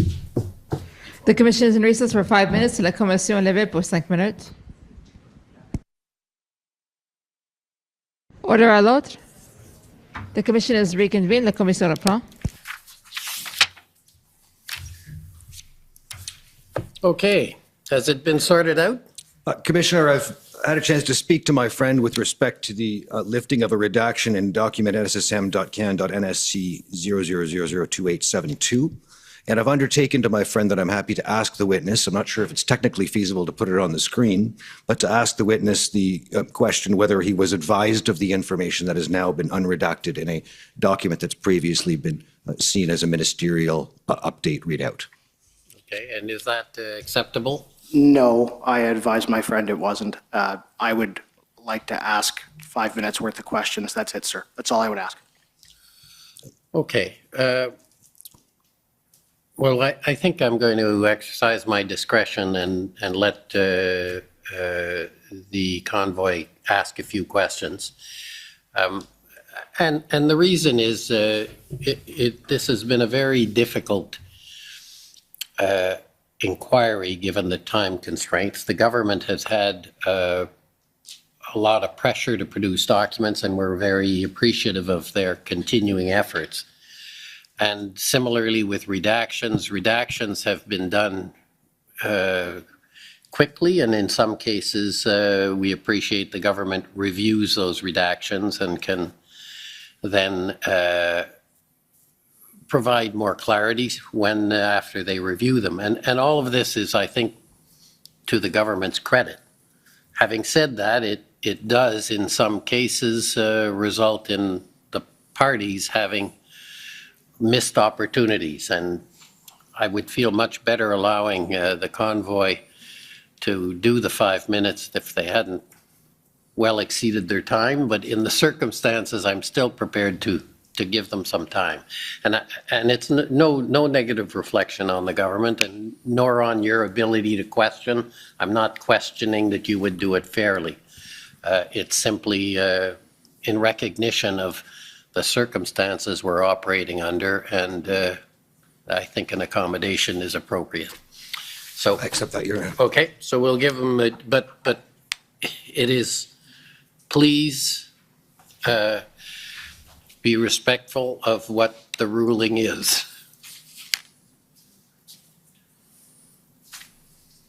So hopefully this is already in relativity. It is document ssm.can.nsc.0000287220, I think. Is that, do you have it? Great. Thank you. So, Minister, this is the 1 p.m. ministerial update readout, and you can scroll up and see it's a readout of what happened at your ministerial meeting on February 12th, 2022, all right? And if we can scroll down to the second page, please, where it says Ottawa. Thank you. So I just need to know if you were made aware of this. Essentially right there, it says plan, this is for the third from the bottom. Plan presented yesterday was slowly for approval. OPP, RCMP have approved. Will further present to minister. Meeting with Slawley at 2. You're aware of that? You're aware that was what was advised on February 12th? I was present at that meeting, and although I don't have a specific memory of every point that's listed here, I believe this was part of the discussion. Right, and you can agree with me that the plan presented was the one from the Deputy Minister of Public Safety, Mr. Stewart? And I don't have any information on like whether the Deputy Minister was, I have no recollection of what you've just said. Okay. And so I'm unable to agree with you. Right, and are you aware, and is already in evidence, that on February 12th at 5 p.m., Deputy Minister Di Tommaso texted with Chief Slawley, and he too approved the plan? I have no knowledge of that. Well, if that's the case, and all of the police in the jurisdiction of Ottawa approved the plan, why'd you invoke the Emergencies Act? The invocation of the Emergencies Act was not contingent upon an approved plan. It was contingent upon what was necessary to bring about a peaceful resolution. But isn't the RCMP, the OPP, and the OPS approving a plan that isn't the Emergencies Act?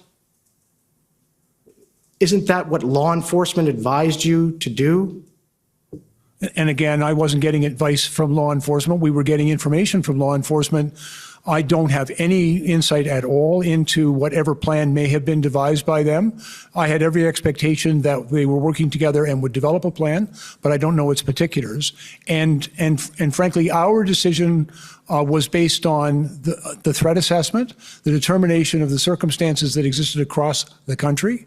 And yes, I think it's a positive development that the police are working together in a plan, but the execution of that plan had not yet been realized and the threat had not yet abated. Last question. The plan, all right, the engagement plan or proposal, in all of the cabinet minute meetings where it was discussed, it's attached to the minutes as a document that was discussed. So I take it, can you agree that the engagement proposal, you had that document, right?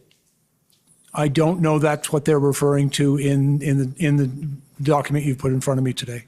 Right. Okay, thank you. Okay, now I'm calling on the Government of Canada again.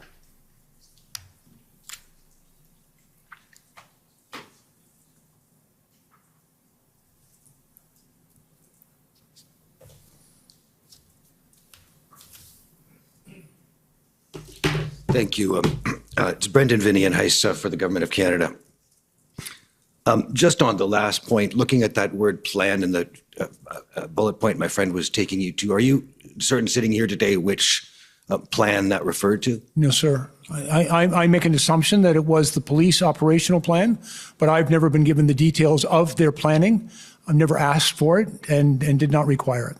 Okay. So is it, looking at what's noted there, is it equally possible sitting here today as far as you know that that's the engagement plan as opposed to an enforcement plan? And I don't know and wouldn't, I don't think it's appropriate to try to venture a guess. It's clear that there was discussion that they had come to an agreement with respect to a plan, but I don't know its particulars. Okay. All right. I would like to come back now to the broader issues here and ask you some questions about the environment that you were assessing as one of a number of members of cabinet. This morning, Commission Council asked, or this afternoon, Commission Council had asked you a number of questions about your perspective on the policing of public protest, which included a couple of well-known protest events that occurred when you were the Chief of Police at the Toronto Police Service. Do you recall that? I'm taking you through the 2009 Tamil protests, for example. Yes, sir. And another well-known protest event in Toronto when you were the chief was the G20 held in June of 2010, right? Yes, sir. I think you and I are both quite familiar with that event as well as the later process of accountability for some of the orders that were given by the Bronze Level Incident Commander on this Sunday, June 27th. Yes, sir. And as I recall the evidence, in that example, you ultimately intervened and ordered that an end be brought to certain of those operations when they came to your attention. That's correct, sir. I would like to ask you to focus for a moment on the events in Toronto on Saturday, June the 26th, and thinking about the scenario before us here in this inquiry. Do you recall what happened on June the 26th of 2010 in Toronto? On the Saturday, sir? Yes, sir. Yes, sir. There was a very difficult situation. What had been a relatively peaceful protest, although involving a very significant number of protesters, and there had been some incidents leading up to that. But on Saturday, unfortunately, a very significant portion of the protest began to riot. Tumultuously is I think the appropriate term. They were marching down towards the summit site. They turned and began running rapidly north up Yonge Street, smashing windows as they went. There was a number of police cars that were set on fire, and a number of my officers were injured as well. Yes, and so one of your officers was quite seriously injured as a result of the police car being attacked by protesters. Was that right? He was injured and rescued from the vehicle, which was subsequently set on fire. Yes. Now, leading up to that event, sir, were you aware that there was a not insignificant amount of advanced information and intelligence available with respect to certain actors, I think most famously associated with the Black Bloc, actors that were shared with the Toronto Police Service? Yes, sir. I recall that vividly. And those individuals and groups were assessed as intending to cause violence to property and potentially persons during the course of the G20 protests, yes? Yes, sir. That was the intelligence we'd received. And in fact, am I correct that some of these identifiable groups or individuals warranted or were found to warrant the issuance and execution of search warrants in advance of the protests? Yes, sir. That's correct. But the events you described on Saturday, June the 26th, they involved individuals who were not on your radar specifically, didn't they? That's correct, sir. The groups that smashed stores and laid waste to a long section of Yonge Street in downtown Toronto, do you know whether all of them were part of the target group assessed or as subjects of interest ahead of the summit? I believe many of them were not previously identified as subject of interest. I also believe, sir, that a number of people, frankly, get caught up in the moment. And it's part of the mob mentality sometimes when people begin to riot, that others who may not have come with that intention join in. And it becomes very challenging for the police to restore order. Do you have the same perspective with respect to what occurred on Queen Street West, where at least 2 of the burning police cars, I understand, occurred? Yes, sir. I recall watching that actually on video from police headquarters, and again, there was an element of that protest on Queen West, which was directly related to a number of identified anarchist groups, including the Black Bloc, but there were also very many other people that had not previously been identified and who joined in. Putting yourself back to the situation in the streets of Toronto on June the 26th, sitting there in the middle of that afternoon, would you have had any reason to think that obtaining more surveillance or monitoring authorities or wiretap authorities would have been useful as a response to what was going on in the streets amongst that mass of people? It's very difficult to say, if I may. I would also remind you, sir, that at that time I was the chief of police in Toronto, but there was an integrated command team that was put in place. The leadership of that response, planned well in advance and agreed to by all parties, was led by the RCMP. There was also integrated intelligence gathering units related to that. Certainly, we had a fair bit of intelligence available to us, but it was clearly not entirely complete. I think in hindsight, we could always have hopefully have done more. Would that have been a useful public order response on June the 26th of 2010 when those events were occurring in plain sight on broadcast and social media in real time? Yes, and unfortunately, law enforcement did not have the capacity to monitor all social media, and neither do we now, by the way, or neither do they now have that capacity.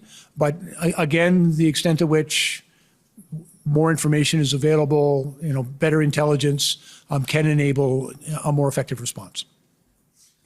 Now, coming back to February the 14th or 13th, the period in question leading up to the invocation of the Emergencies Act, did you have a view about whether there was an atmosphere of lawlessness in the city of Ottawa? Yes, sir. And not, I think, to be very clear, not just simply characterized by, some of the activities which were bouncy castles and hot tubs, but there was a number of activities which were concerning as I viewed them. And for example, there was a very real concern being expressed by citizens about people bringing jerry cans full of gasoline into the demonstration site. It is rather unusual. I will tell you, for flammable liquids, potentially explosive liquids being brought into a demonstration site, it can create a manifestly dangerous situation. And so the police had said they were not going to allow it. But what we then witnessed is all sorts of people were coming into the site carrying jerry cans, some of which had water, some of which may have had fluid, but it had the effect of thwarting the ability of the police to effect the purpose that they had stated that was their intention, to keep those gas cans out of the area.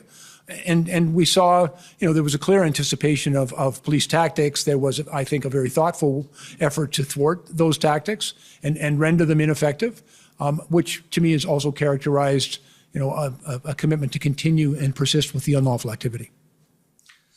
So when you draw on that example, when you assess the environment of lawlessness or relative lawlessness in that scenario, is your assessment based only on information received from public officials, intelligence agencies, and police channels, or does it include what you can see with your own eyes? Yeah, I was obviously being briefed by our officials, but I was in the city of Ottawa at the time. I reside in the downtown area. I was in that area and saw some of this behavior firsthand. Where an environment of lawlessness persists for a protracted period, does that, in your view, affect the likelihood that there will be acts of serious violence against persons or property in a given city? I think it can. We also recognize that in areas where there is significant disorder, and that can manifest itself in many ways, but certainly during this protest, I think we could characterize a lot of the behavior as significant disorder in the downtown core. It has the effect, first of all, it has the effect on everyone else in the neighborhood, the law-abiding citizens. They stop using public space. They stop shopping on their main streets. They stay in their houses, lock their doors, put bars in the windows, and they're fearful of going outside and engaging with each other. And where that lawlessness becomes really entrenched, in my experience, that can actually create a very unsafe situation. And even behaviors that people might otherwise not be inclined to engage in more serious criminal behaviors, I think when you create a situation of significant disorder, they're more likely to occur. We heard from Commissioner Carrique in this proceeding about his fears that his officers were being stretched between the extreme ends of this province, that is to say Windsor and Ottawa, so that it would become impossible or extremely difficult at any rate to have an effective public order response occur in both places at once. And my question for you, sir, is looking from the federal perspective, did you have a similar concern about the potential stretching of resources amongst the RCMP? I was witnessing very clearly the challenges that the OPP was having, not just for their activities in Windsor and Ottawa, but also having to cover off the Peace Bridge, assist the Niagara Regional Police, the Sarnia Police over at Point Edwards. There was also other activities on other highways, 402, for example, all of which had the effect of really pulling and stretching the capacity to respond of the OPP and their policing partners in Ontario. We also saw, for example, as a result of the Coutts blockade, there was an Article 9 request from the province of Alberta to move additional RCMP officers into Alberta to assist with managing that particular event. They were drawn primarily from British Columbia. But then we saw almost immediately there was protest and blockade activity taking place at the Pacific Highway. So the place from which those resources had been drawn was then being challenged. And it appeared to be an effort to stretch even thinner, limited police resources. And I think one of the things we heard very clearly from the commissioner is that he had to make some very difficult choices about what he could do first and what he would then have to do subsequently, because he just didn't have unlimited resources to bring to bear. If there are inadequate numbers of police officers available to maintain law and order in a given location, do you consider that might affect the likelihood that there will be acts of serious violence that occur in that location against persons or property? I think it's very important to have enough resources to effect a lawful purpose. And again, I leave that decision to the operational commanders on the ground. But in my experience, having insufficient people to deal with a substantial protest, and I've been involved in protests where we were in our dozens up against thousands, and it becomes extremely difficult to bring that situation to a peaceful conclusion. I'd like to ask you about the risk of counter-protest. Do you see that as a relevant risk in a protest situation where a risk of counter-protest develops in terms of... It can be. And I want to be very clear that I know that there was a high level of frustration in Windsor and in Ottawa and in other places with the blockades that were taking place. And I did not see evidence of a violent response, but when there has been counter demonstrations, the police are also very challenged to sort of stand between the two protesting groups to maintain the peace between them, and that can be a very challenging environment. And it's because people who become quite upset and emotional and feel that they're being treated unfairly may, and I say may very carefully because we did not see evidence of this in Ottawa, certainly, but they can become quite agitated and upset, and that could lead to confrontation. Did it affect your sense whether there was a risk of serious violence against persons or property when you learned about the seizure of a large quantity of guns, ammunition, and body armor from Coots on February 14? Yeah, actually, I had been advised earlier in the week, I believe around the 10th, by the RCMP commissioner speaking at an IRG, that I had convened, that there was concern about the presence of firearms at Coots. That immediately alerted, like for me, was a very significant potential escalation of violence and risk at that site. You know, where the police advised that they had that information and that they were dealing with it. And when the investigation was complete, I believe on the morning of, or on the 13th, going over into the 14th, and they began making arrests, the weapons that were seized, the charges that were laid, were deeply concerning. I can't comment on any aspect of that matter now before the courts, but I can tell you it was deeply concerning. That, and that's not to suggest, I want to be very clear, that's not to suggest that I came to believe that everyone involved in these protests was potentially armed, but it was deeply concerning that embedded within that protest in Alberta was a number of people who did appear to be armed, and that there clearly was some evidence that they intended to cause harm.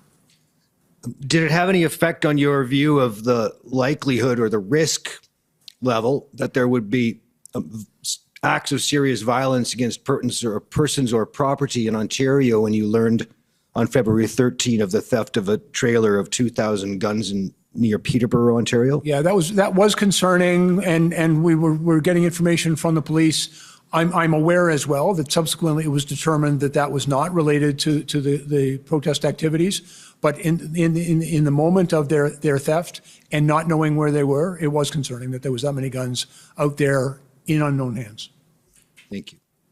I'd like to ask you about a subject some of the lawyers in this inquiry have repeatedly asked witnesses about, and that is whether or not you believe in the rule of law. I spent my whole life upholding the rule of law, sir, so yes, I do. Does the rule of law include the sense that citizens will generally acknowledge and abide by the law of their own volition? I think overwhelmingly in our country, the vast majority of Canadians embrace the rule of law. It's frankly part of our social contract, that we all agree that these are the laws and that we will all obey them. What happens to the capacity of police to do their jobs if the vast majority of people do not voluntarily abide by the law? I can advise it can be very difficult. If a large number of people choose not to obey the law, the capacity of the police, and frankly, I don't think it's necessary or appropriate for the police to charge everybody. It would overwhelm our criminal justice system. You couldn't bring all those people before the court. I think the law works best when it's done with the consent of the people, and we all agree to abide by those rules in how we treat each other and how we live together. Do you see that if large numbers of Canadians repeatedly and for extended periods refuse or fail to abide by laws, by court orders, and so forth, do you think this has any effect on the willingness of other Canadians to follow the law themselves? I remain optimistic, and I would hope that the vast majority of Canadians would understand the importance of the rule of law. And it's foundational to our society. And you know, we live we talk about peace, order, good government, and Canada is one of the safest large countries in the world. And so I think that one of the reasons that it is such a livable country is because we all agree that the rule of law is important and should prevail. But let's say that they didn't. Let's say that large numbers of Canadians for a long period of time declined to obey the law, to abide by court orders, and so forth. Do you think that there'd be a greater likelihood that others would take the law into their own hands, so to speak? I think when people lose confidence in the rule of law, when they lose confidence in their police services to uphold and maintain the rule of law, when they lose confidence in the criminal justice system to provide justice for everyone, like when that confidence is lost, then I think it's far more likely that people will ignore the law and would engage in criminal behavior. And in that situation, do you see that it has any effect on the likelihood that there will be serious acts of violence committed by someone or other against persons or property? I think as we saw the persistence of clearly unlawful and disorderly behaviors around these convoys, I think the situation, in my opinion, was escalating towards a greater likelihood of a violent outcome. All right. I want to ask about one more area, which is with respect to, and Mr. Cameron had asked about this to some extent earlier, and I think you'd referenced it as well in later testimony. But it's with respect to the implementation or execution of the ultimate public order operation that occurred in Ottawa, specifically after the invocation of the Emergencies Act. I wonder if we could call up pb.ken.401805_RELO01, and it will be at 1 minute 35 seconds.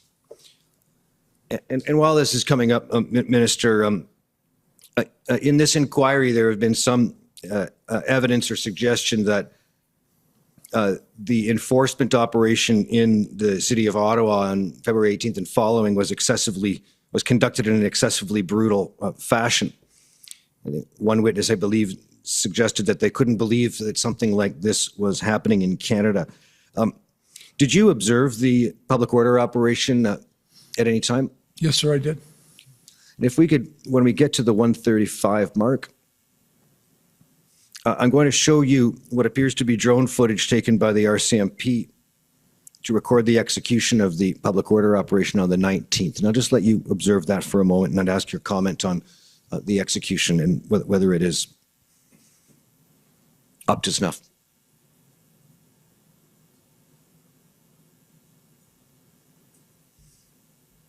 And I'll note as we go that it appears that at a certain point the footage will be sped up and that'll be indicated on the screen.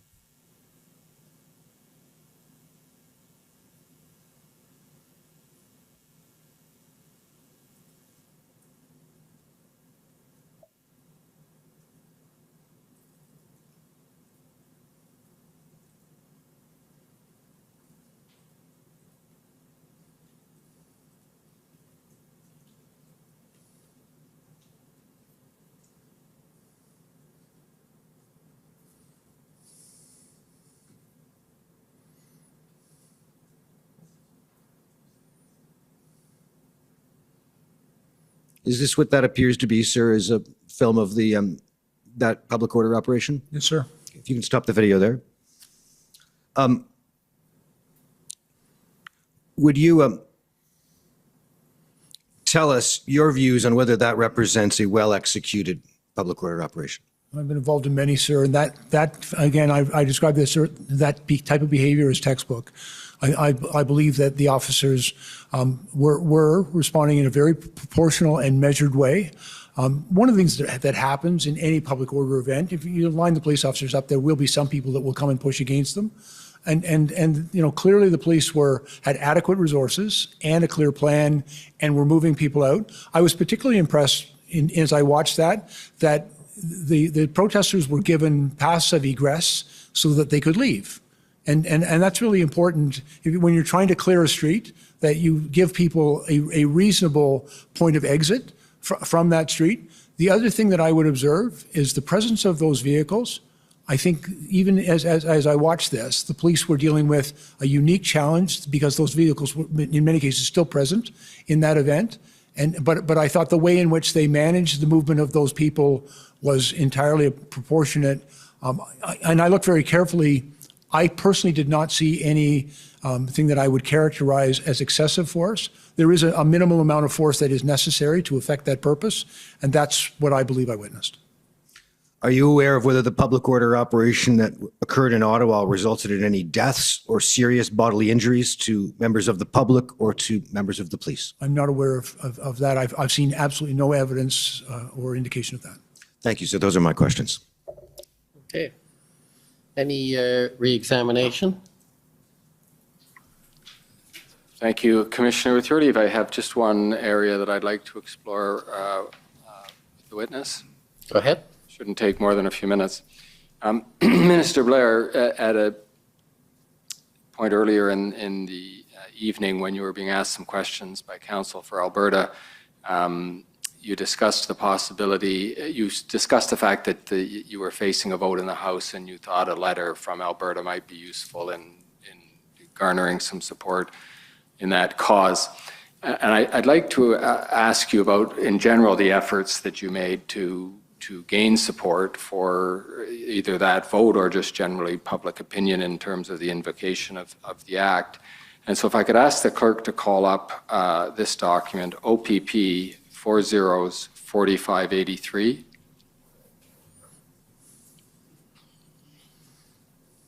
And when you get it, to go to page 54.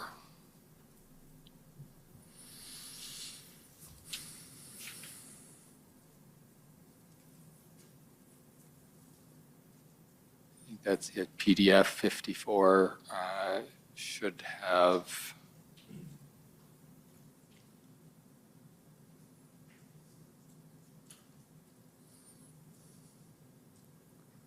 Yes, there we are. Thank you. This isn't an exchange that you're involved in, Minister Blair, but you're mentioned in it.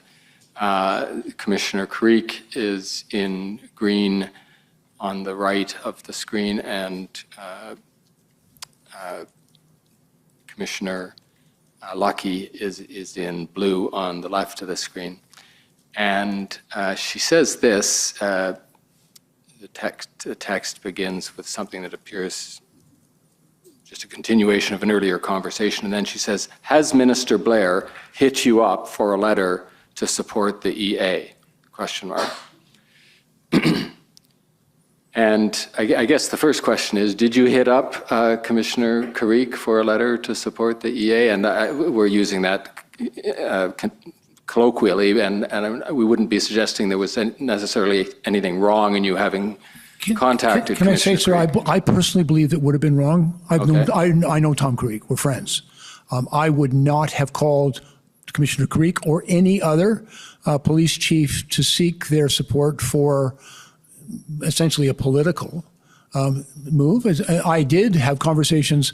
There are a number of organizations, police chief organizations, who are advocacy organizations. The Canadian Association of Chiefs of Police Justice and the Ontario Association of Chiefs of Police. I'm quite familiar with those organizations. I was previously the president of both. Those organizations are advocates for policing and public safety. And yes, we did receive support from the OACP and the CACP, but I did not. I have no idea what Commissioner Lucky was referring to there, but I would have considered it entirely inappropriate to call Commissioner Creek. I didn't call the chief of my old service. I did reach out to the associations through their executive directors, not chiefs of police, to allow those associations to comment. And they said whatever they said. I also had all communication with the president of the Canadian Police Association, which represents all the unions in police unions in Canada, and all three organizations, the CPA, the OACP, and the CACP, all sent very strong letters of support for the Emergencies Act and the measures that were provided. Well, you've, as in some other instances, you've followed right to the end of my line of questions, and so thank you, Commissioner. That completes the questions on that topic. Okay, thank you. If I can just ask a few short questions, and some of them it's for a little clarification. And I know it's been a long afternoon, evening. I just want to confirm the point you made about the Police Services Act and requesting the OPP assist. The difference there is, as I understood it, and I just want to be sure I have the right note, is the OPP is required to assist, as opposed to other police services, including the RCMP, would likely support or help, but the difference is requirement. Am I right about that? My understanding of the Act, sir, is that the OPP is, if a chief believes an emergency exceeds their capacity and they ask the OPP for help, that the OPP commissioner is required. They can also ask another municipal police service or a First Nations police service who do have in the legislation, as I understand it, and this legislation has been amended a few times, so I stand to be corrected, but I believe this is still correct. Those municipal police services could decline. Interestingly enough, the Ontario Police Services Act is completely silent to the RCMP. And that, I mean, is that because policing is a provincial responsibility? Yes, sir, I believe that's true. And certainly the police of jurisdiction in 7 of our provinces, for example, are the RCMP serving under contract to the provincial authority. But in Ontario, the RCMP have a very important policing role in Ontario and in Quebec. They provide federal policing services. They do Tier 1 investigations. They do money laundering. They head up the integrated national security and enforcement teams. Those are very important RCMP responsibilities, but they also quite routinely will come and help other police services with the deployment of their uniform officers. Another question, and this is about the relationship between the Solicitor General and the OPP, or you, not you, but in your former role over the RCMP, or even police services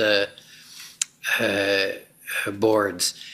And I guess to use a concrete example, is it appropriate in your view, or could it be that the board or the Solicitor General indicate its priority? And to use a specific, would it be improper for the Solicitor General of Ontario to have said, there are big problems in Ottawa and in Windsor. Our view is Windsor's more important. It's of course up to you, but as far as the province is concerned, our priority is Windsor, but it's your decision. And sir, I believe that is an operational decision. The decision you just described, and the deployment of their people, I believe that's the responsibility of the commissioner in this case, and would be inappropriate to receive direction. Direction, and if I may, I'll just give you a quick example. When I was the public safety minister, I only issued one direction to the commissioner of the RCMP, and it was a ministerial directive in writing, which I made public, and it was to require that they respond to ATIP requests in a timely way, and that was it. And I was very careful not to sort of wade into this issue of operations. So just to pursue that, so in this case, even though it was just what the province would like, but it's up to him, that you think would still constitute interference? I think ultimately, in my opinion, the decision as to where he can safely deploy his people and do his job is an operational decision that I personally would have deferred to the commissioner. Okay, and then there was a question you answered about whether you were aware that Commissioner Lucky had said that there were still police tools available that had not been fully utilized. I was not made aware, I've subsequently heard through this inquiry that information was available, but I was not aware of it at that cabinet meeting. Now, leaving aside Commissioner Lucky's comments, were you aware that the police had tools available to it that they had not utilized?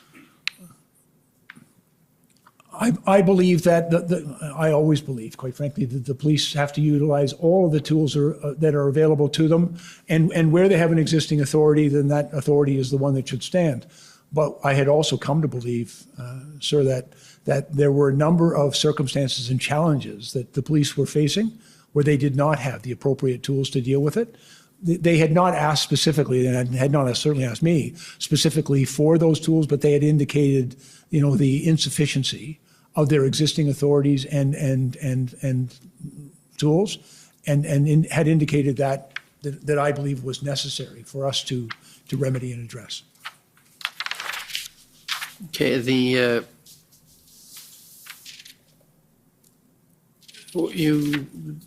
you made a mention, and I'm not sure I've got the correct note, when you were talking about the deficiencies or the tools that were added by the Emergencies Act. You talked about the financial and the FinTrack, and you mentioned the tow trucks. And I'm just trying to, you did mention designated spaces. And I'm just trying to understand, because we've had a fair amount of evidence here, let's just say, I'm not quite clear for sake of argument, on whether the common law powers to create exclusion zones was adequate to deal with the Ottawa situation, or whether it required the act, the Emergencies Act. Yes, sir. And I've actually given some consideration to that. I was a little bit concerned with the agreement that the city had attempted to enter into. Frankly, it kind of quickly fell apart because they had suggested that, the trucks would park on Wellington and Sir John A. and not out of the residential area. I understand their motivation, but I was concerned it had the effect of potentially giving permission for those trucks to remain on Wellington and Sir John A., which I think could have been problematic. I was also very mindful of the challenge that Windsor had experienced, because this had taken place in a municipal intersection, and our ability to designate that space, because of its, I think, significant impact and vulnerability for critical infrastructure, that we needed to go beyond simply the tools of a municipal bylaw and potentially take a more proactive stance with respect to that. I am, of course, familiar with the common law authorities.